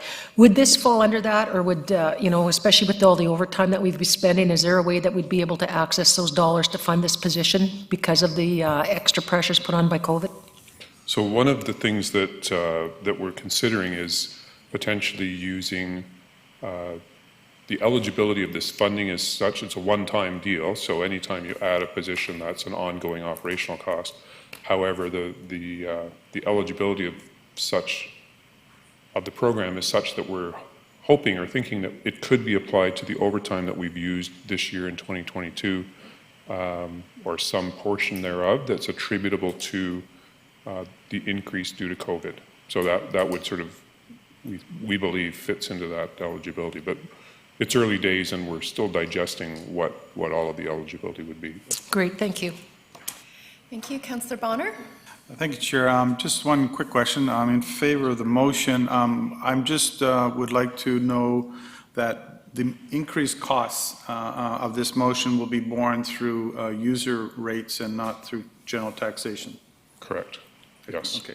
In both cases, there's two reports in front of you. In both cases, this is an increase to the user fee, purely for sanitation. Yes. And just for the near future, will we know at some time, I'm not sure if we know it right now, whether or not the cost for waste collection are completely borne by user fees, or do we augment them to a certain extent? There are some minor but the collection service, the picking up and delivering of the three streams to their endpoints is entirely funded by user fees. So there's some parts of the sanitation group that is funded by general taxation, but not, maybe more general in nature, such as picking up downtown cans as an example. Those are funded from taxation. Okay, fair enough, thanks. Councillor Geselbrock? I'm supportive of the recommendations, and just have a few questions. I think, one, what we're seeing is that this program and service was underfunded to begin with, and it doesn't pay off to go cheap ever. And I think, too, we're also seeing that with COVID and just in general, there's an increased consumption of materials, and that's also problematic. And I think that it's important that we work with our zero waste strategy and find different mechanisms through education, through incentives, through systematic changes that we can make to drive that trend in the other direction. And that's very worthwhile investing in. I think when we look at the cost of the service per person, we're looking at an increased rate to $187 per household to have the service year-round. For somebody to come every week to pick up your garbage and your compost, that's a really good deal. That's a super good deal. And I think that we need to make sure that it is properly funded, and we're not only meeting the public health responsibilities, but also the environmental health responsibilities that requires planning. One question I do have just around incentives of reducing the waste down. I know that we could potentially be looking at the waste hauler levy through the RDN being put in place, and I'm curious, does the city qualify, and is it considered a waste hauler under the potential new RDN regulatory regime, and will we be charged per volume or per weight of waste being produced? And if we are, that would be an added incentive for us to invest in education and programs to drive down that weight down, because at the end of the day, we'll be charged for how much garbage we're producing and hauling out of the city. It's a good question. We're kind of looking at each other, but I don't believe we'd be captured under that classification in the regional districts bylaw. Yeah, and I can say for certain, but I don't think we are part of that. Right. This is designed more focused on just collectors, not the city. This is more for waste collection contractors as opposed to the municipal service. Okay, interesting. Yeah, I mean, we're providing the similar service as a private, and I'm not sure where it does fit. So, from your understanding, we're not considered a waste hauler and have to pay that levy. That's what we believe so far. Subject okay, I'd be interested to question. confirm on that one for sure. Thanks. Mr. Rudolph. Thank you, Madam Chair. Just clarification on process. I hate to use that word, but I know we need to think of that a little bit. So. This is a committee meeting. It goes forward. You will receive the minutes of this at a future council meeting, but you need to actually deal with this at the budget meeting, which is the 30th of November. So this will be a part of the budget conversation that day and maybe ensuing days for how it fits in with the overall budget. So we will come back to you with how this fits into the budget at that time.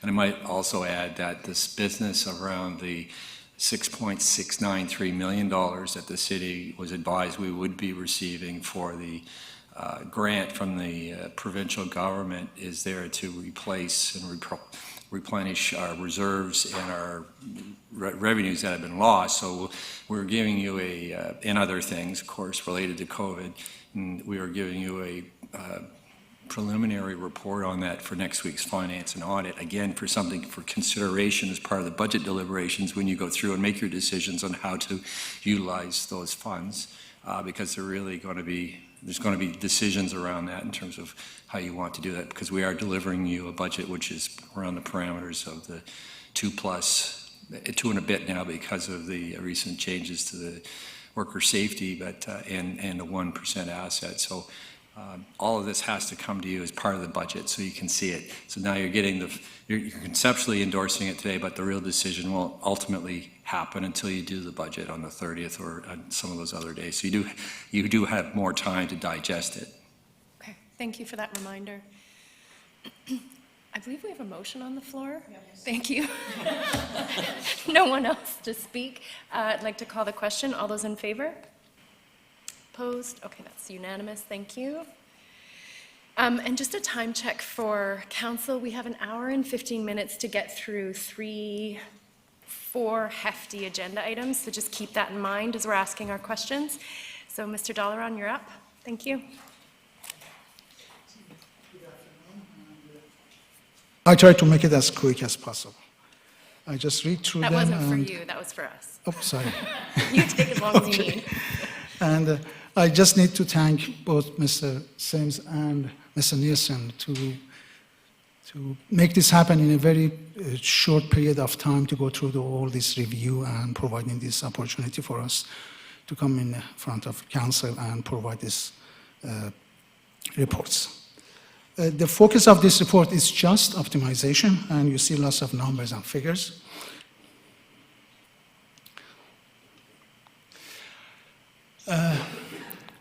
Since the introduction of the program, collection tonnage has continuously increased, while the number of service users grows around 6% from 2017 to 2020. In 2020, we had recyclable materials that would be collected per household 114%, and in total 120% of the ones in 2017. For landfill waste, we will collect per household 160%, and in total 170% of the total collected in 2017. And organics material will be collected 230% per household and 240% of the total collected in 2017. It shows a significant increase in the participation and material collected. And in total tonnage from 2017 to 2018, which was the first year of introducing the program, increased by 26%. From 2018 to 2019, an increase of 20% when the program fully was in place. And from 2019 to 2020, and this is also the projection that we have made till end of this year, it would be 18% increase. Then in total, collection tonnage will be 80% and per household 70% more than in 2017. This year, most of the trucks were full when unloading and landfill. The volume of recyclable materials increased significantly. It increased to the point that operator could not unload them. It forced operators to reduce the number of pickups to be able to unload the trucks, resulting in more travel to materials recovery facilities. In comparison to on average, it takes 360 hours per cycle or 8 hours per truck per day to collect our landfill waste, but it takes 415 hours per cycle or 9 hours and 50 minutes per truck per day to collect recyclables. Pandemic impact. In general, since the pandemic, municipalities across the globe, especially in North America and Europe, experience residential waste increase and commercial waste decrease.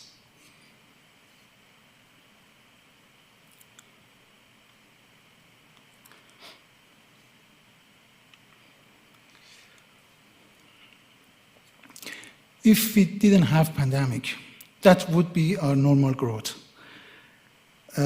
Province and regional district for the 2010 to 2025 forecast model, they have used scenario 2 in their forecast, which is an increase of 8% combined result of population and consumption growth. Considering the city of Nanaimo collection history and waste reduction and diversion targets. For this analysis, the growth forecast used is 4% growth for recycling and organics and 3% for landfill waste.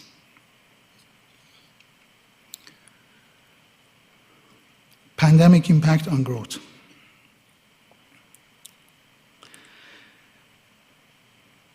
It is challenging to predict the longer-term pandemic impact. Therefore, staff developed 2 scenarios. In scenario 1, we have anticipated to go back to normal by 2022. And in scenario 2, the state of pandemic will continue in 2021, and 25 to 50% of the pandemic increase will continue, and then we go back to normal growth. And in this slide, I have stated the current operations and our capacity. We have 5 zones and 45 routes. Each zones are broken down in 5 routes. And we have 8 tandem axle trucks and 1 single axle with 9 operators. We are able to collect 8,900 tons of organics, 6,500 tons of landfill waste, 2,600 tons of recyclable, in total of 19,000 tons.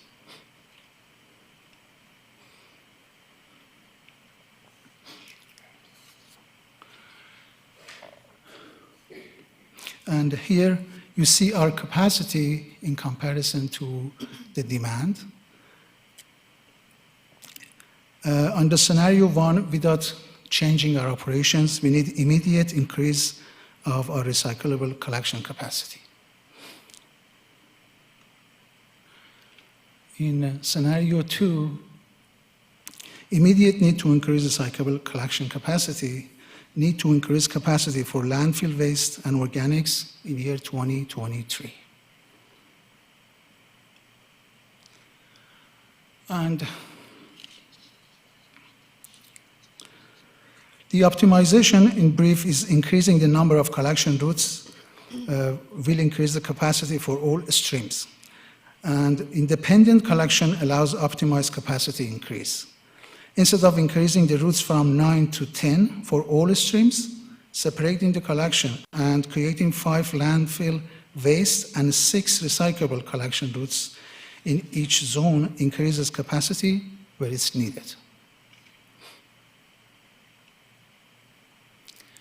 And this is the optimized operations. We will have 1,900 more tons capacity, 100 tons for landfill waste, 700 tons increase for recyclable, and 1,100 tons for organics.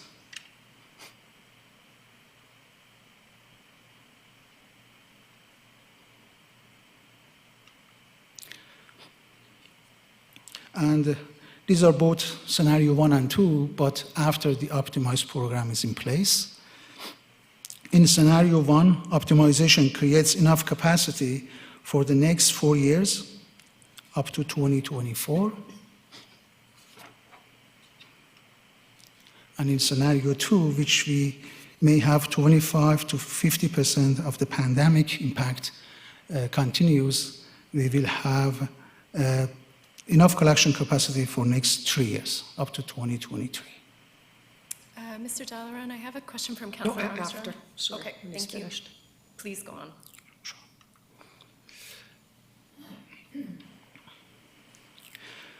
In optimized model, we have broken down the city in 10 collection zones. Every day collecting landfill waste and organics from one zone and recyclable and organics from another zone. Collection consequence would be zone 1 and 6, zone 2 and 7, zone 3 and 8, 4 and 9, and 5 and 10. And as it shows here, each collection zone is divided in 2 separate routes and 5 landfill waste and 6 recyclable zones. And advantage of optimization, it increases the capacity, 20% for our recyclable and about 10% for our organics, and slightly for our landfill waste. It maintains the existing service level. It allows the scheduling for adequate resourcing for each stream.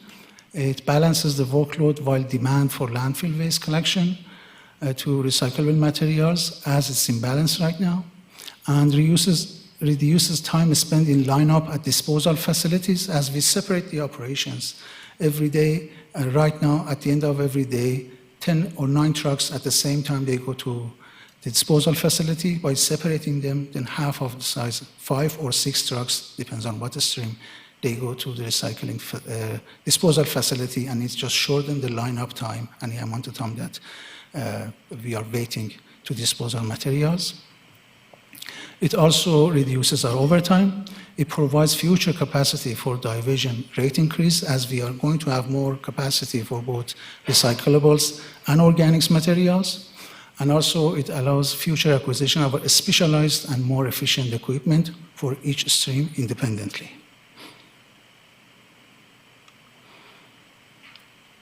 And service user experience.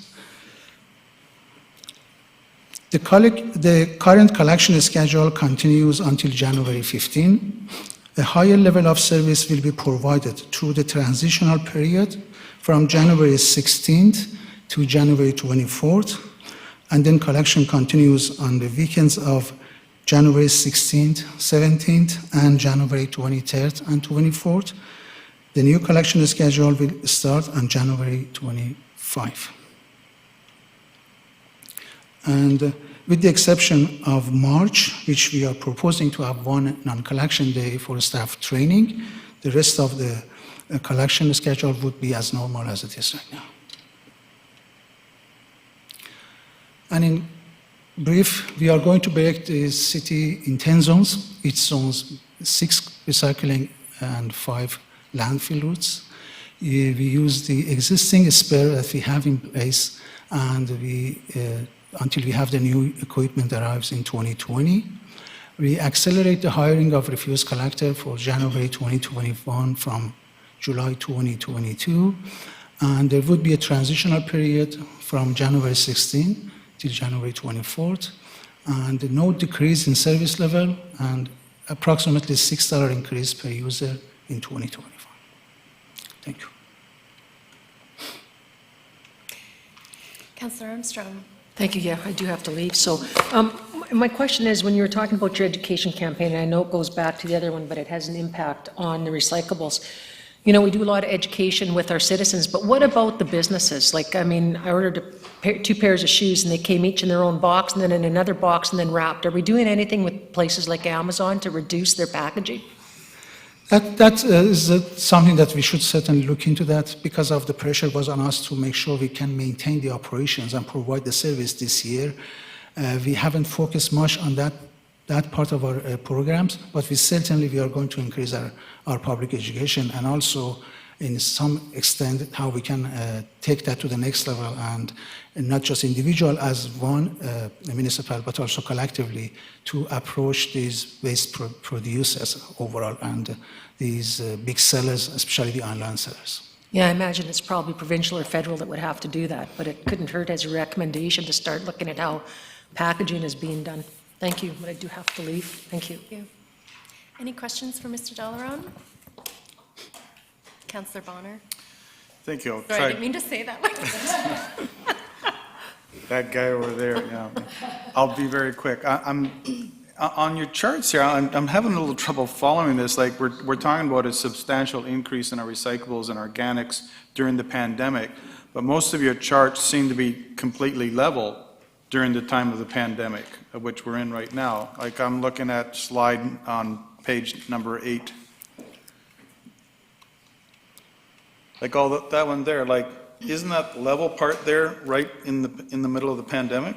Yes, because our anticipation is that 2020 and 2021 would be similar, except a bit more material in 2021 caused by just normal growth. But as you see, the comparison between 2020 and 2019 shows that we have seen 18% increase of the material collected.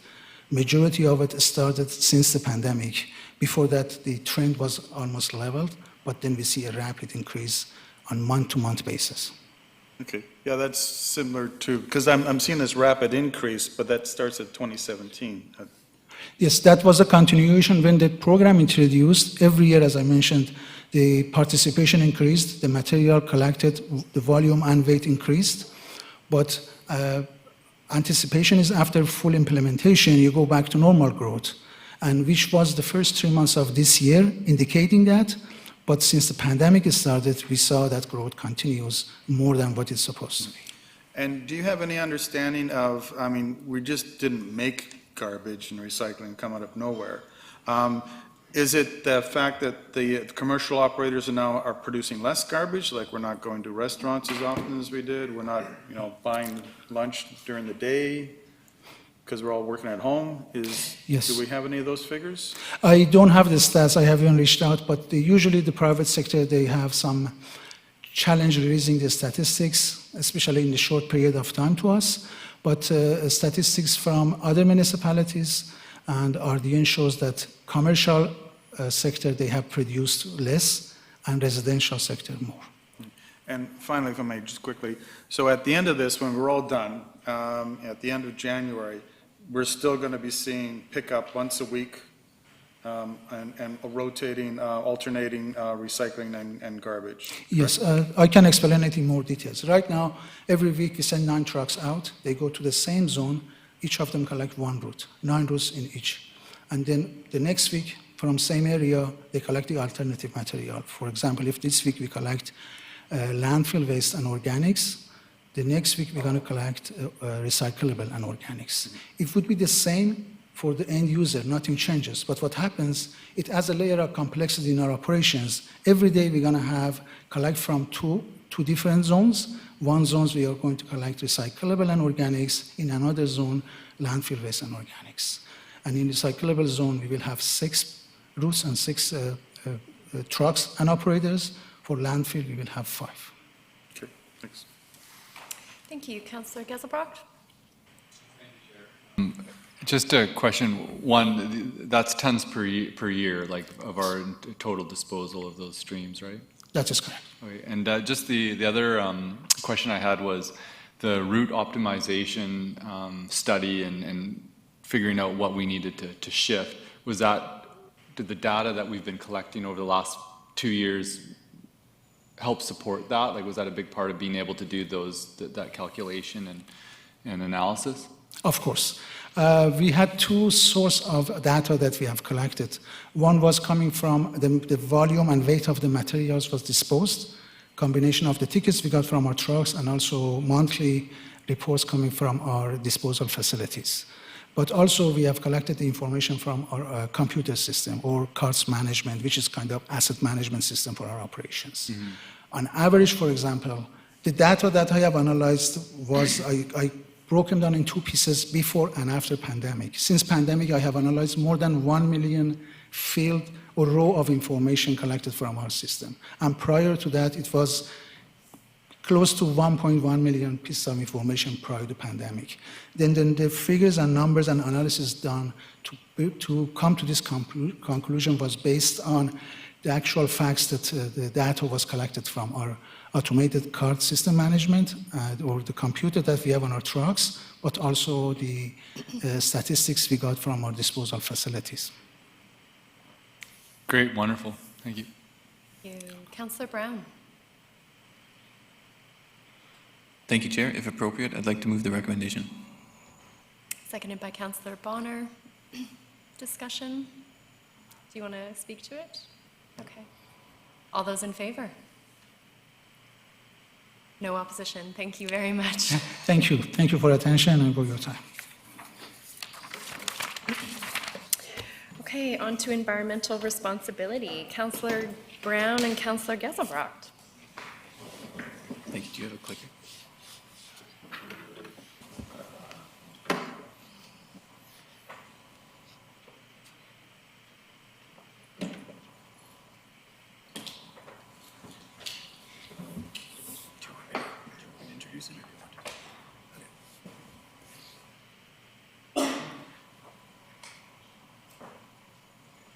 Okay, is this on? All right. Yep.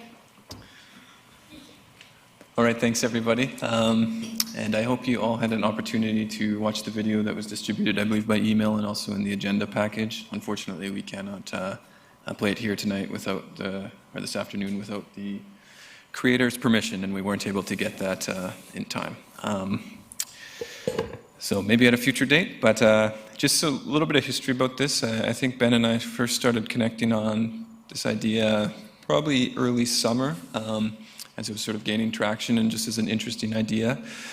But we were sort of talking about it in the lens of what was some conversations happening around the Environment Committee. About a year ago now, I guess, a comment by Mr. Wells, who I think many of you know, sort of talked about the importance of frameworks, and the committee sort of agreed, and staff put together sort of the basis of a framework in which we could start to orient ourselves and take a look at what was happening through different city initiatives and just organizing them in general. That conversation has sort of continued at the table, on and off with committee members, with this idea that we really do need a robust framework for tying, at that time we were talking about tying together the different environmental initiatives, and it also was an important communication tool that we thought would be useful for the public. That idea has sort of evolved, and it was sort of timely.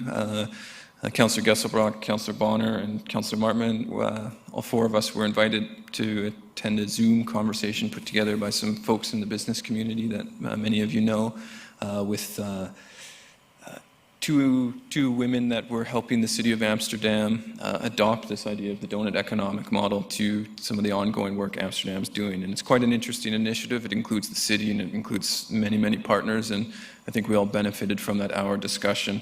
And so the reason why we've brought this here to you today is because the Environment Committee did put forward the recommendation that will be coming to Council, I believe next week, but I'm not totally positive.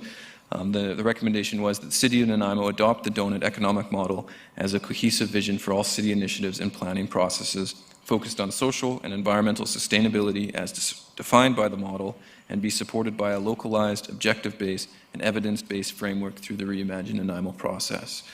The conversation with both the business folks and also at the environmental table seemed to really focus, deem it appropriate to bring it forward at this time as we're going through the Reimagine Nanaimo process.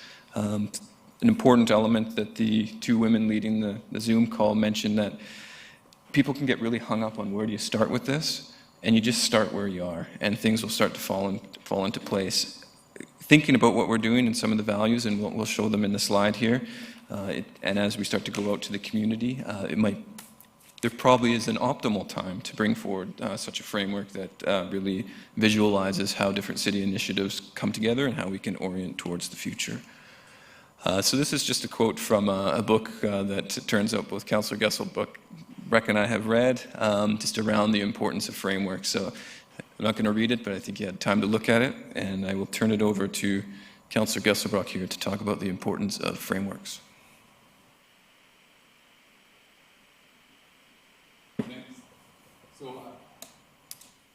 Just curious, did everybody get a chance to watch the video?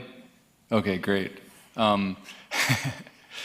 So yeah, in the Environment Committee, we have been talking a lot about frameworks and just being able to organize all the different initiatives and projects and programs One, to effectively communicate it to the public, just to sort of to be able to understand clearly what the general purpose and the vision of what we're trying to achieve, and then also to be able to support sort of internal organizing around priorities and where to put our energies. And I think in the Reimagine process, and something that council has like deemed quite important, is the need for target indicators. And really there's a lot of discussion and need to be able to tie your guiding framework with indicators so that you can track your progress and see how you're doing in terms of the effectiveness of your efforts.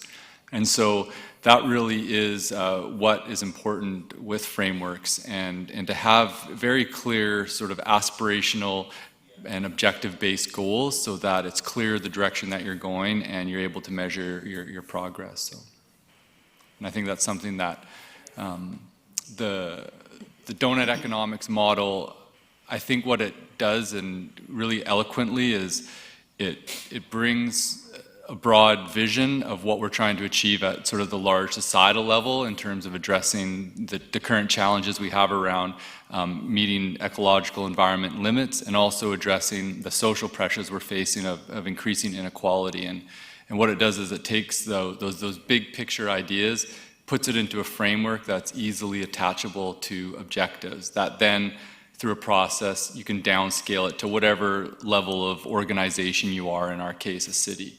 So it has a real large potential of creating from that quote, a sense of coherence from the top right down to the bottom, and a clear vision and direction of where to head.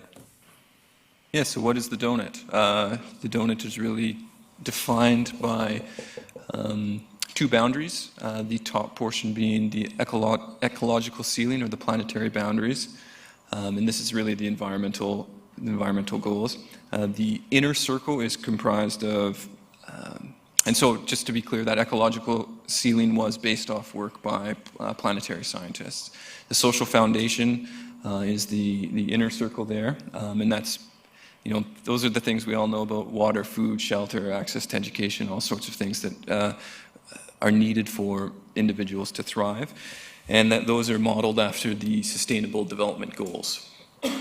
So the donut as a model is, I personally find it sort of interesting and also inspiring, is because it serves both as a vision, but also as a framework. And you can look at each of those segments. So we'll focus on climate change, because right now we're doing that Community Sustainability Action Plan. Through that, it's going to give us measures of how we track our progress, policy mechanisms to start to bring that down to living within our means in terms of that ecological ceiling and what is sustainable. And so that's one segment that we're tackling through the Reimagine Nanaimo process right now. We're not going to be able to tackle all those at once, and that was a really important messaging from the folks in Amsterdam, was that you just start chipping away at it. And we have a whole policy exercise right now that is going to cover a few of those segments, but then as you continue into the future, obviously some are applicable to the city level, some less so, and that becomes where the work around downscaling the donut. Sure, so the concept of downscaling the donut is really sort of how do you take this framework and vision that's written sort of at a global level and make it apply and make sense at the city level. And so this is the process that Amsterdam, Philadelphia, Portland went through. And basically, there's a group, C40 Cities, the Circular Economy Project. There's a bunch of groups involved with city planning that came together, and they developed a very set out methodology of how to go about engaging the community and downscaling the donut to your city planning. And what came out of that process was basically a vision statement that cities can adopt, and it's like, how can our city be home to thriving people and a thriving place while respecting the well-being of all people and the health of the whole planet.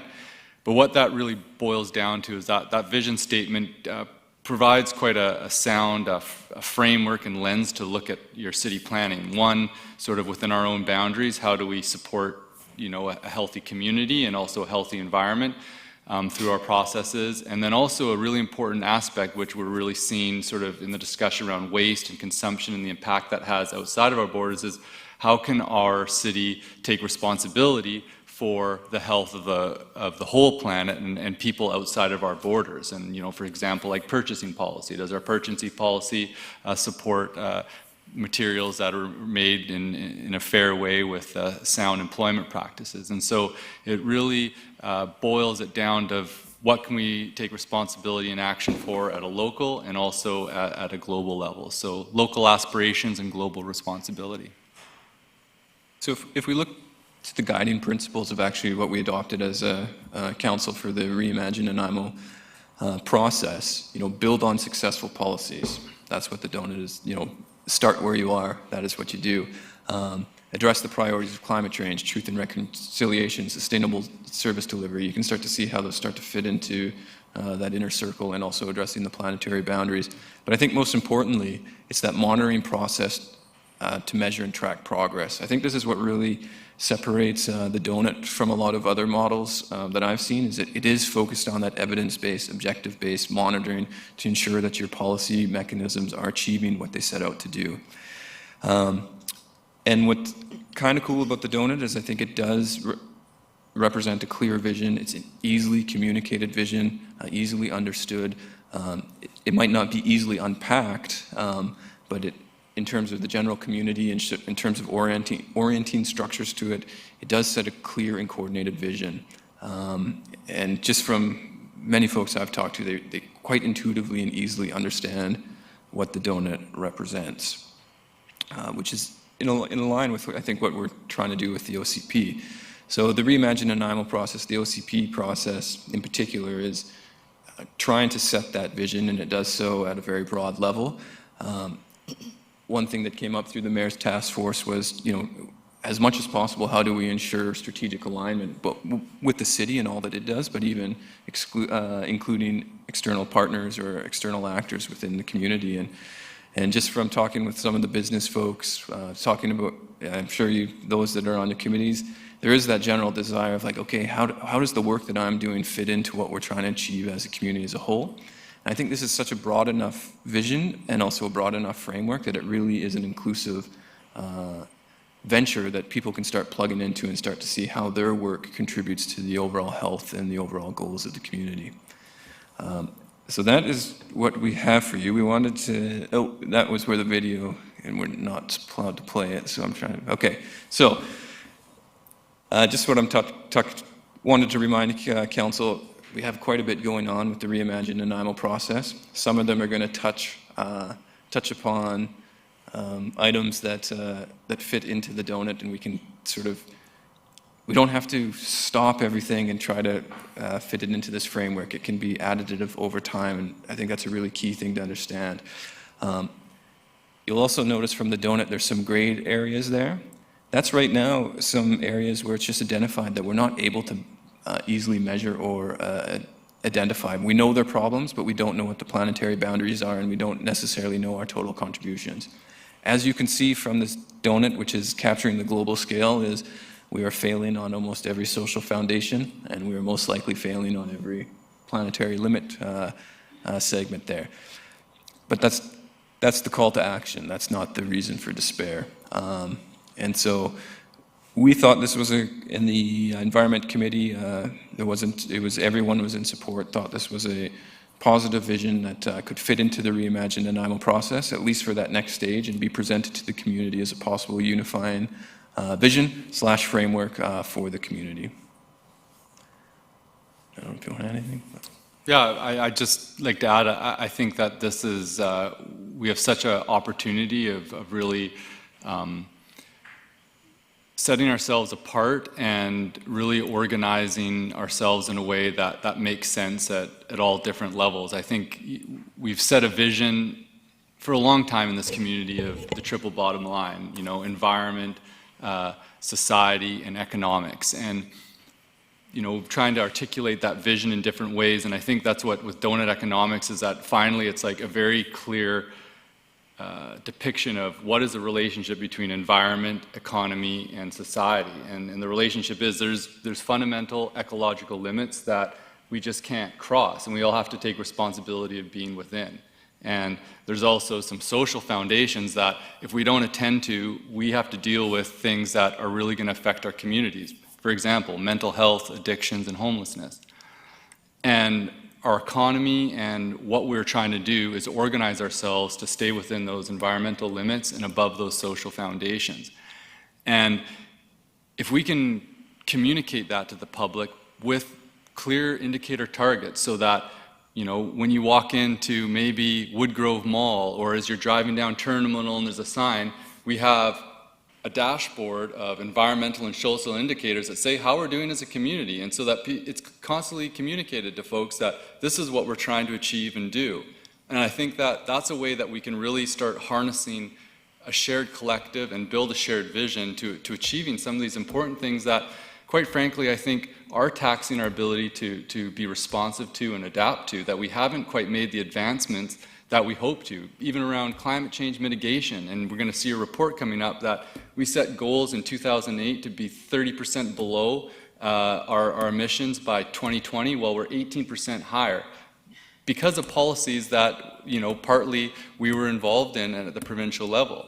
Are we meeting our homelessness targets? And are these things that there's a lot of provincial responsibility, but we can be messaging to our community and aligning ourselves at a city the best possible to make that happen. And so we've been given such an opportunity with reviewing 6 major plans plus our OCP and set a very coherent framework. And I think that there's been a process laid out. And so what I really hope is that we can take this methodological approach of downscaling the donut that's been applied in other cities and see how much of that we can dovetail in our OCP process, whatever we can without too much of a derailment. But there's a lot of things that we're actually already doing, and it's just going to allow us to do it with a greater level of intentionality and focus. And so I hope, takeaway from this presentation is that to go and look at sort of the methodology of city portraits, which is sort of the downscaling of the donut, and how it could potentially fit in our OCP process, and learn more about this so that when this comes up next week or in 2 weeks, we can have a really informed conversation on it and look at what the opportunities that we do have before us. Thank you. Okay, Thank you. Thank you both. We have a question from Councillor Turley. Chair, I'm not sure who wants to answer this. There are more comments than there are questions. First one is one I've been trying to get an answer to without going directly to BC Hydro, and that is, we talk about electrification of transportation. My question is, has anybody asked BC Hydro what plans they have to increase the source and distribution of the energy that's going to be needed to provide that? And if we haven't, I think that's something we need to put on as a top priority, because it's great to have everything here, but if we end up with rolling blackouts, it's not going to do us any good. The other thing is a comment regarding to the video.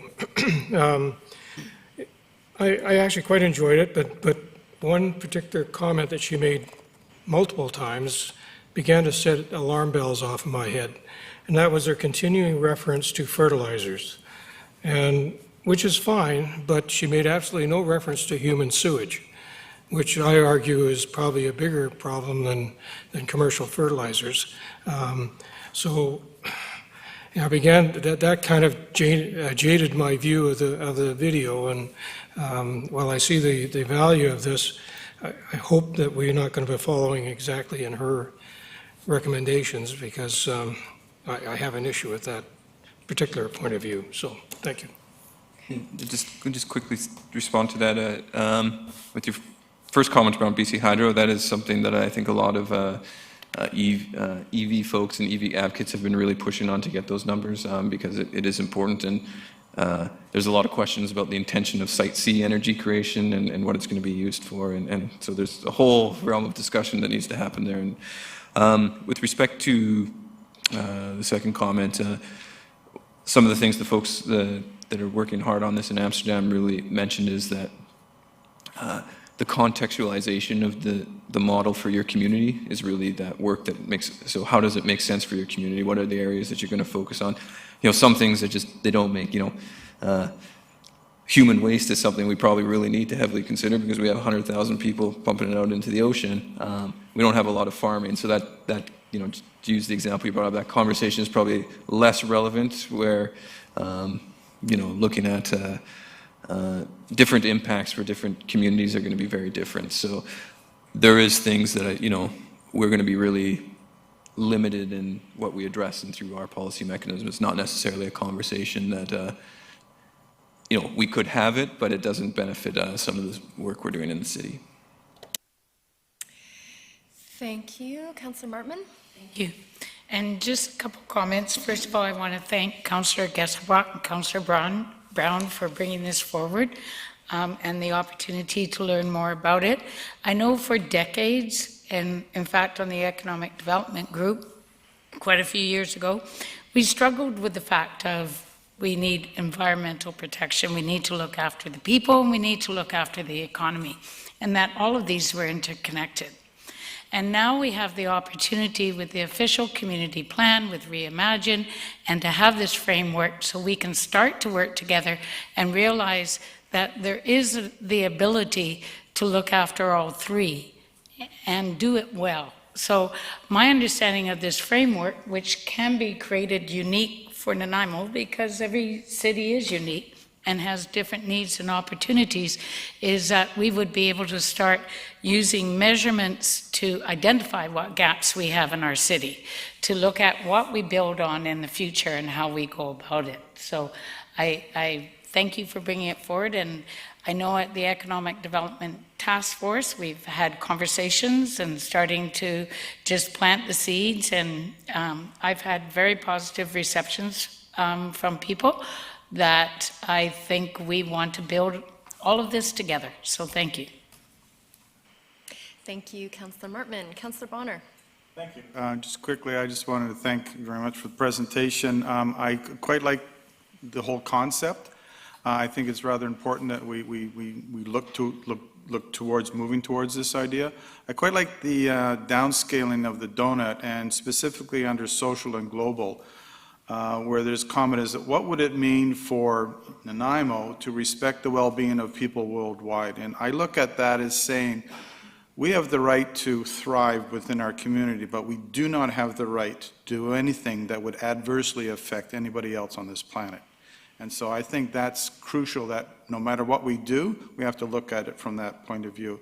And as I said many times before, if we're all going to end up crashing over a cliff, I don't want anybody pointing to Nanaimo and say we didn't do our part. So that's why I quite like this idea. Thank you. Thank you, Councillor Bonner. There's no one else on the list, so I'll add my 2 cents, and that's that I found the video really inspiring, and it a lot of the concepts that she talked about and that you guys have talked about are ones that we struggle with at the Health and Housing Task Force, and that's that we're trying to solve a community problem, but the answers are beyond that room and beyond the capacity of the people in that room to solve. And so how do we create those intersections? So excited to see this and excited for the motion to come forward from the Environment Committee. And just for my clarity, so context is that this is for us to have a conversation, and but the formal motion will come forward likely on the 16th from the Environment Committee. Is that true? Yeah, absolutely. Okay. Absolutely. Thank you. We just felt that if these conversations are happening at the Environment Committee, I know similar conversations have been happening at their table, and then some of us attended that call, that it really made sense to introduce the concept so your council isn't just getting a motion that doesn't seem attached to anything, and really all these things have sort of come together at one head, and so it's really about making sure that everyone's included and that this process is, if it is something that council is interested in or wishes to go down that the Reimagine Nanaimo process, that we're making it as inclusive as possible, because that's really what, if we're to succeed as a council, but also as a community, we need to make sure that the vision itself is, if the vision itself is an inclusive one, the process to get to that vision needs to be an inclusive one. Okay. Thank you very much. So more to come on the 16th, likely. Reimagine Nanaimo. Mr. Lawrence.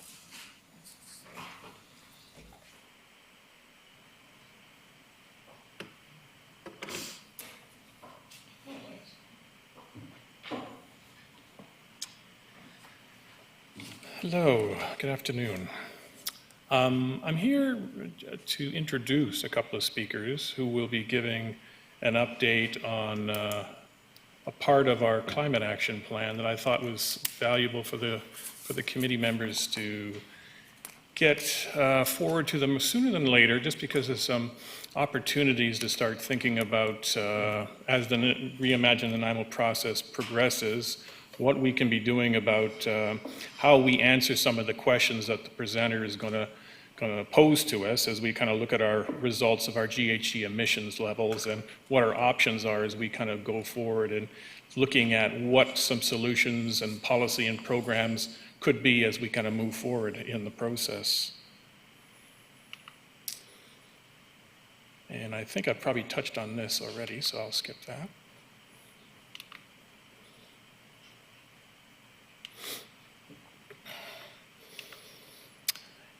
And I think it's been said a few times already, this is a great opportunity for the city, having so many plans and key documents being updated and in the active transportation plan case being developed as part of a whole and an integrated whole. So there's an opportunity to develop policy and programming that speaks to all these documents in a very fundamental way. And I think that's something to really underscore in this update as well. So as we go through phase one and finish that gathering ideas portion and move forward to exploring those options and scenarios about how do we take all the information and input we've received from the community and looked at our current policies and programs and where do we go from here, there's some fundamental background information I think it's useful for the committee and the staff to consider as we kind of weigh those options. Laura Mercer.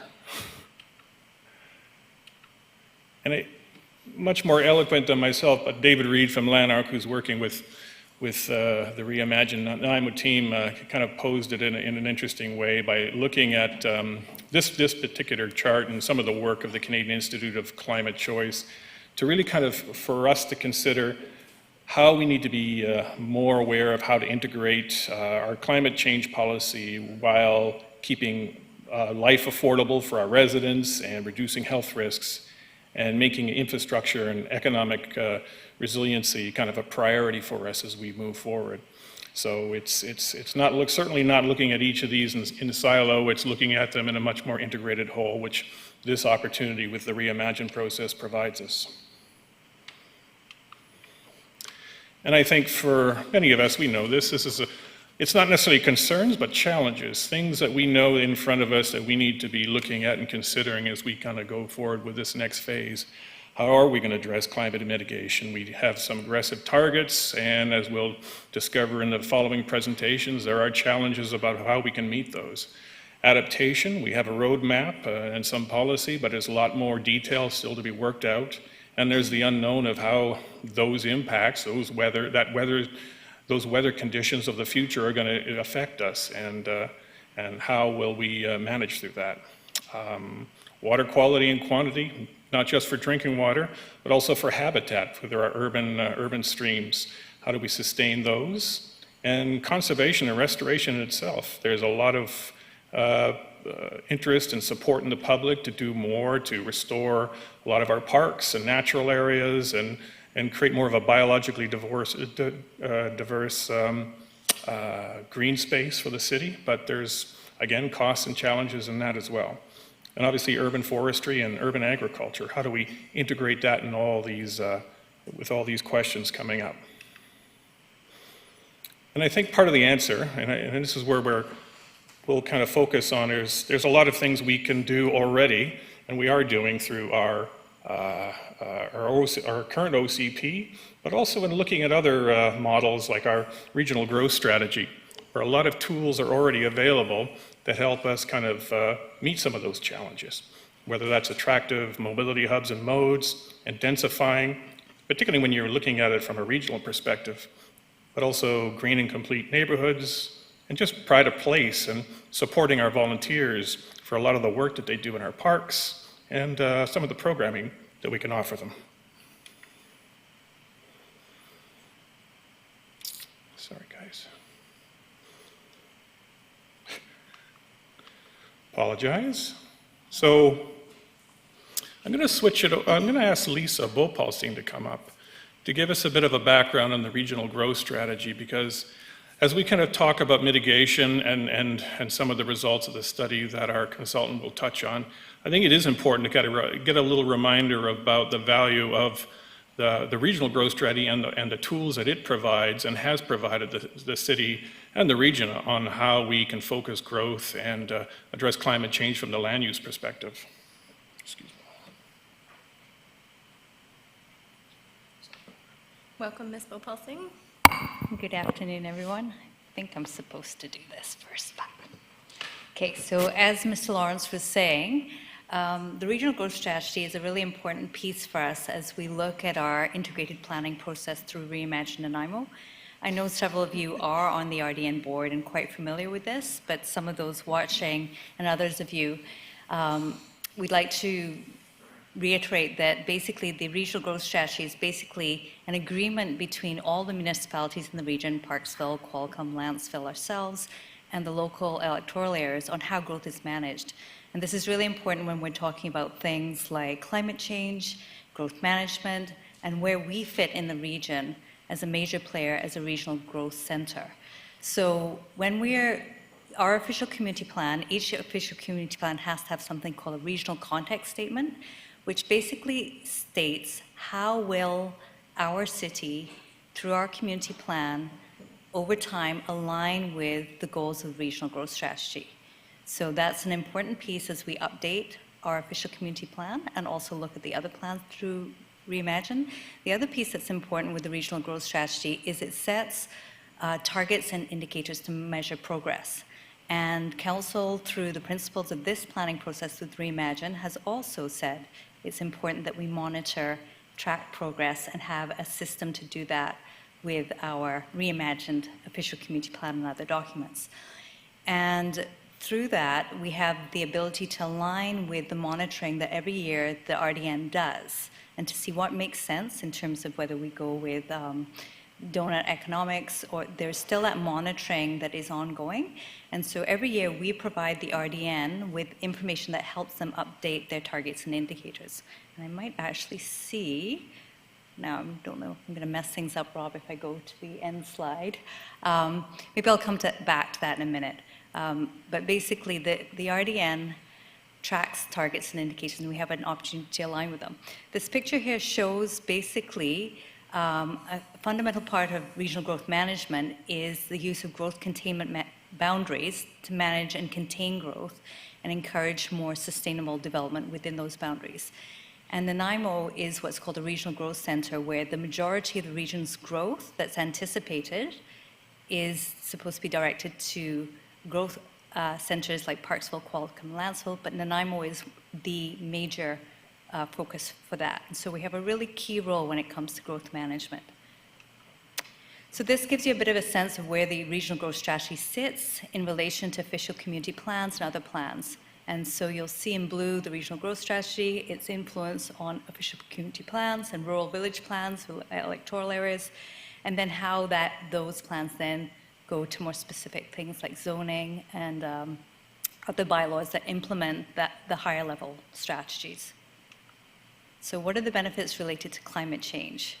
So directing the majority of growth inside the urban containment boundary, and of note, Nanaimo's OCP has an urban containment boundary that also aligns with the growth containment boundary of the regional growth strategy.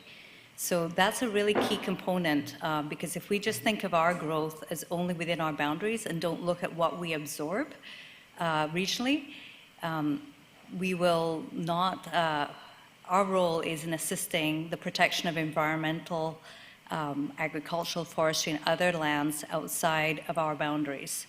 And so this all speaks to compact walkable communities, has a big impact on the efficiency of service provision, also protection of watersheds, all those different things, and also the ability to have more efficient transit and other services related to density.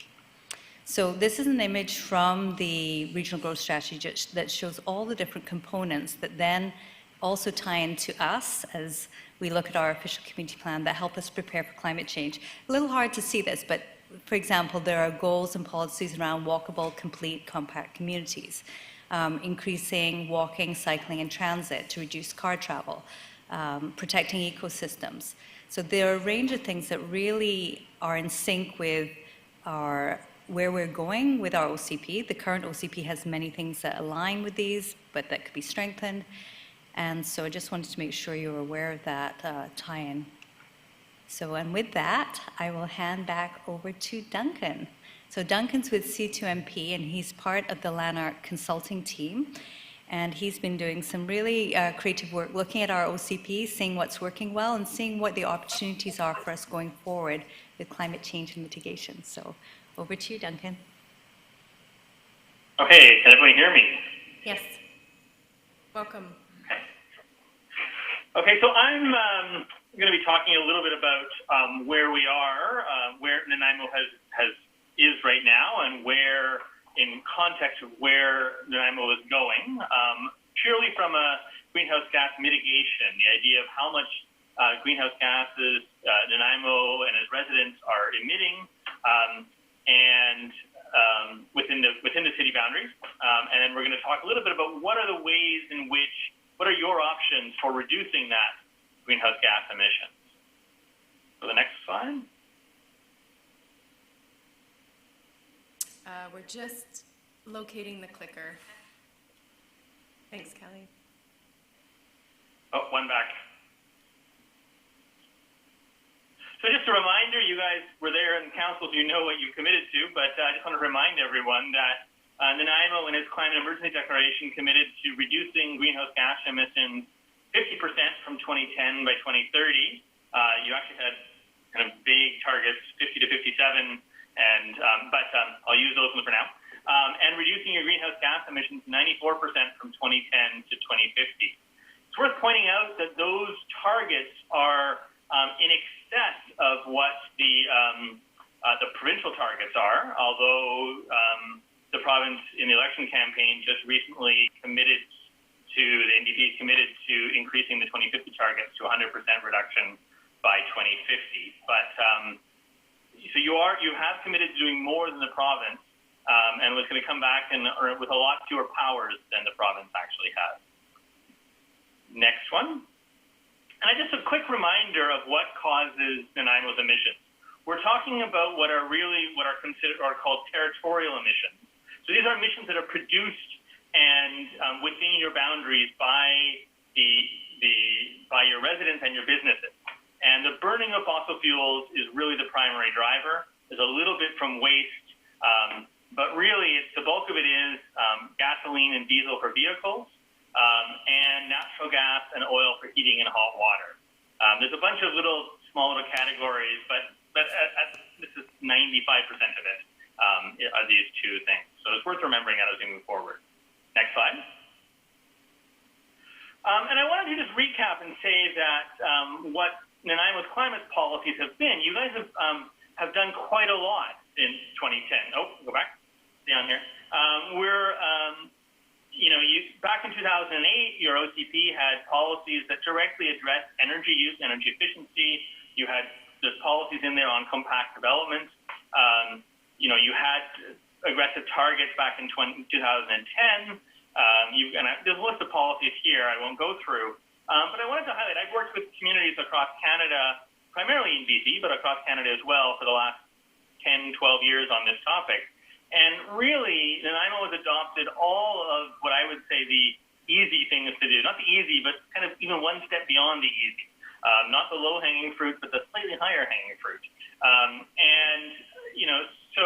So all of the things that I'd recommend a community that was starting out, you guys have already done and in some cases moved beyond, in particular around energy step code and rezoning policy. The problem is that development and its change is very slow and is very difficult. No one is really Anyway, we'll go to the next slide. Sorry. Getting ahead of myself. And so one of the things I think is worth flagging for you is that emissions are still rising. Based on the best available data we have, the data is not great. So some of these, I think the general trend is correct, but the actual specific numbers might be slightly off. But despite your target in 2010 of setting a target of 33% reductions, your emissions have actually increased since 2010. You'll note that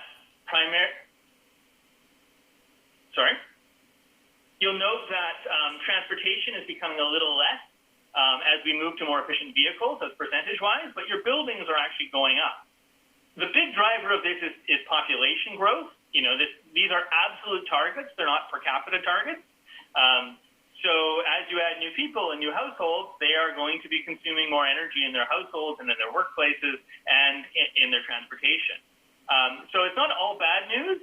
You guys are reducing your per capita, but you're increasing your capita thing. And the other big thing that's happening is one of the things that island communities in particular had this advantage of not having natural gas. So they tended to use a lot more electricity for heating and hot water than other parts of British Columbia. Unfortunately, due to the really low price of natural gas as compared to electricity, we're seeing a large conversion of electrically powered buildings towards natural gas, and that's driving this increase in your buildings in particular. And this is you're seeing island-wide, so it's nothing different, but it's just more a function of the fact that the natural gas pipeline came quite late to the island as compared to the rest of British Columbia. So your transportation emissions are a much higher percentage of your overall emissions simply because you have so much electricity. But that's going away as people realize that it's economically better for them to convert to natural gas. Next.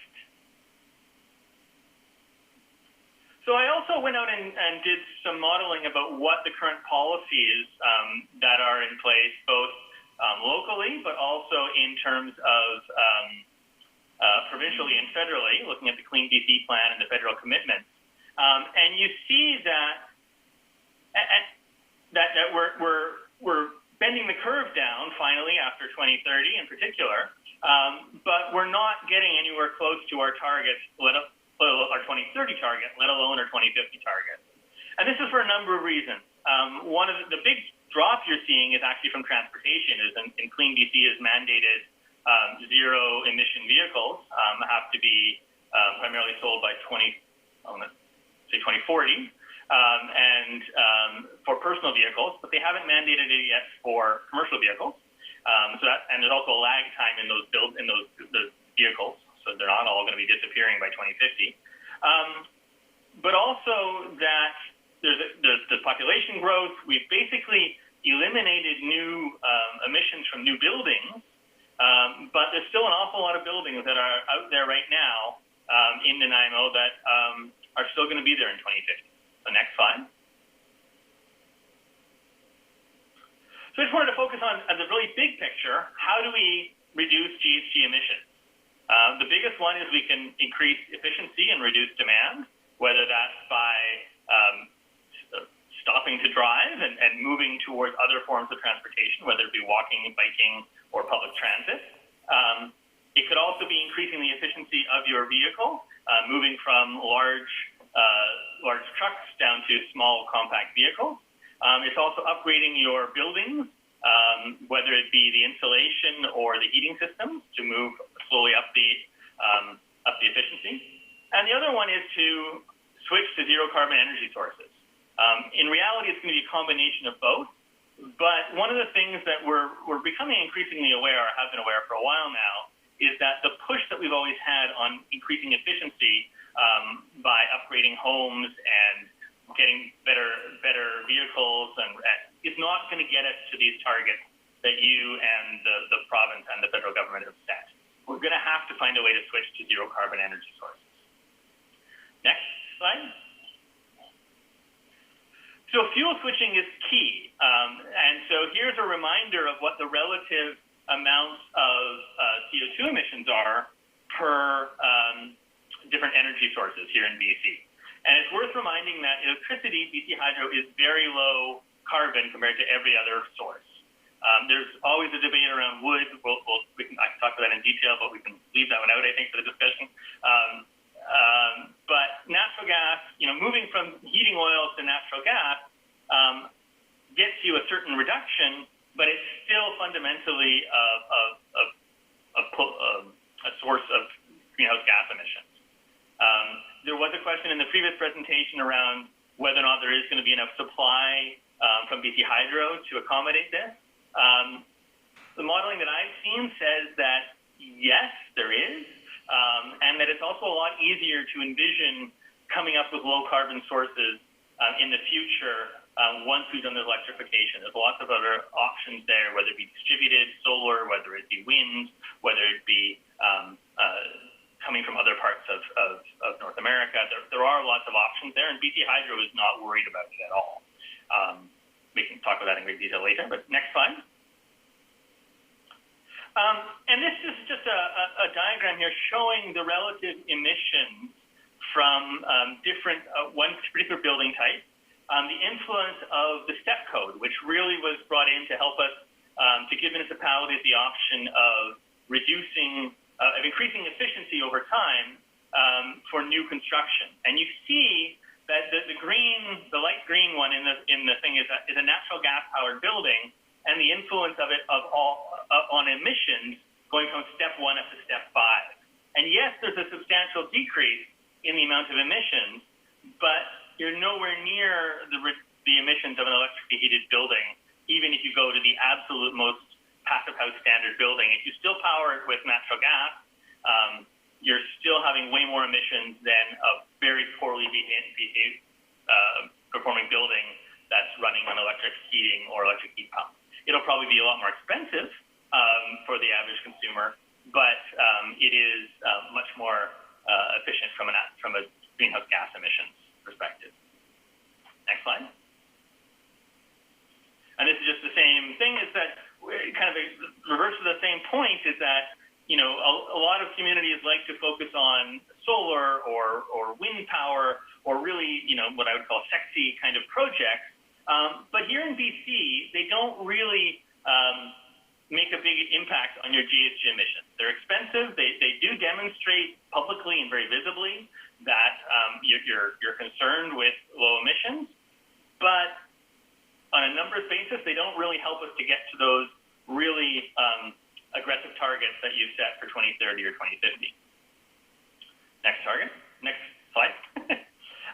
Just a reminder that most of the buildings that are going to be here in 2050 are buildings that you drive or walk by on your way home today. The estimating 75% of buildings will be built before the BC Building Code is going to be net zero by 2032. But most of the buildings that are going to be there in 2050 will have already been built by then. So we have to find some way of dealing with retrofitting. That's kind of our number one difficulty. Next slide.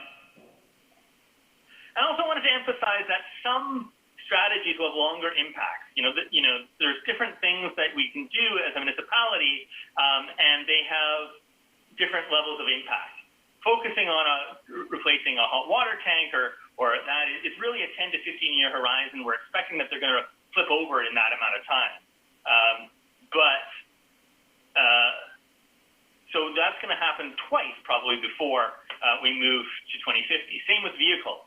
Vehicles last on average about 13 to 15 years here in BC before they become obsolete and people scrap them. Whereas investments in urban structure and networks last hundreds of years. Your major infrastructure can last 30 to 50 years. Your building envelopes last 30 to 40 to 50 years, depending on the building. And so it's really important that we focus on where do we want to be in 2050, and what should we be targeting in the next 5 to 10 years, and what can we leave to the next decade or two? Because there's an awful lot of choices and an awful lot of investment that's going to be needed in order to achieve those targets. Next slide. Next slide. I'll skip right ahead. So there's lots of different options that we're seeing, and some of them you've already been doing. Education for retrofitting your buildings.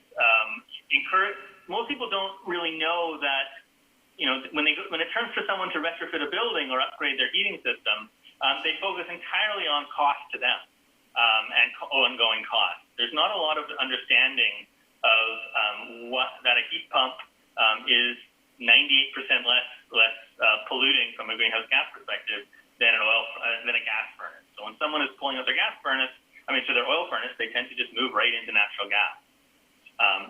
We also have incentives. Nanaimo has topped up provincial incentives by $350. Right now, the province is doubling their incentives until the end of the year, and that's starting to get a point where retrofitting to heat pump and to electricity systems is starting to be cost effective. But other communities on the island, Victoria, is offering $2,000 versus your $350. On the mainland, Vancouver is offering $6,000 top up. So there's lots of ways that we could be doing that. One thing we should be probably thinking about is you do seem to have an awful lot of oil heating still happening. And as you know, there's a lot of other risks from oil in terms of environmental risks. Most of the oil furnaces are very low efficiency compared to other energy. And so really be a focus on oil heating to switch. Other communities are looking at providing financing for upgrading and making it easier for building owners to upgrade. Next slide. New construction, you guys are focused on STEP code, like many municipalities, which is increasing the requirements for energy efficiency for new construction. Some communities are looking at adding a GHG intensity pathway, looking at, so requiring really stringent energy STEP code as a default. But if you come in with a plan to do a much lower GHG intensity, we'll make it, which tends to be a lot cheaper, frankly, and we'll give you another pathway to achieve and get rid of some of those energy STEP code requirements. Developers love this because it's an awful lot less expensive for them and really gets to the goals that the community wants from a GHG perspective. They're looking at density bonusing for zero carbon buildings, which I believe you have policies that way, but perhaps turning them up. Next slide. Looking at electric vehicles,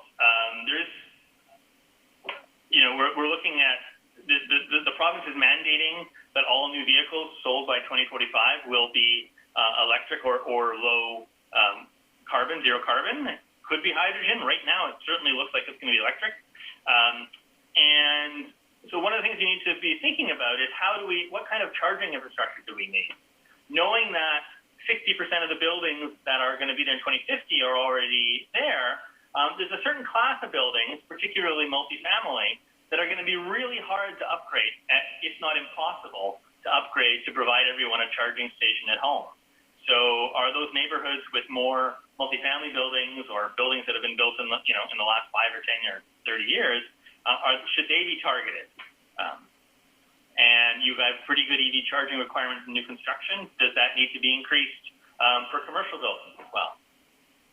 Next slide. There is about 5% of your emissions are from waste, and that's from the decomposition of organic waste. And so continue along the ways of doing waste reduction programs, and more organic waste diversion, and also looking at other ways of disposing. Other communities on the island are looking at gasifiers, of using the emissions that are coming from your waste in order to heat municipal buildings. No one's done that yet on the island. There is one plant in Vancouver, in the Lower Mainland. But next slide. And another big one is active transportation, increasing investment in active transportation infrastructure, which you're already doing, but turning it up a notch. Everything that I've talked about are things that you've kind of already been doing, but in order to achieve these targets that you've set and that the world has set, we really need to start turning everything up, and we need to decide where is it best to place our investment of time and money. This is one where a lot of the other stuff I've talked about really has some jurisdictional overlap with the province and with the federal government. Active transportation in particular is one that you control almost exclusively. And so so you might be wanting to think about that, or also your transit, but still there's overlaps with the province. This is something you can do without needing another level of government. Next slide. I think we're going to go back to Lisa, I think. Thank you very much for your presentation, Mr. Cavan.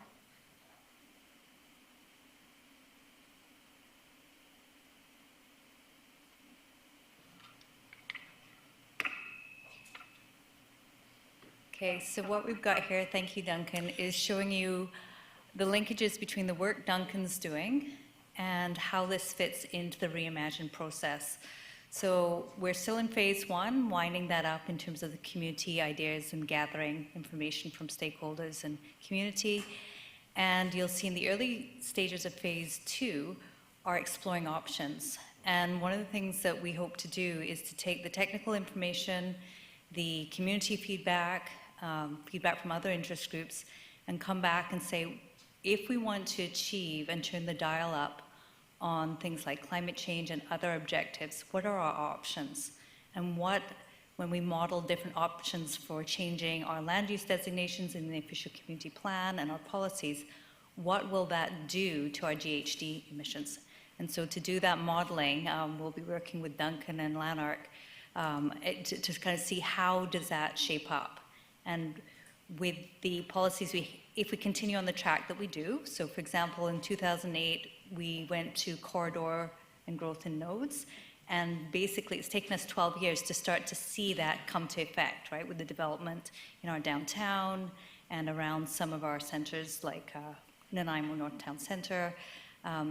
If we continue on that, what's the option? If we turn up the dial and we change some of our land uses and some of our policies, where does that get us with climate change and some of the objectives, and also some of the social objectives and the other ones that Councillor Brown and Councillor Gasselbach are speaking to in the broader integrated process. So just wanted to make sure that you were aware of the next steps of how Duncan's work and analysis will then fit and take us through. So I think with that, I think perhaps you might have questions for Mr. Lawrence, myself, and Duncan. I do have a few questions. Thank you, Ms. Bopulsing. Mayor Krogh. Thank you very much. And I'd like to think I haven't lost my mind entirely, but correct me if I'm wrong. Our greenhouse gas emission reduction targets were set not on a per capita basis, but on total volume. So in theory, if we jammed 1 million people into our city and we hadn't reduced our greenhouse gas emissions, we'd regard that as a failure. And we would regard it as success if we reduced our population by 50%, which would in theory reduce our greenhouse gas emissions by 50%, and that would be success. Did I miss something here about the goals that were set by Council in 2010? I guess it's how you count. The emissions are the emissions, and some communities do count emissions by per capita, and it certainly looks more favorable, but you're still emitting the same amount of carbon. It's just how you want to address it. I don't know if Duncan, if you have any other perspective. I mean, it's a problem that with all climate plans worldwide, and so it's a question of what scale you're looking at. The province has the same thing. The federal government has the same thing. The point is that on a planetary system, we have a maximum amount of carbon we can emit, and it doesn't matter if we have more people or less people, we have a maximum. And so, at some point you're arguing a little bit about, very small amounts when you get to 2050. I think the main point is we got to make a significant reduction very quickly. I think that's the easiest way to remember it. Through the chair, I thank you. I get the point, but in terms of us being able to measure how successful we're being, I want to know both numbers. I mean, I appreciate there's a limit. That's what's killing the planet. I get that. But surely we want to know what we're actually doing in terms of our behavior here in this community. I want to know if the Krogh, 2 people left in the Krogh household are in fact reducing their emissions. Are we going the right way?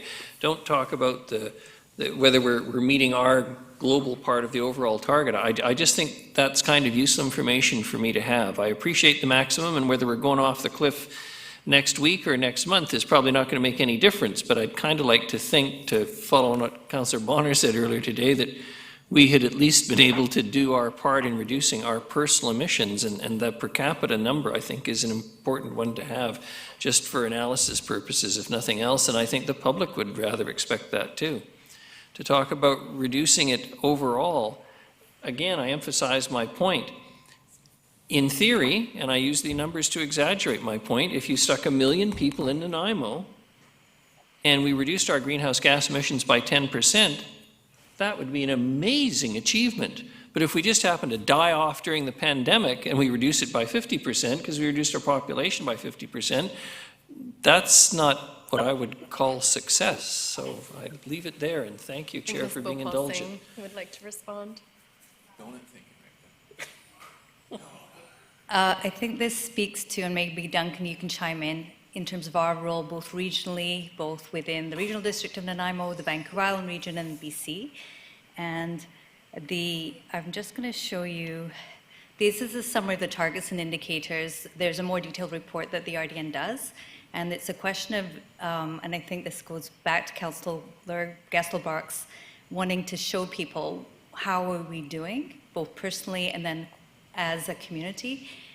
And there's a piece there around if we absorb most of the region's growth, but our per capita or our community goes up, and you don't look at the regional impact, and yet if more people lived in rural areas and had to drive more, and the emissions related to that, and you didn't look at that collectively, we would be remiss in measuring how well we're doing as a wider regional community. So here you've got a summary of the indicators that the RDN reports on and that we give our data in. And we have a really major role in the work they do there.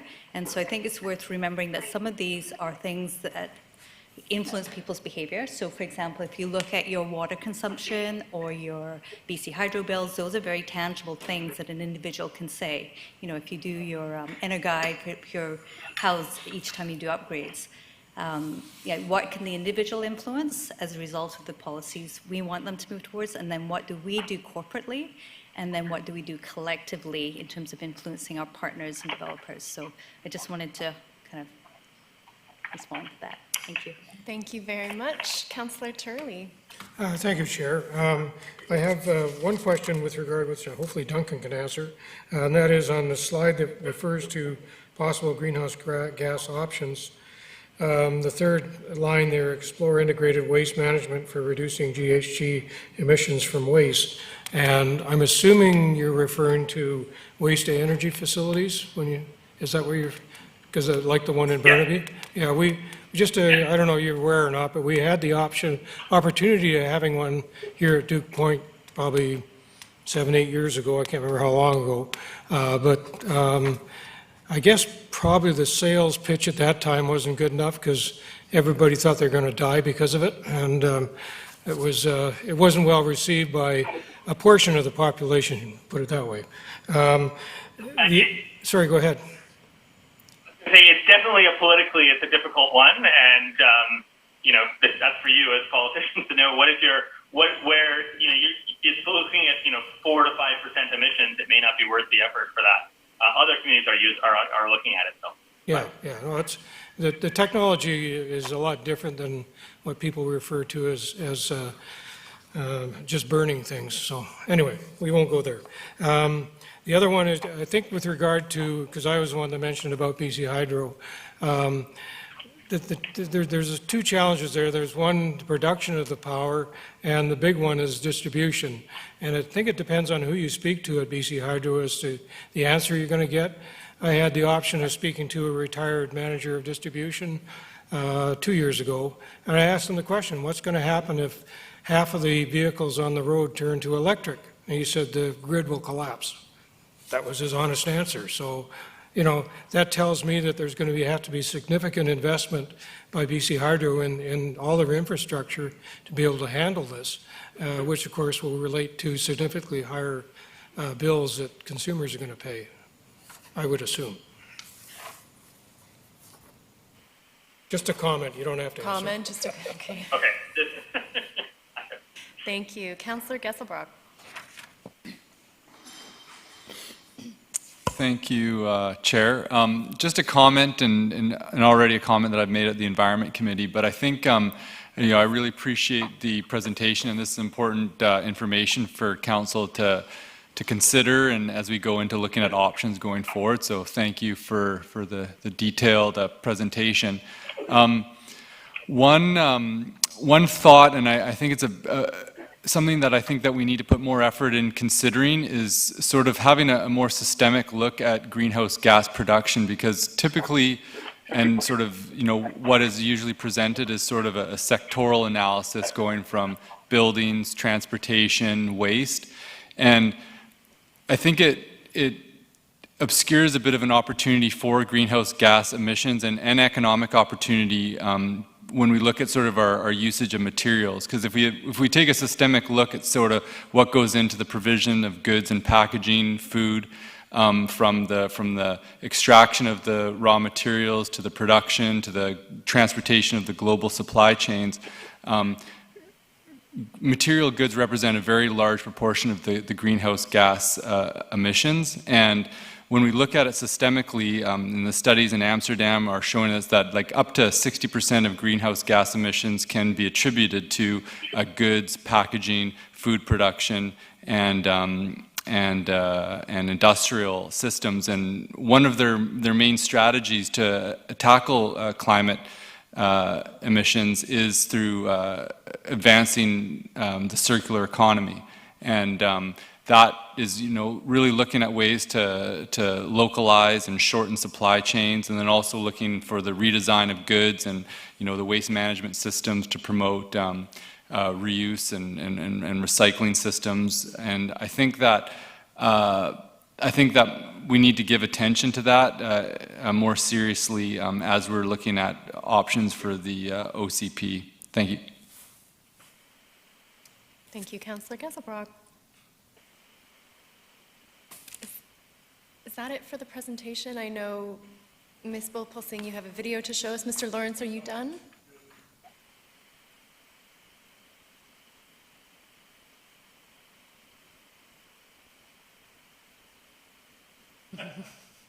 This is the conclusion of this report. It was just for information. Thank you. Okay, great. Thank you, Chair. So yes, we are finished with this presentation, and it's now time for the engagement portion of the Reimagine project, the update. We are past 5 o'clock. However, if Council could stay, you could stay to listen to the Reimagine component, or it could be postponed to the next GPC. So I would leave that to Council. If Council is able to stay, I'm not sure it'll take that long. 5 minutes, I'm seeing from Mr. Lindsay. That seems reasonable. So 5 minutes? Ms. Bulpulsing's just been told she has 5 minutes. Okay, great. Thank you. So, all right. Okay, so this is basically an update on, every 2 weeks we're giving you updates on our phase 1 engagement. So I won't go through all the slides. Some of them are there for reference for community members who may be new to the process. So you all know that this is an integrated planning process. And I think I've got control now. Here we go. So we're still in phase 1. Ms. Bulpulsing, sorry to interrupt you. I noticed Mr. Cavan is still with us. Do you want him here for this presentation, or can we release him? He can watch remotely, but I think we can release him from the screen, if that's okay. Thank you. Okay. Thank you very much, Mr. Cavan. If you tap out, thank you for the information you provided. Okay. So key updates since we last were with you on October 26th. We've engaged with, actually this number has changed. It's a moving target because we have to submit our reports about a week and a half before you get them. So we've met with over 9 now neighborhood associations, and Parks, Recreation, Culture are knocking it out of the park with approximately 60 to 70 engagement with different user groups. And some have taken place and some are taking place in the next 3 weeks. So a lot of engagement going on right now. VIU, starting the week of November 16th, the planning students who have been engaged through this process will be doing outreach to the faculty and campus in a very strategic, targeted way over a period of a week. Their target is to try and get an additional 500 responses to the online surveys. And then Okay. So this is just an example of the wide array of interdepartmental groups that we've been coordinating across. So, and that's our tracking spreadsheet that all the different departments are putting in and coordinating. And so one group may lead something and invite others who have an interest. So the neighborhood planning groups are an example where we've had Parks, Recreation, Culture staff, community planning staff, and transportation staff. So here's some analytics. You'll see that basically our hits on websites continues to go up. And then of significance, we have seen a good jump since we actually reduced the requirement to register for the individual surveys.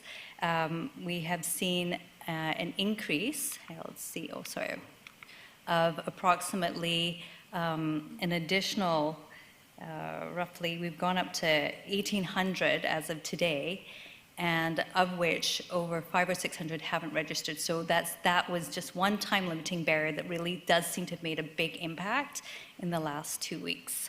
So we're learning as we go. Okay. And so here's an example of the mall pop-ups. Again, thank you very much to all of you who have been helping us engage with community members. This is one at the University Mall. And this is at Nanaimo North Town Center, University Village. And then before I actually go back to that, I'm going to let you know that we also did Country Grocery on November 7th. And it turns out that grocery stores are a really good place to be. One thing people are doing during COVID is they shop for food. Now, what was really cute is that Chris Schulberg and Karen Cronstall had people try and give them money because they thought they were collecting for something. So that was very, very cute. We've also had numerous offers asking us if we're selling our reimagined masks. So we may look at providing them for people to buy through our facilities. So we'll see if that's feasible, because we had many people thinking we were there to sell masks or that they could donate money to us. So really good feedback from both those. And then the next two coming up, we have November 14th and 28th at Woodgrove from 12 to 4. Now, note that we are just being very mindful of Dr. Bonnie Henry's advice. So if we need to, we'll pull back on those, but we are finding them a really effective way of engaging community who perhaps wouldn't otherwise go online. The statistically valid survey closed on October 30th, and we got 425 responses, so right in line with the 500 target, and the target was 400 to 500. So the consultants do not think it's necessary to do the additional mail out. They've got a broad distribution across the different neighborhoods that they think really gives us a very high level of statistically valid responses, and so they're going to go ahead and start proceeding with analyzing that. And that was pretty good considering we had the election in the midst of all that too. So the Creative Community Contest, we're getting teachers work with their classes to submit different activities, and with that I would like to show you a very cool video that once we've shown it to you, we'll post on our website. So this young man has done a very creative video, and I hope Councillor Gresselbark and Tyler and the rest of you will enjoy this in terms of an alternate look at transportation. And you should know that the Regional District of Nanaimo gave him a free transit pass and also offered him a tour of their facilities. So you'll see more once you see Zephron's video here. And it's really, this is exactly the kind of feedback we're getting from the generation that's going to inherit the outcomes of this plan. So is there anything I need to do? Okay.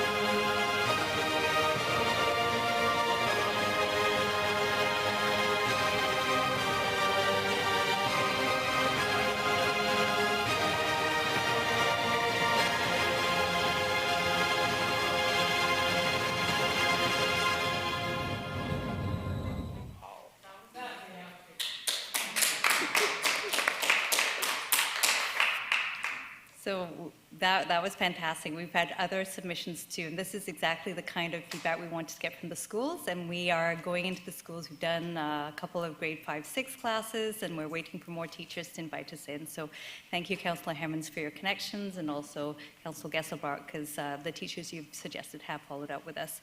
So the next GPC is on November 23rd, where you will be hearing about the role of water supply through Bill Sims and his team. And then again, another update on Reimagine. And then in December, we'll be looking at another GPC, so covering all of the topic groups of the plan. So potentially active transportation and parks, recreation, culture, but focusing more on the parks and trails side, potentially. So we'll confirm that with you. But the next one will be Water Reimagine. So we hope to see you out on November 14th and the 28th. And that will be in your calendars. And then the other thing you should know is that we are going to also launch today or tomorrow a short simplified survey for those who have visual impairments or other barriers where they found it a struggle to contribute to the online. So that will be also put out there, and we'll be using that in our smaller group meetings as well. So I don't think we need to show you that, but just know that that's being done. And that's a wrap. Wonderful, thank you. I have a couple of questions for you, Councillor Gesselbach. Thank you, through you, Chair, to Ms. Bullpulsing. Thank you so much, and thank you for all the efforts of working engagement during COVID. It's been impressive, and I'm glad to see that we're up there in terms of the surveys that we need. Just following up on the idea of handing out masks or selling masks, I think that would be a very good thing to do. I think that would really increase visibility, and I think there'd be quite a lot of interest in it. And I've gotten comments on my rainbow Reimagine mask, and I think it sets a good image for us and gets the Reimagine branding out there. So thanks. Thank you. Thank you. I've also had comments on the Rainbow Reimagine mask. Yeah, that's been the favorite one, actually. That's the one people have asked to purchase the most. Yeah. Okay, Councillor Martman? Thank you. Just really quickly, I want to say thank you to everybody who's working on Reimagine team, and I'm very impressed with the return on our surveys. To reach, when I saw that the goal was 25%, right? I was like, I don't know how any survey will get responded to. In my lifetime in marketing, it just doesn't happen. So kudos to Nanaimo for responding. And then I'm just wondering, can we put forward a business plan for what would a fast train system in Nanaimo cost? Just a joke. Thank you. Jake just put his head in his hands. I want to acknowledge that. Okay, that's it for questions. Thank you very much, Ms. Bullpulsing. We have agenda planning up next, and Ms. Gurry, in our conversation this morning, it felt like we had a couple of pretty well-booked meetings, so I'm wondering about bumping this to the next meeting. Yes, thank you, Chair. I was basically going to say on page 230 is an outline of the next meeting, November 23rd, which Ms. Bullpulsing mentioned a couple of the items, and they might change slightly. And then December 14th, she also mentioned some potential items coming forward, and there's some other possibilities of items Council has mentioned. So I wouldn't suggest schedule anything more for this year, and have December 14th definitely is a little bit of a planning session looking into 2021. So nothing for today, I would suggest, given the hour and the schedule that's already coming forward. Okay, thank you very much. Move to adjourn, seconded by Councillor Martman. All those in favor? You beat me, Jim. Okay, meeting's adjourned. Thank you. So that.